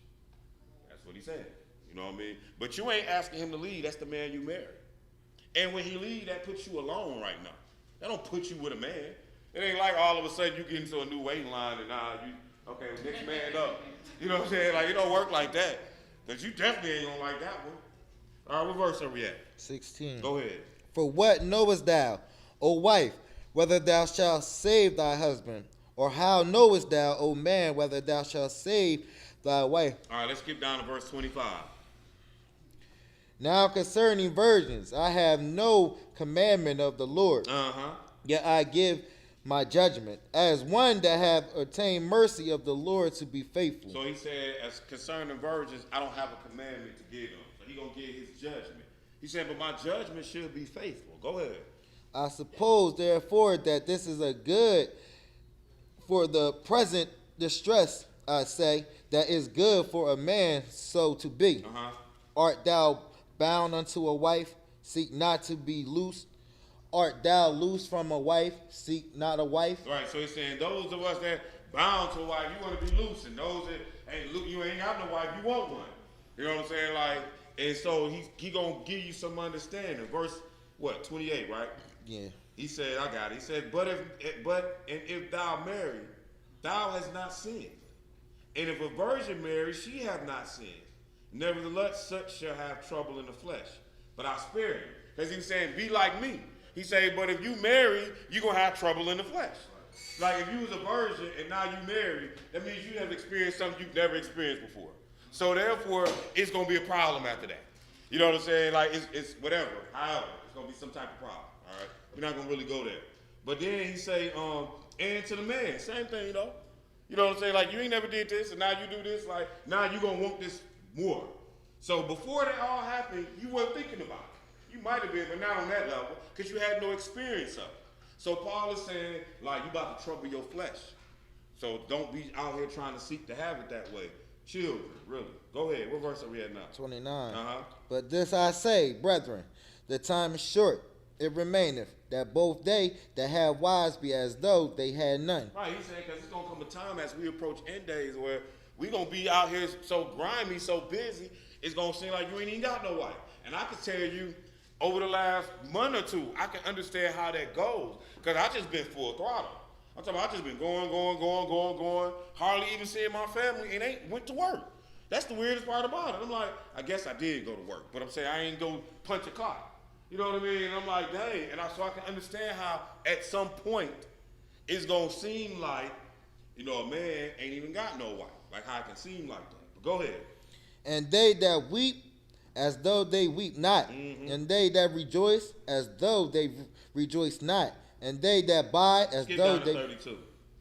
But I would have you without carefulness.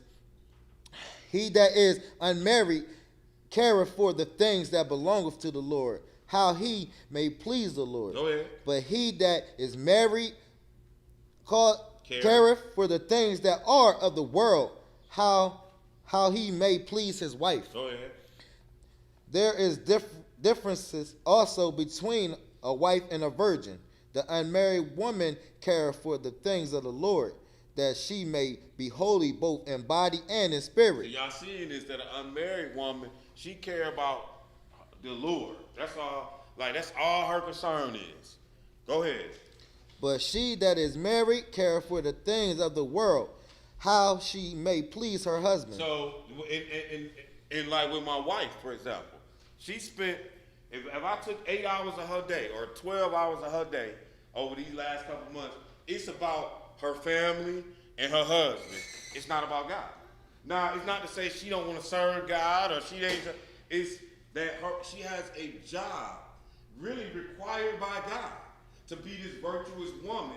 That means that her focus is this house. So it's like what he trying to tell you is when you get married, women, now you got to focus on this man. Now you can't focus on me. So that's he's saying, like Paul saying, like, hey, that might not be what you want. Like you seeking to get a husband, you seeking to get a wife. Now you got to worry about that. But again, at the end of the day, he's saying it's better to marry than to burn, regardless. Go ahead, keep reading. And this I speak for 35. And this I speak for your own profit, not that I may cast a snare upon you, but for that which is comely, and that ye may attend upon the Lord without distraction. He's saying, so what I just told you, that was for your profit. Like, not, I'm not trying to set a trap for you. Because if you ain't married, like, you know what I'm saying, you get that urge, you got nothing. So Paul, like, I'm not trying to set a trap. I'm just trying to let you know, like, look, it would have been better, excuse me. He's trying to let you know that it might have been better for you to be one way or the other. He's just giving you all the options. Go ahead. But if any man think that he behaveth himself uncomely towards his virgin, if she pass the flower of her age and needs so require, let him do what he will. He sinneth not. Let them marry. So he's saying, but look, if you got a virgin that you want to be married to, you ain't doing wrong by sinning. You're not sinning by marrying at the end of the day. He's just saying it might be a little better for you not to marry. But the whole point that we're getting at here in this chapter is, like, a woman ain't supposed to leave her husband and a man ain't supposed to leave her wife.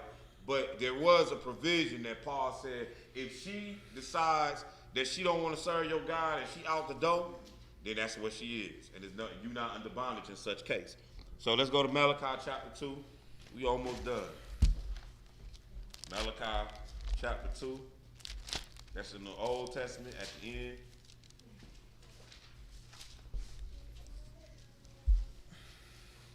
I just like to make the disclaimer that to the new people here, we are not usually this long. So, you know what I mean? That's just today. Like I said, I ain't been here for a while. I ain't gonna be back next week, so I figure I'll take my sweet, wholesome time. Plus y'all ain't got nothing else to do. It's Saturday. It's quarantine. Right, y'all ain't got no job. Right, it's quarantine. Like, what y'all really about to go do? You know what I'm saying? We ain't about to do nothing. So, but Malachi chapter 2, verse 6. Malachi 2 and 6. When you get there, 16. Malachi 2 and 16. When you get there, yell that one. Go ahead. For the Lord, the God of Israel, saith that he hateth putting away. For one cover of violence with his garment, saith the Lord of hosts. Therefore take heed to your spirit, that ye deal no treacherously. Right, so look, at the end of the day, the Lord said he hate putting away. That's divorce. That's putting away whatever. He said, because remember, we talked about this, what God put together, let no man put asunder. That's the rule to the game. Bottom line. You know what I'm saying? This is supposed to be you and he or you and she forever. Now, again, we talked about the ignorance. God winked at it. Don't be bringing me a list of your ex-boyfriends talking about, I need to find these men so we can figure out which one I need to marry. Like, we ain't going to go back to the past. But at this point, now you understand the rules to the game. Ladies, keep your legs closed until the appropriate time. The time when this man is ready to marry you. Otherwise you're going to be sitting in a situation where you're looking at this dude and you mad. You mad at yourself. You mad at him. You mad at us. We ain't even do it. You mad at God. You mad at everybody because you can't get what you want. Because what you want is not him or her. You know what I'm saying? So then you need to think about these things before you lie down. And the obligation, brothers, is that when you lie down, this is permanent forever together. You and her. Regardless how bad she smells. You and her. Forever. You know what I mean? And like you can't leave her and go get another one. We read today that is adultery. Adultery is breaking one of the 10 commandments. We can't do it. All right, the Lord said he hate putting away. Let's go to Proverbs chapter 6, and then we almost done. Proverbs 6 and 23. Proverbs chapter 6 and verse 23. And when you get there, take off, bro. For the commandment is a lamp, and the law is light, and reproofs of instruction are the way of life, to keep thee from the evil woman, from the flattery of the tongue of a strange woman. Lust not after her beauty in thine heart, neither let her take thee with her eyelids. So this is one of them things that really hold down two meanings. First of all, it means what it says. And then number two, we also understand that this could be talking about the false church. But I'm going to tell you right now, it means what it say though. It says, lust not after her beauty in her heart, neither let her take thee with her eyelids. For by means of a whorish woman, a man is brought to a piece of bread, and the adulteress will hunt for the precious life. So that's what old Jada was. You know what I mean? Like, just watch that interview. And, you know, like, we ain't dogging her out, but you committed adultery. Like, that's what you did. On your talking about y'all was beefing at the moment or whatever. We wasn't together. Nah, you together until you divorced. So y'all was together. You went out and slept with some little boy. You know, and thought it was cool. That's why you can't even admit. That's why, what was the word you just used to call, what you call it? Entanglement. Yeah, that's why she used that dumb word. Because you can't admit that you was dead wrong. You know what I mean? But, so it says, lust not after her beauty and not heart. Somebody should have told August that. Neither let her take thee with your eyelids. Poor August. Keep reading. For by means of a whorish woman, a man is brought to a piece of bread, and the adulteress will hunt for the precious life. I love this one. Watch this. Go ahead. Can a man take fire in his bosom and his clothes not be burnt? Brothers, you can't win. Don't think you can go over there. We just gonna have some drinks. We just gonna talk and chill. No. You're going to lose. You know what I'm saying? Like, the best thing for you to do is like Joseph, run. Do not go that way. You can't beat her. I'm sorry, you can't beat her. I don't care. She don't really look that good to me. Yeah, they all look good when they all the clothes is off. I'm just and you done had a fifth of Hennessy or whatever. You know what I'm saying? You might mess around and be outside with the pit bull at the end of the night with the wrong alcohol. So I know she gonna look good. You see what I'm saying? So I'm just like, man, like, don't play yourself. Go ahead, keep reading. So he that goeth into his neighbor's wife, whosoever touches her shall not be innocent. You guilty. You sleep with somebody else's wife, guilty. Period. Point. The rules to the game is no, and more no. Go ahead. Men, do not despise a thief if he steal to satisfy his soul. Yeah, you know, you see somebody going out of Aldi, you know, you see them slick put a steak in their back pocket or something. You're like, that, they must be hungry. They must, you know. They got kids sitting on the car. You see that, like, you ain't gonna be, you know, you might be like, you shouldn't steal, but you're gonna have a level of understanding. You know what I'm saying? Like, oh, you see somebody stealing a pair of shoes and they shoes got holes in it, you get it. All right, go ahead. But if he be found, he shall restore sevenfold. But if a thief steals, he got to repay it though. Sevenfold. Get back a little more. Go ahead. He shall give all the substance of his house. But whoso committeth adultery with a woman lacketh understanding. Man, but if you commit adultery with a woman, you lack understanding. You done broke a lot of sins. Like, one of the things you did was you stole. Did you realize that? You took something that didn't belong to you. That was one of them. Go ahead. He that doeth it destroyeth his own soul. What else? A wound and dishonor shall he get, and his reproach shall not be wiped away. Right, like David had to lay that one down for the rest of his days. The reproach don't go away. Go ahead. For jealousy is the rage of a man. And I don't care how much me and my wife was tripping. If I walk in and see Ira there, I'm mad. It ain't, Ira can't give me no money. I don't care if we was pissed. You know what I'm saying? Like, me and my, you know how I go. Me and my wife, we done had a blow up, drag out, and, you know, next thing you know, I come home and there's another man there. Like, that, it don't matter we had a blowout, drag out, and it don't matter what his reasoning is. Well, you know, she was so sad, all this BS. I'm gonna want to kill him. So look what it say. For jealousy is the rage of a man. Like that, if you want to know what piss a man off, like, you know how a lot of y'all, and y'all be sitting around here and looking at your husband like, why don't he get mad? Because he ain't jealous of nothing. I mean, that's something that's going to get you pissed. You know what I'm saying? But for you to talk trash to me, whatever, man. That ain't going to bother me like that.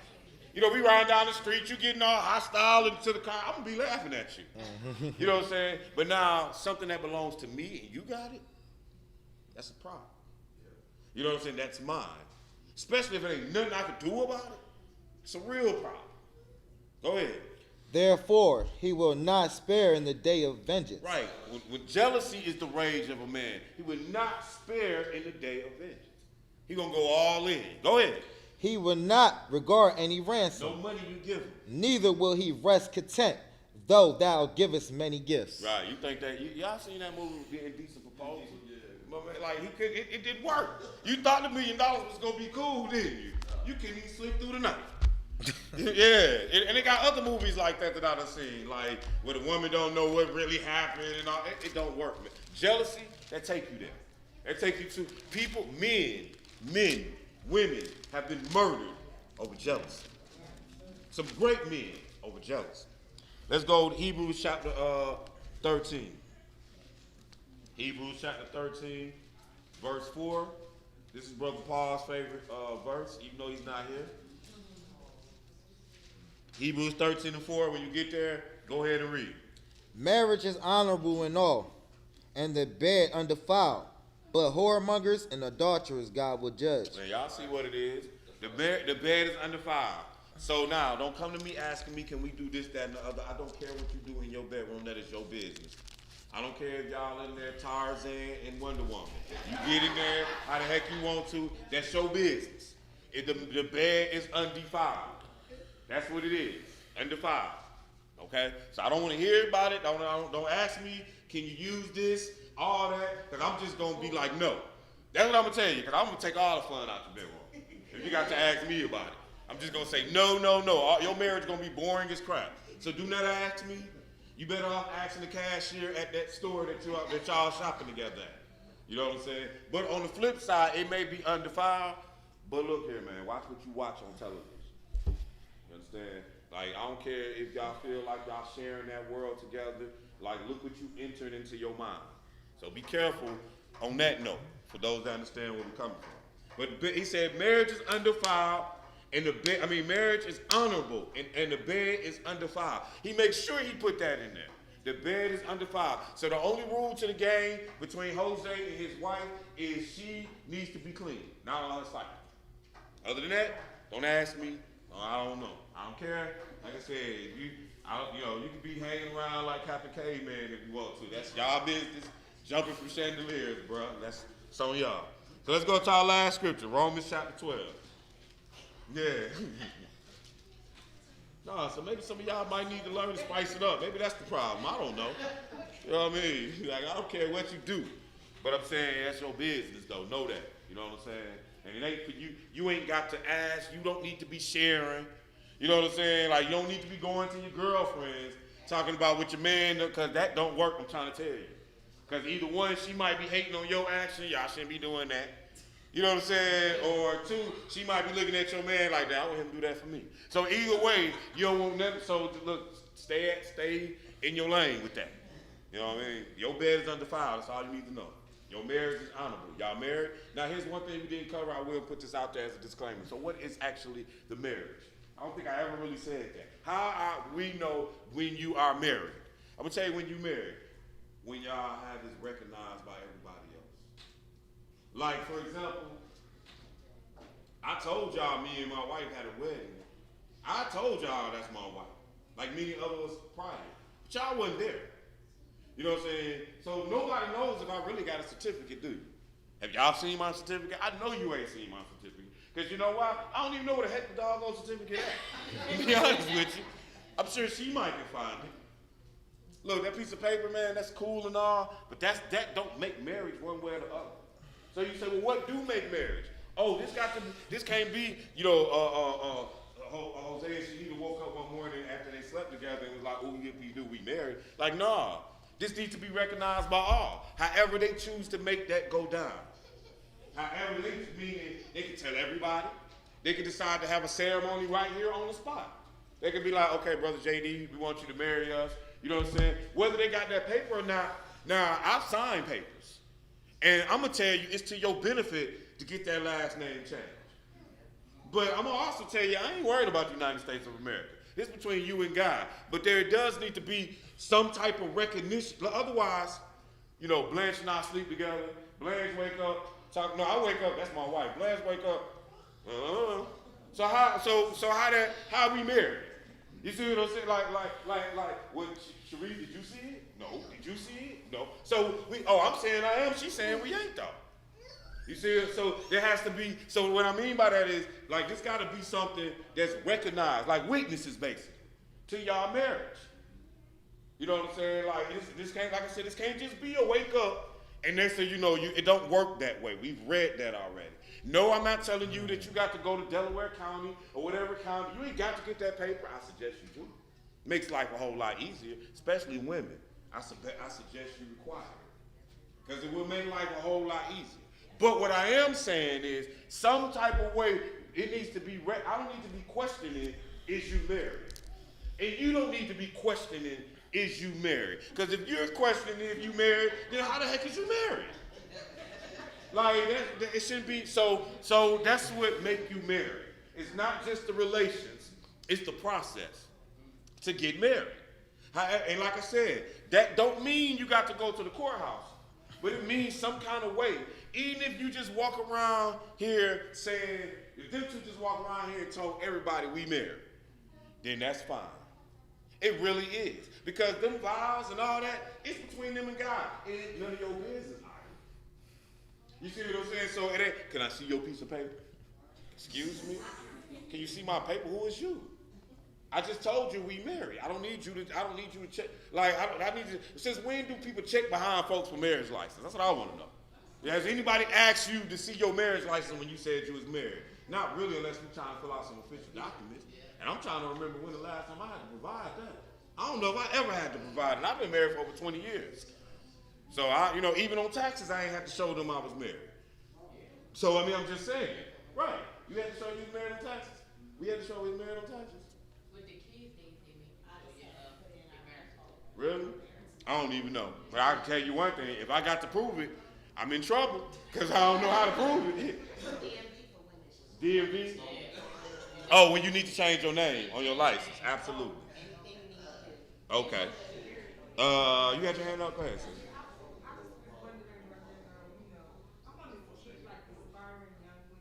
Yeah.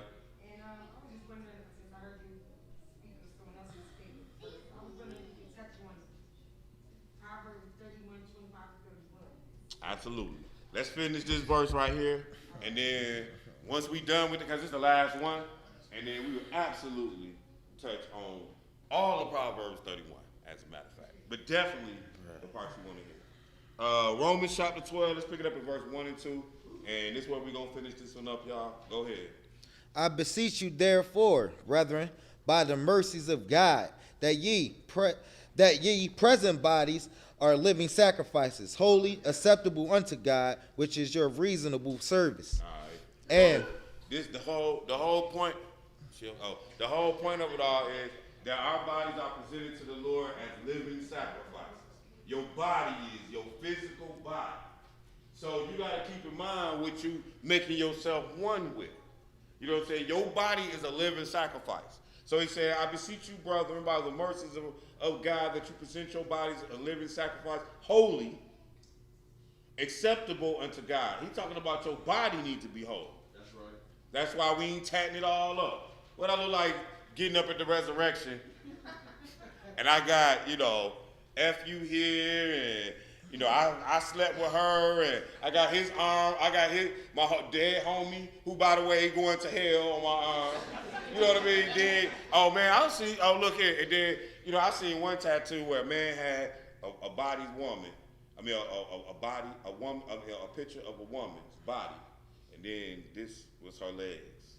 You get it? Like, how you getting into the kingdom like that? You really getting up? Yeah, I know, right? That'd be crazy. You getting up in the resurrection like that? Yeah, you get like, come on, man. Like, what that look? I don't even want to be in the kingdom looking at you looking like that. You know what I'm saying? Like, I mean, some of these people got some dumb stuff. Like, I seen one dude, he got like the all-seeing eye, the triangle on his forehead.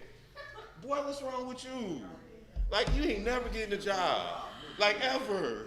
You know what I mean? Like, just nowhere. Like, where you working? Who wants to hire somebody with, like, it's like a whole nother eye looking at you, man. Like, yo, I don't want to work with him, man. So look, you present your bodies as living sacrifices to the Lord, holy and acceptable. Go ahead, verse 2. And be not conformed to this world. Look, it ain't about what this world is doing. Their standard is not the proper standard. I'm sorry. It's what this book say. Be not conformed to this world. Go ahead. but be ye transformed by the renewing of your mind, that ye may prove that is that good and acceptable and perfect will of God. So, brothers and sisters, I hope that we got a better understanding, more clear understanding of what marriage is and the rules behind it. All right,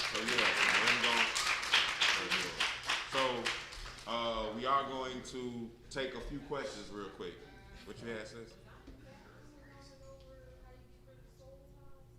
Oh, talking about we was in 1 Corinthians? Yeah, it kind of was. But it's really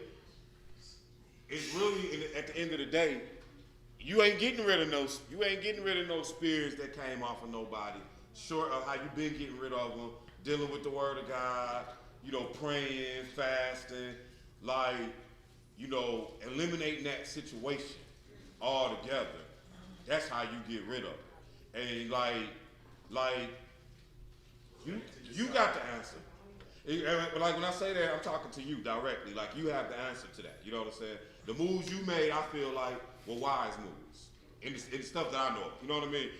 So that's how you deal with that. Like you pray, you fast, you eliminate. You know what I'm saying? You pray some more. You ask for a little forgiveness here with Jesus. Maybe some oil. You know what I'm saying? And we do what we gotta do. Whatever the case. But yeah, we have picked up evil spirits from other people along the way in this walk. And so, yeah, that's a good question. And the way, like she's saying, the way you get rid of them really is that. It's Ephesians 6, really. You know what I'm saying? You put the whole armor of God on. You know what I mean? Say it again? Oh, I didn't hear you. Oh. Bruh, I gotta go to the bathroom like shit, though. So we're going to read, I figured I was going to relieve you anyway. Let's go to Jeremiah 31 real quick. Jeremiah chapter 31. Come on, Jacob, you can go ahead and jump in here and get your throat a little workout in. That's all good, bro. You said Jeremiah 31. So she was, No, we can still go right now. I'll tell her when to stop. We cool right now. But we will stop it once we're gonna read this and then we'll stop if we need to. If not, we'll let it roll. We're not taking all Q&As, but it is already almost 5 o'clock? Yeah, so we like I said, we're gonna do this for a minute, make sure we got all this clear, and then we'll eat, and then what time did y'all get out of here? 7 or 6? 7. So probably about 5:30, we try to open back up for Bible study if need be. You know what I'm saying? Yeah, that sounds right. You know what I mean? If need. When I say if need be, because we might get them all answered now. So. Proverbs 31. So start reading at verse 1. And the sister was asking in the uplifting of the young sisters to read this. And she actually said, what verse was it that you had started off at? All right, you said 25. Okay, so we gonna read the whole chapter though, cause it says something to the men here too that we never really hit, and I want the men to see this too. So go ahead, Proverbs 31, pick it up at verse 1. When you get there. My fault. I thought you said Jeremiah 31. Oh, Proverbs 31 and 1. When you get there, take off, bro. The words of King Lemuel, the prophecy that his mother taught him. What, my son? And what, the son of my womb? And what, the son of my vows? Give not thy strength unto a woman, nor thy ways to that which destroyeth kings. It is not for kings, O Lemuel, it is not for kings to drink wine, nor for princes strong drink, lest they drink and forget the law, and pervert the judgment of any of the afflicted. So this for the brothers, man. He's telling the brothers, don't give your strength unto women, nor thy ways to that which destroy kings. It is not for kings, O Lemuel, it is not for kings to drink wine, nor for princes strong drink, lest they drink and forget the law, and pervert the judgment of any that is afflicted. Give strong drink unto him that is ready to perish, and wine unto those that be of a heavy heart. So that's something that the men need to know. Now let's skip down to verse 10. I'll read a little bit. It says, who can find a virtuous woman? Her price is far above rubies. The heart of her husband doeth safely trust in her, so that she have no need of spoil. She would do him good and not evil all the days of her life. She seeketh wool, flax, worketh willingly with her hands.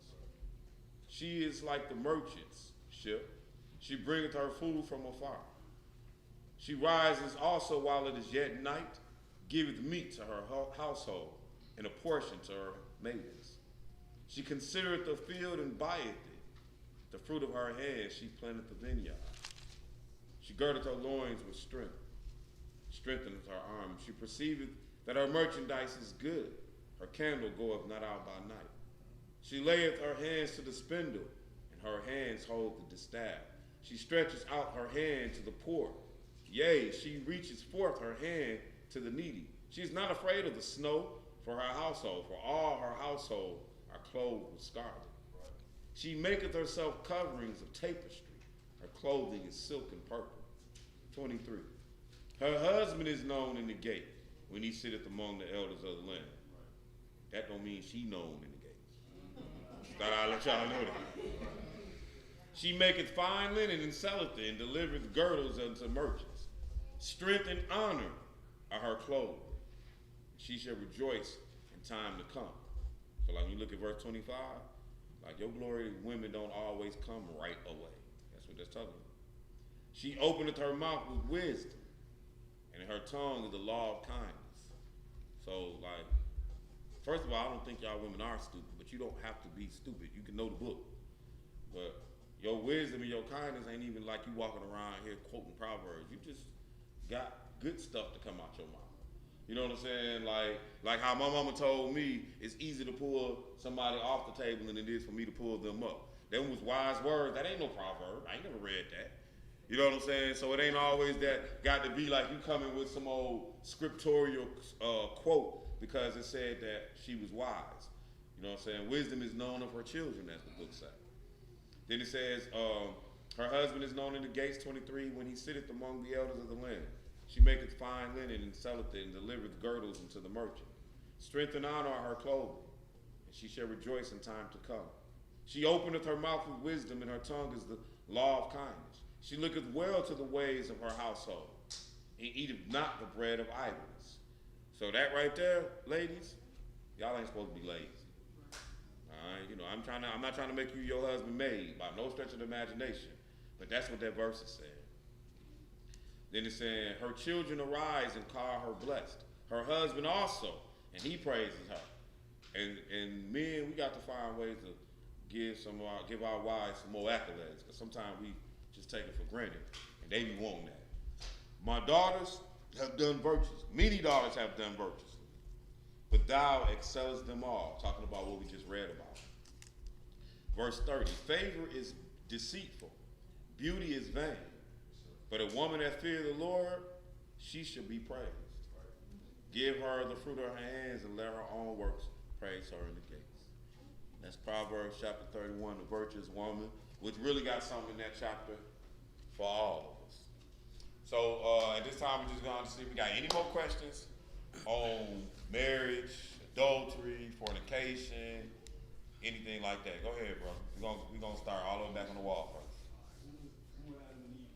When were they married? In Genesis chapter 2. What do you mean when? They have a ceremony or anything like that? Absolutely. Let's go look at it real quick.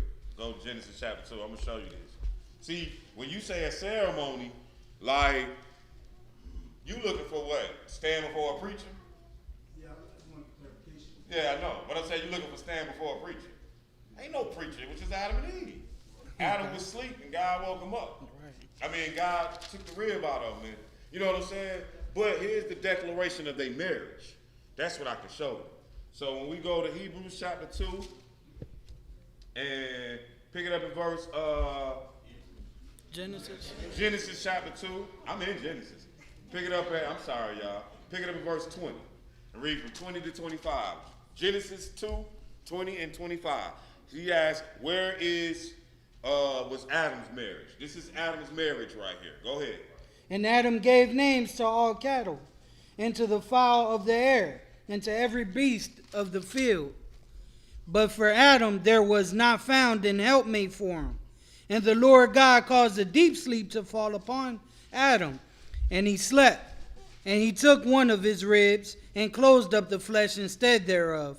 And the rib which the Lord God had taken from man made he a woman, and brought her unto the man. Go ahead. And Adam said, this is now bones of my bones. So this it right here, bro.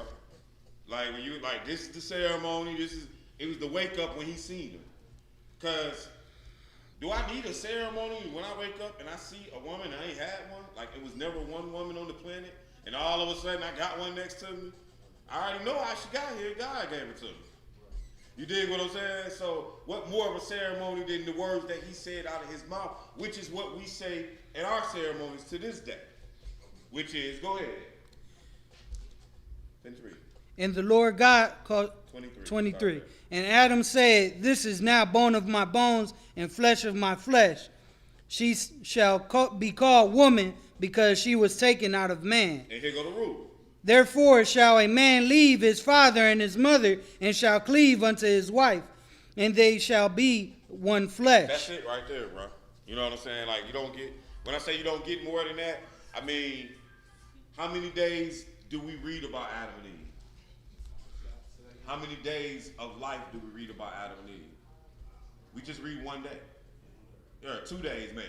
Like, you see what I'm saying? Like, we don't read about their whole, life. We just catching a moment in their life.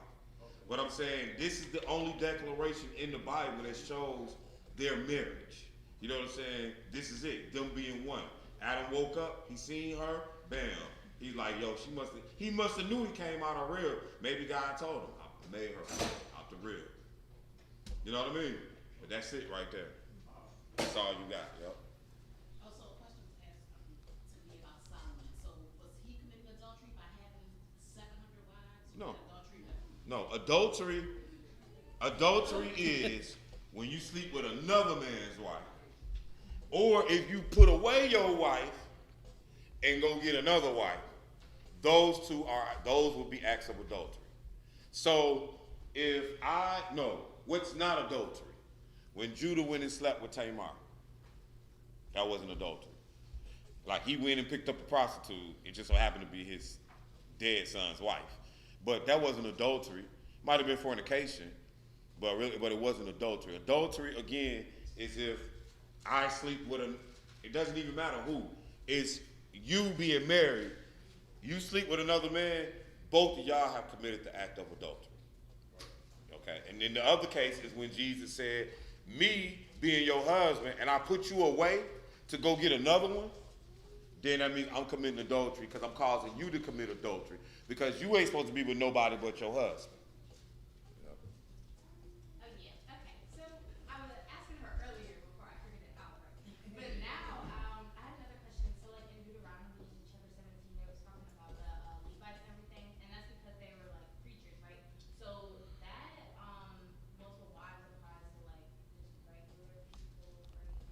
Right, I understand what you're saying. Can't. Okay, I understand what you're saying. So, very good question.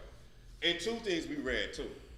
We didn't just read that. We read the bishop's supposed to be the husband of one wife, and the deacon's supposed to be the husband of one wife. Now, as far we read in the class today, the Levites, we know one wife, period, point blank.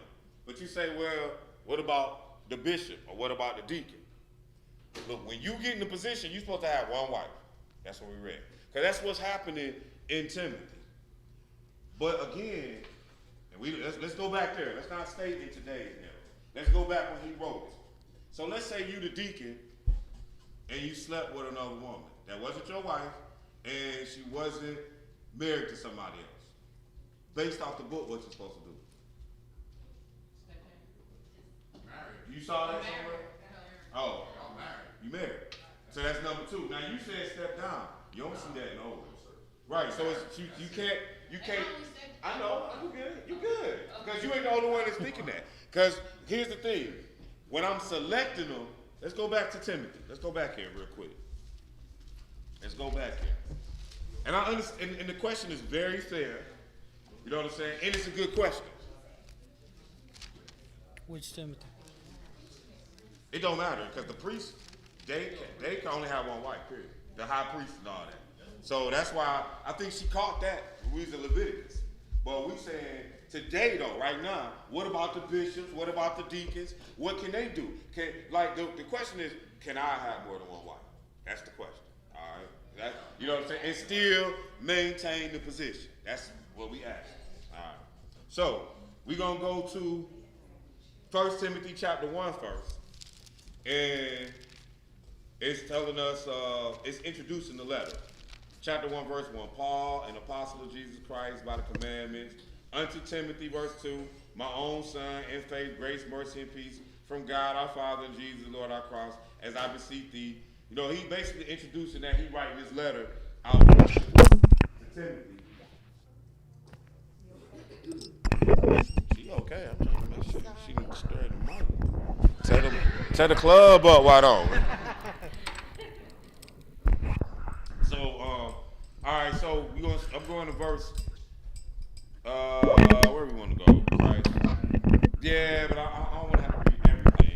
All right. So we're gonna start at verse 9, chapter 2. So he says, go ahead. You can read it. Where we at?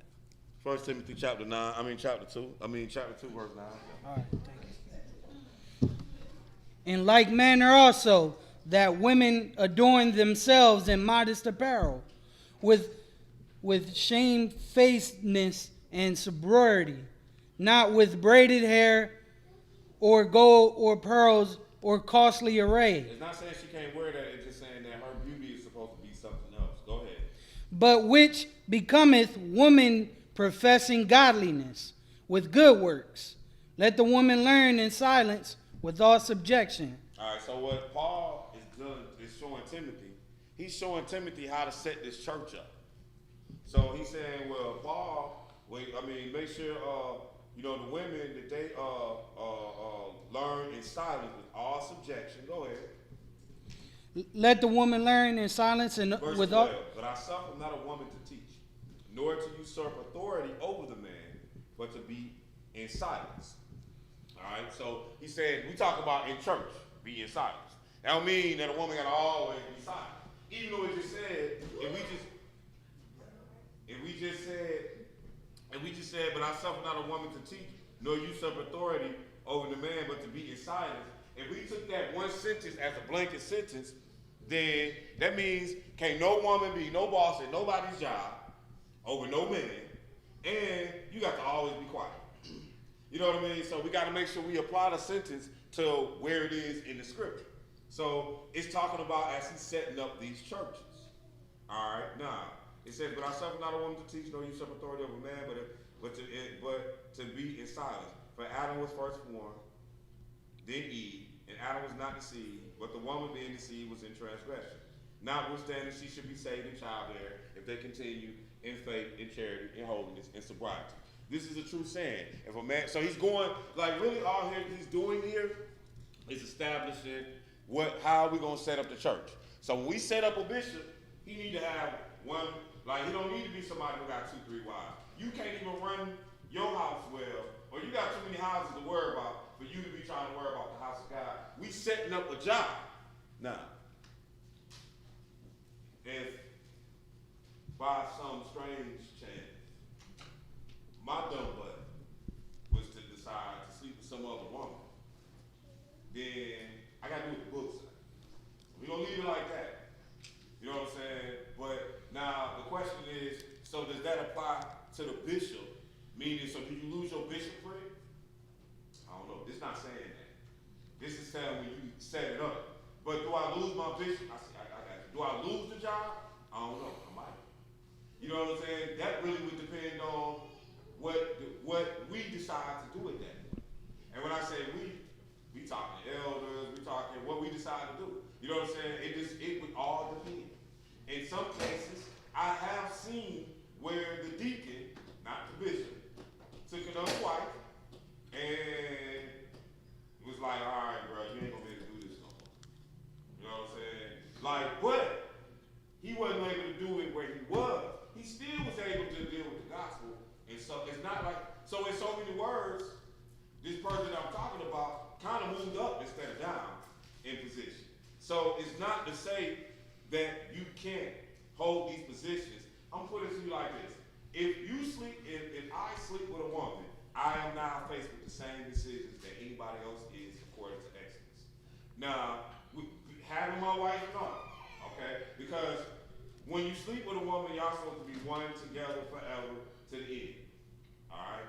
So now, with all that being said, I don't want no more wives. Shit, nobody who want this job want no wife, no other wife. Shit, no deacon want none. You shouldn't be out there looking. What the heck is you doing? Is you lusting? You know what I'm saying? Like, where your brain really at? But at the end of the day, scripturally, it's not saying that a man can't. And so I'm not gonna say, you know, that he can't, but you know what I mean? Everything got its own set of repercussions. And that's how I have to, you know what I'm saying? Because I'm not gonna lie to you. It's one thing I'm not gonna do. You know what I'm saying? The book say what it say.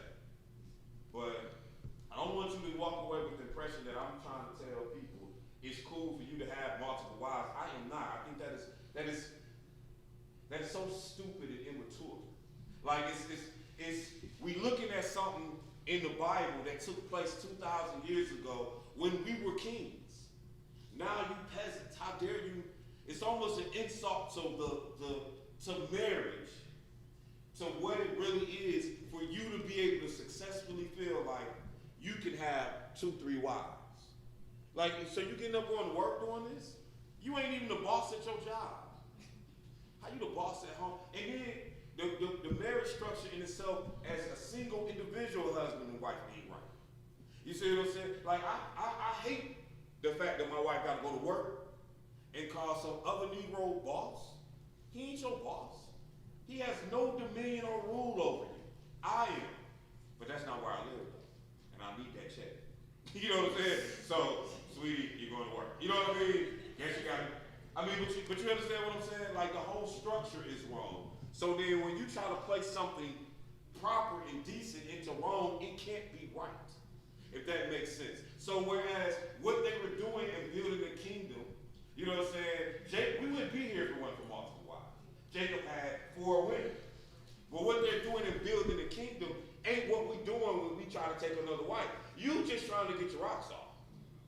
And so that's, you know. But again, I'm never going to take away from the book. If a man lie down with a virgin, you know the rules. I would suggest keep it in your pants.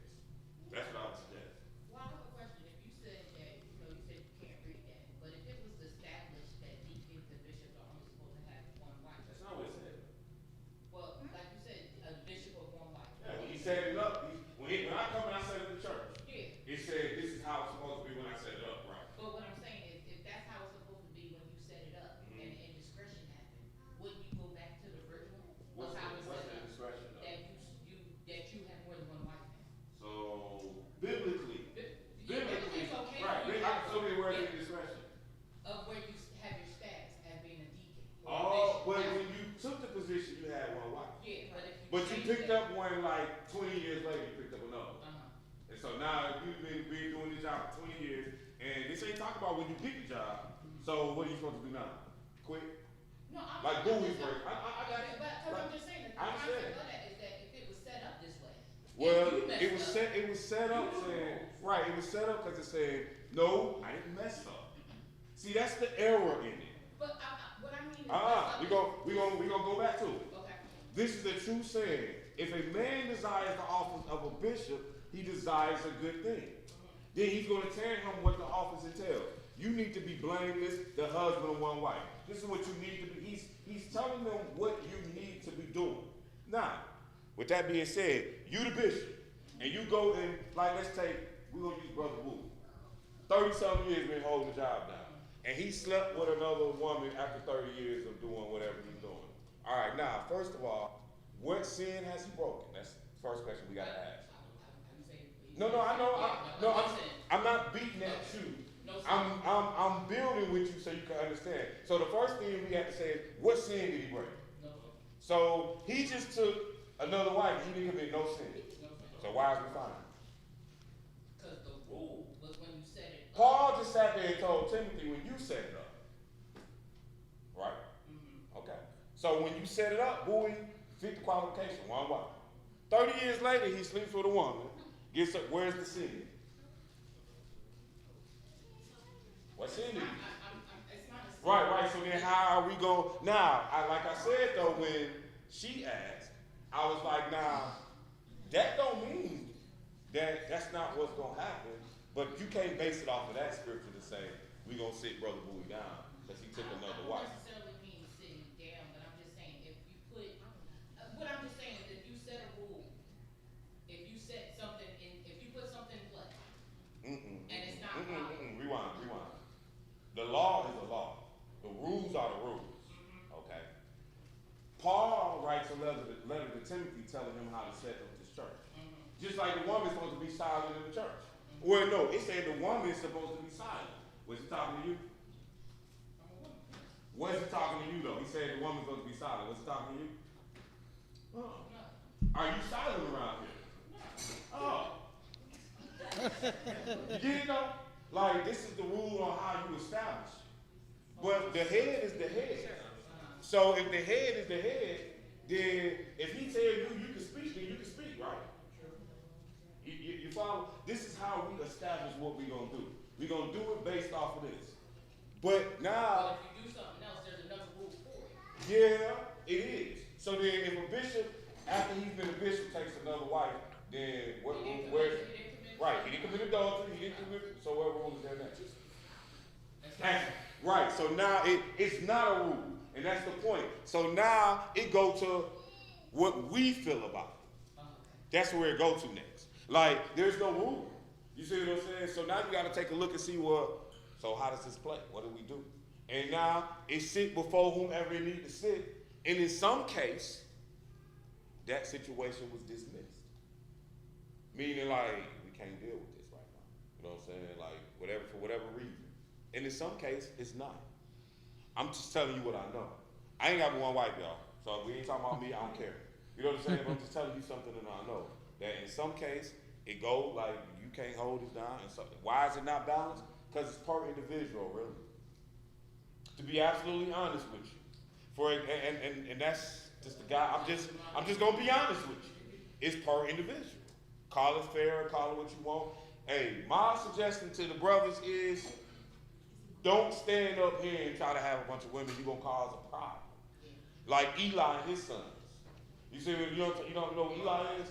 I mean, like Samuel's son. No. Yeah, Samuel's son. Like, this ain't that position for that. But I'm not going to lie to you and sit here and say that if you was a deacon and then you found yourself in a position, however it go down, I'm not trying to go there. And now you have, you say, well, I slept with her. What am I supposed to do next? You're supposed to take her to be your wife. Now, does that take away, you a deacon. You, the guy that watched the church. You Brother Keith. He count the money.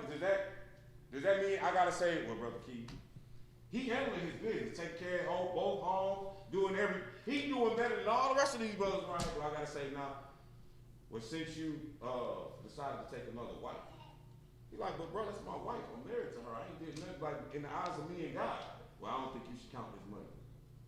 Yeah, there's nothing in there that's telling us we can't, that we get that. That's the move we got to make. And so that's where you got to weigh it in the balance. You know what I'm saying? My suggestion, brothers, don't put yourself in that situation, especially these brothers up here. But unfortunately, I can't lie to you like that and just say, oh, he get fired. I wasn't even trying to get, I was just trying to find out, like, if one rule, like, just to me, rule, if it's established, is that the rule you go to? Right, I understand, but the rule says that if you desire this position, it's cool. Here's the position. And we say when you asking for the position or you desire, you don't need to be giving too much wine. You don't need to have more than one wife, only one wife. Now, check the hustle though. What if everybody got more than one wife? Did that even apply? Yeah. Oh, nobody gets it. So I'm saying Paul is just trying to establish a basis for what he's doing. I agree with the basis, hands down. And I understand it. But now when we start going to the letter of the law, if the bishop, he's not a high priest, finds himself in some weird situation, then we'll have to judge that situation when it comes. That's all I can really say on that. Biblically. Yes. You said Paul told Timothy to set it up that way, and then like the bishops are only, when they're selected, they're only supposed to have one wife. Right. Was that a law, or is that just what Paul was telling? That's what Paul was telling them to do. Okay. Yep. That's what Paul is writing, telling Timothy when he go and set up these churches. or his church. That's how, just like he in the Corinthians, it told the women something else. And it's just, now all of it though, and when I say it's good, like, it tell you, I suffer a woman not to teach. Well, we can go back to the law and see, you know, that the woman is supposed to be in subjection to the man. But at the same time, we still let women teach though. Like, I give you an example, children's class. In a lot of places, it's women and men sitting in that class. You know what I'm saying? Really, to be honest with you, if I'm sitting there with Raquel, I don't want to teach. You got it. So, but still it said, and it said that the woman's supposed to learn in silence with all subjection. Like learn in silence. That means that right now, y'all wouldn't be getting the questions in. Because ain't no brother asked a question yet. So I'm saying, but this is how he was establishing what Timothy's supposed to be doing at church. That's what he's establishing.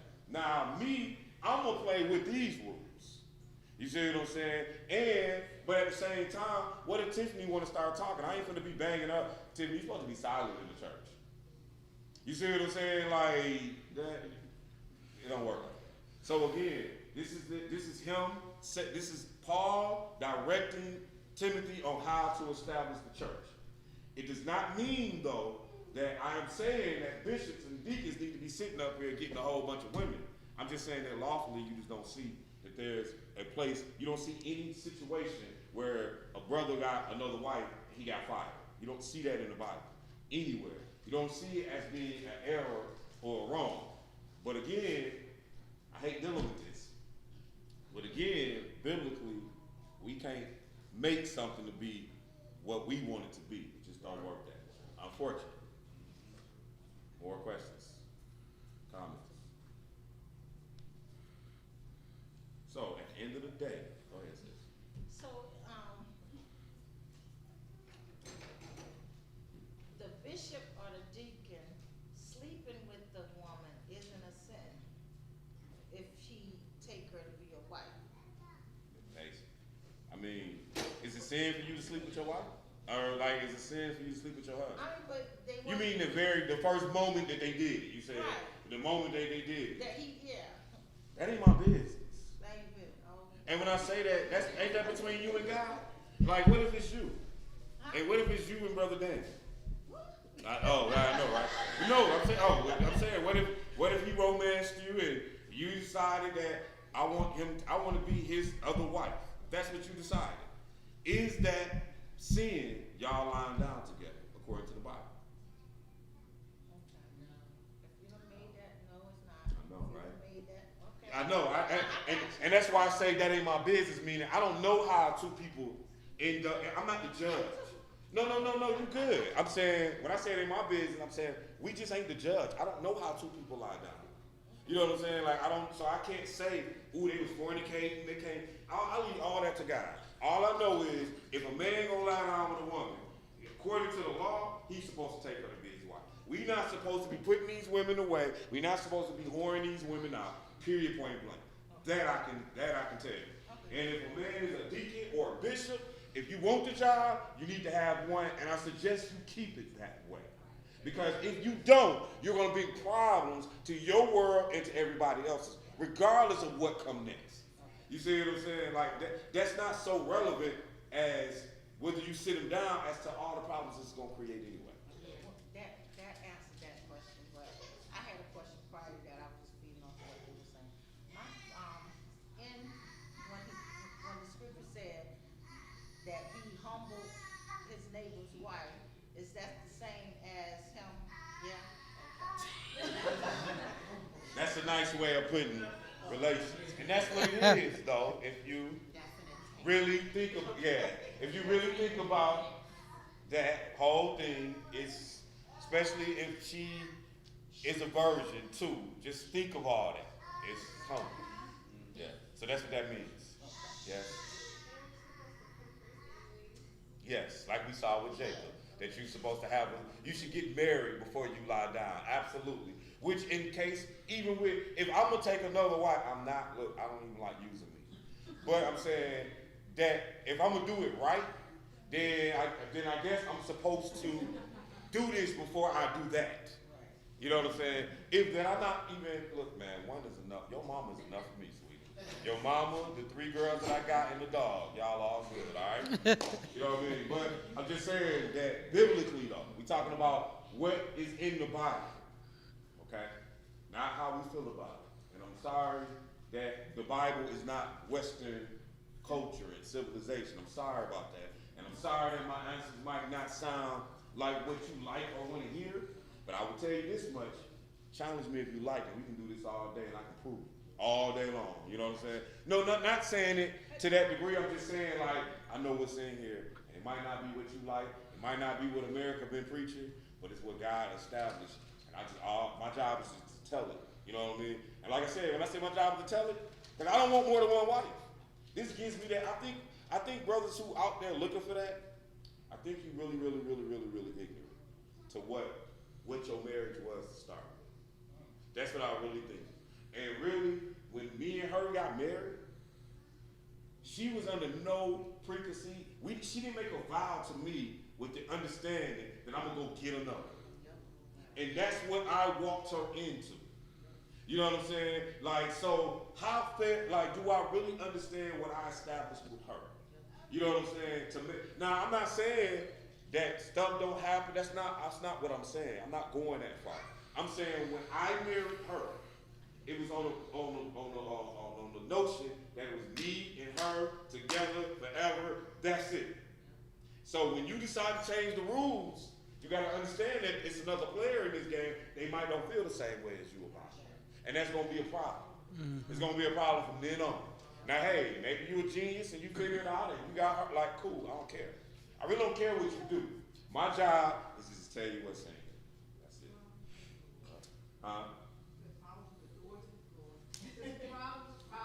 Yes. Like I said, I don't even like to have to deal with it, but it got to be dealt with at this moment, right now. It got to be established what we own, how this works. It got to be known. You know what I'm saying? And so that's what I'm doing today. And hopefully, y'all know where we stand as a church, because everything that I just sat here and told y'all is how we stand as a church. I mean, when I say that, I'm saying that, you know, this ain't just my conversation. This is a conversation with various brothers, conversation with Elijah, that's the head of the church. You know, Jay, Nehemiah, you know, other, like, this ain't, even other camps. You know what I'm saying? So I'm just saying, like, these ain't my rules, y'all. Whether you like it or not, marriage is honorable before God. That's how it is. I hope y'all got some understanding.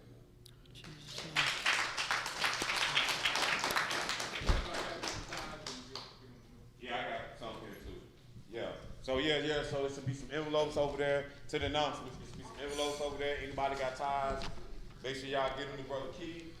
The other thing is, I'm trying to get us out of here by September. Honestly. I've been putting the pressure on Elijah. Like, I'm not trying to feast here. Even though this place is big, but like, you know, when I say it's big, they open all this, is cool, but I don't want to do all the hotel people. Like, I don't want to do all the rest of y'all. So we're really trying to get out here. Y'all keep praying. Y'all keep looking. We got some prospects, but they ain't it. Not right now. DC camp is beautiful. It's cool. Y'all more than welcome to always go if you like. It's only 2 hours. It's an easy run. It probably will cost you about $24 if you take the way I take, but some other ways to get there take a little longer. The DC camp is really nice, and you know they got a little spot down there. The feast, the church picnic. I don't know. I'm gonna be gone next weekend. Don't look like we have it though. I was thinking I was gonna see Sister Mildred today. I had heard from her yesterday. She had talked to Raquel, but I don't think we're gonna be able to do it. I am gonna talk to the brothers. I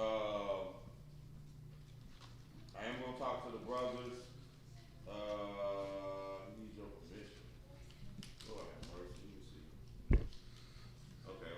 Oh, my goodness. I'll listen to rap. Okay. We ain't gonna hold that conversation. No, I'm sorry. What it is, I'm getting text messages from Washington, D.C., and they trying to answer questions. And this is funny because old Marcus is online today. Yeah, that Marcus. Okay, so as far as next week, hold on, give me one quick second, y'all. As far as next week and the closing drive, all I can tell y'all right now is that we're not having it. I will tell you this, I'm going to put forth an effort to see if we can nigger rig and kind of pull it off anyway. You know, like maybe just be over there and no barbecue, just hand out clothes and flyers or something. Maybe in book bags and just kind of stand out in the street over there in that same area. Go ahead. The only thing is that if we're gonna do those, people have to sort them and bring them, but you know. Oh no, we weren't doing that this year. Meaning, you supposed to sort your own clothes at home and bring them, and have your, you know what I'm saying. So I don't really know. All I'm gonna tell y'all. Right now we're not doing it. So right now it's a zero. We couldn't get the permit. It's Corona season. Sorry, but I'm gonna try to see if we can kind of finesse throughout the week, and y'all will know what's going on by next week. Even though I won't be here, Ira will be in here. I think you here next week. He'll be here. He'll let y'all know if we're gonna try to pull off anything. You know what I'm saying? Right now, it's a no-go. Sorry. You know what I mean? Like, they turned it down. We ain't got nowhere to go. Y'all know what it is. It's Corona. You know. Yeah, like, I'm sorry. But still, we're gonna try during the week. I'm trying to see if we can't kind of get out there. But we ain't gonna do nothing too dumb. Because I like Darby. And I don't want them looking at us like we rebels the next go-round. You know what I'm saying? So whatever we gonna do, we're gonna try to do it in some type of decency and in order with that. Other than that, man, I can't think of too much more. Make sure y'all praying for, man, pray for everything, man. Pray for these camps. Pray for the people you don't see. Pray for get a building. Pray for these couples. Man, y'all just be constantly praying. This should be like y'all prayer week, man. Real talk. Like, y'all like, I don't know, man. There's a lot going on. It's a whole lot going on. A lot of stuff y'all don't see or know. And it's like, man, y'all need to be constant in prayer. Go ahead, sis. I spoke to Sister Felicia a few weeks ago. Good. She had surgery on her eye. Okay. And we just kind of So you say she had surgery on her eye, and you talk to you have a number for her. Her number's still the same number that she always had? All right. Well, I'll make sure I'll get in touch with her. Anything else, you guys?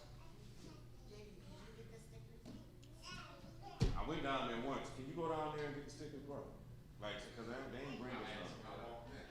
Yeah, but they was acting weird when me and Kareem went down there. But no, we gotta get some stickers though. So you gonna go down there and get them? Okay. No, you might want to get them now. Cause when we close, some people ready to go. Please. I think that's about it. Anything else, anybody? I don't know why my mama just called me. Oh, she said oops. Okay, y'all, well, we ain't never had church this late, so I'm gonna tell you like this. We did a lot today. If you got questions, you can catch me and ask me your question for real. I'll sit down with you and give you plenty of time. But we close out right now today, y'all can go home. You know what I'm saying? You ain't gotta stay here if you don't want to. What we got it for, like another hour and a half? Yeah, we're not gonna stream the live Bible study today. Just today, y'all. Oh, this ain't gonna be no pattern or nothing. But just cause we like, went a long time today with this. So.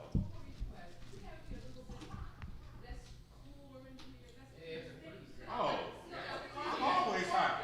Yeah. All y'all had to do was just tell my man, she would have, like, Ira was like, ain't that the error? Yeah, but it's. Oh, I'm sorry, y'all. Well, I'll let them know. What time is it? I mean, what's the temperature on that? Alright, so we'll tell them next time, maybe 72. What y'all think? Maybe 72 might work better next time? So I'll make sure that they know we can't do 68 because it's more Israelites than Gentiles here. Yes. Anything else, anybody? Alright, y'all. We'll wait on Ira and then we'll close out. Since we not at the bottom today, we'll wait on Ira. Lucius, what's your name? Hey, yes, sorry. Tessie?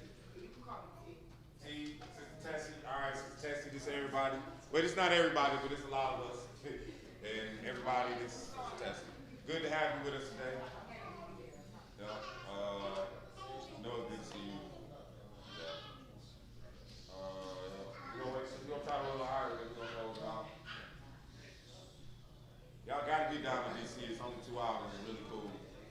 I thought you was gonna get there, Dale. It's there. Is DC closer to you than this? Oh, really? Okay.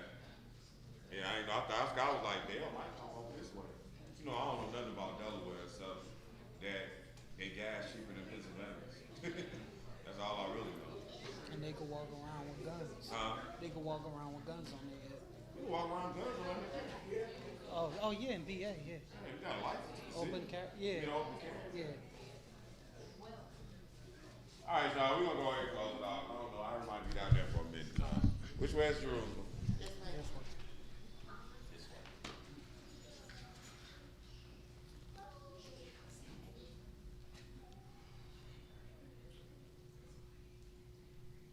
Our Father which art in heaven. Our Father which art in heaven. Hallowed be thy name. Hallowed be thy name. Thy kingdom come. Thy kingdom come. Thy will be done in earth. Thy will be done in earth. As it is in heaven. As it is in heaven. Give us this day our daily bread. Give us this day our daily bread. Forgive us our debts. Forgive us our debts. As we forgive our debtors. As we forgive our debtors. And lead us not into temptation. And lead us not into temptation. But deliver us from evil. But deliver us from evil. For thine is the kingdom. For thine is the kingdom. And the power. And the power. And the glory forever. And the glory forever. Praise the Lord. Praise the Lord. For he is good. For he is good. And his mercy endures forever. And his mercy endures forever. Praise the Lord God of Israel. Praise the Lord God of Israel. For he is good. For he is good. And his mercy endures forever. And his mercy endures forever. In Jesus' name we pray. In Jesus' name we pray. The Holy One of Israel. The Holy One of Israel. The Mighty One of Jacob. The Mighty One of Jacob. The King of Kings. King of Kings. And Lord of Lords. And Lord of Lords. Amen. Amen.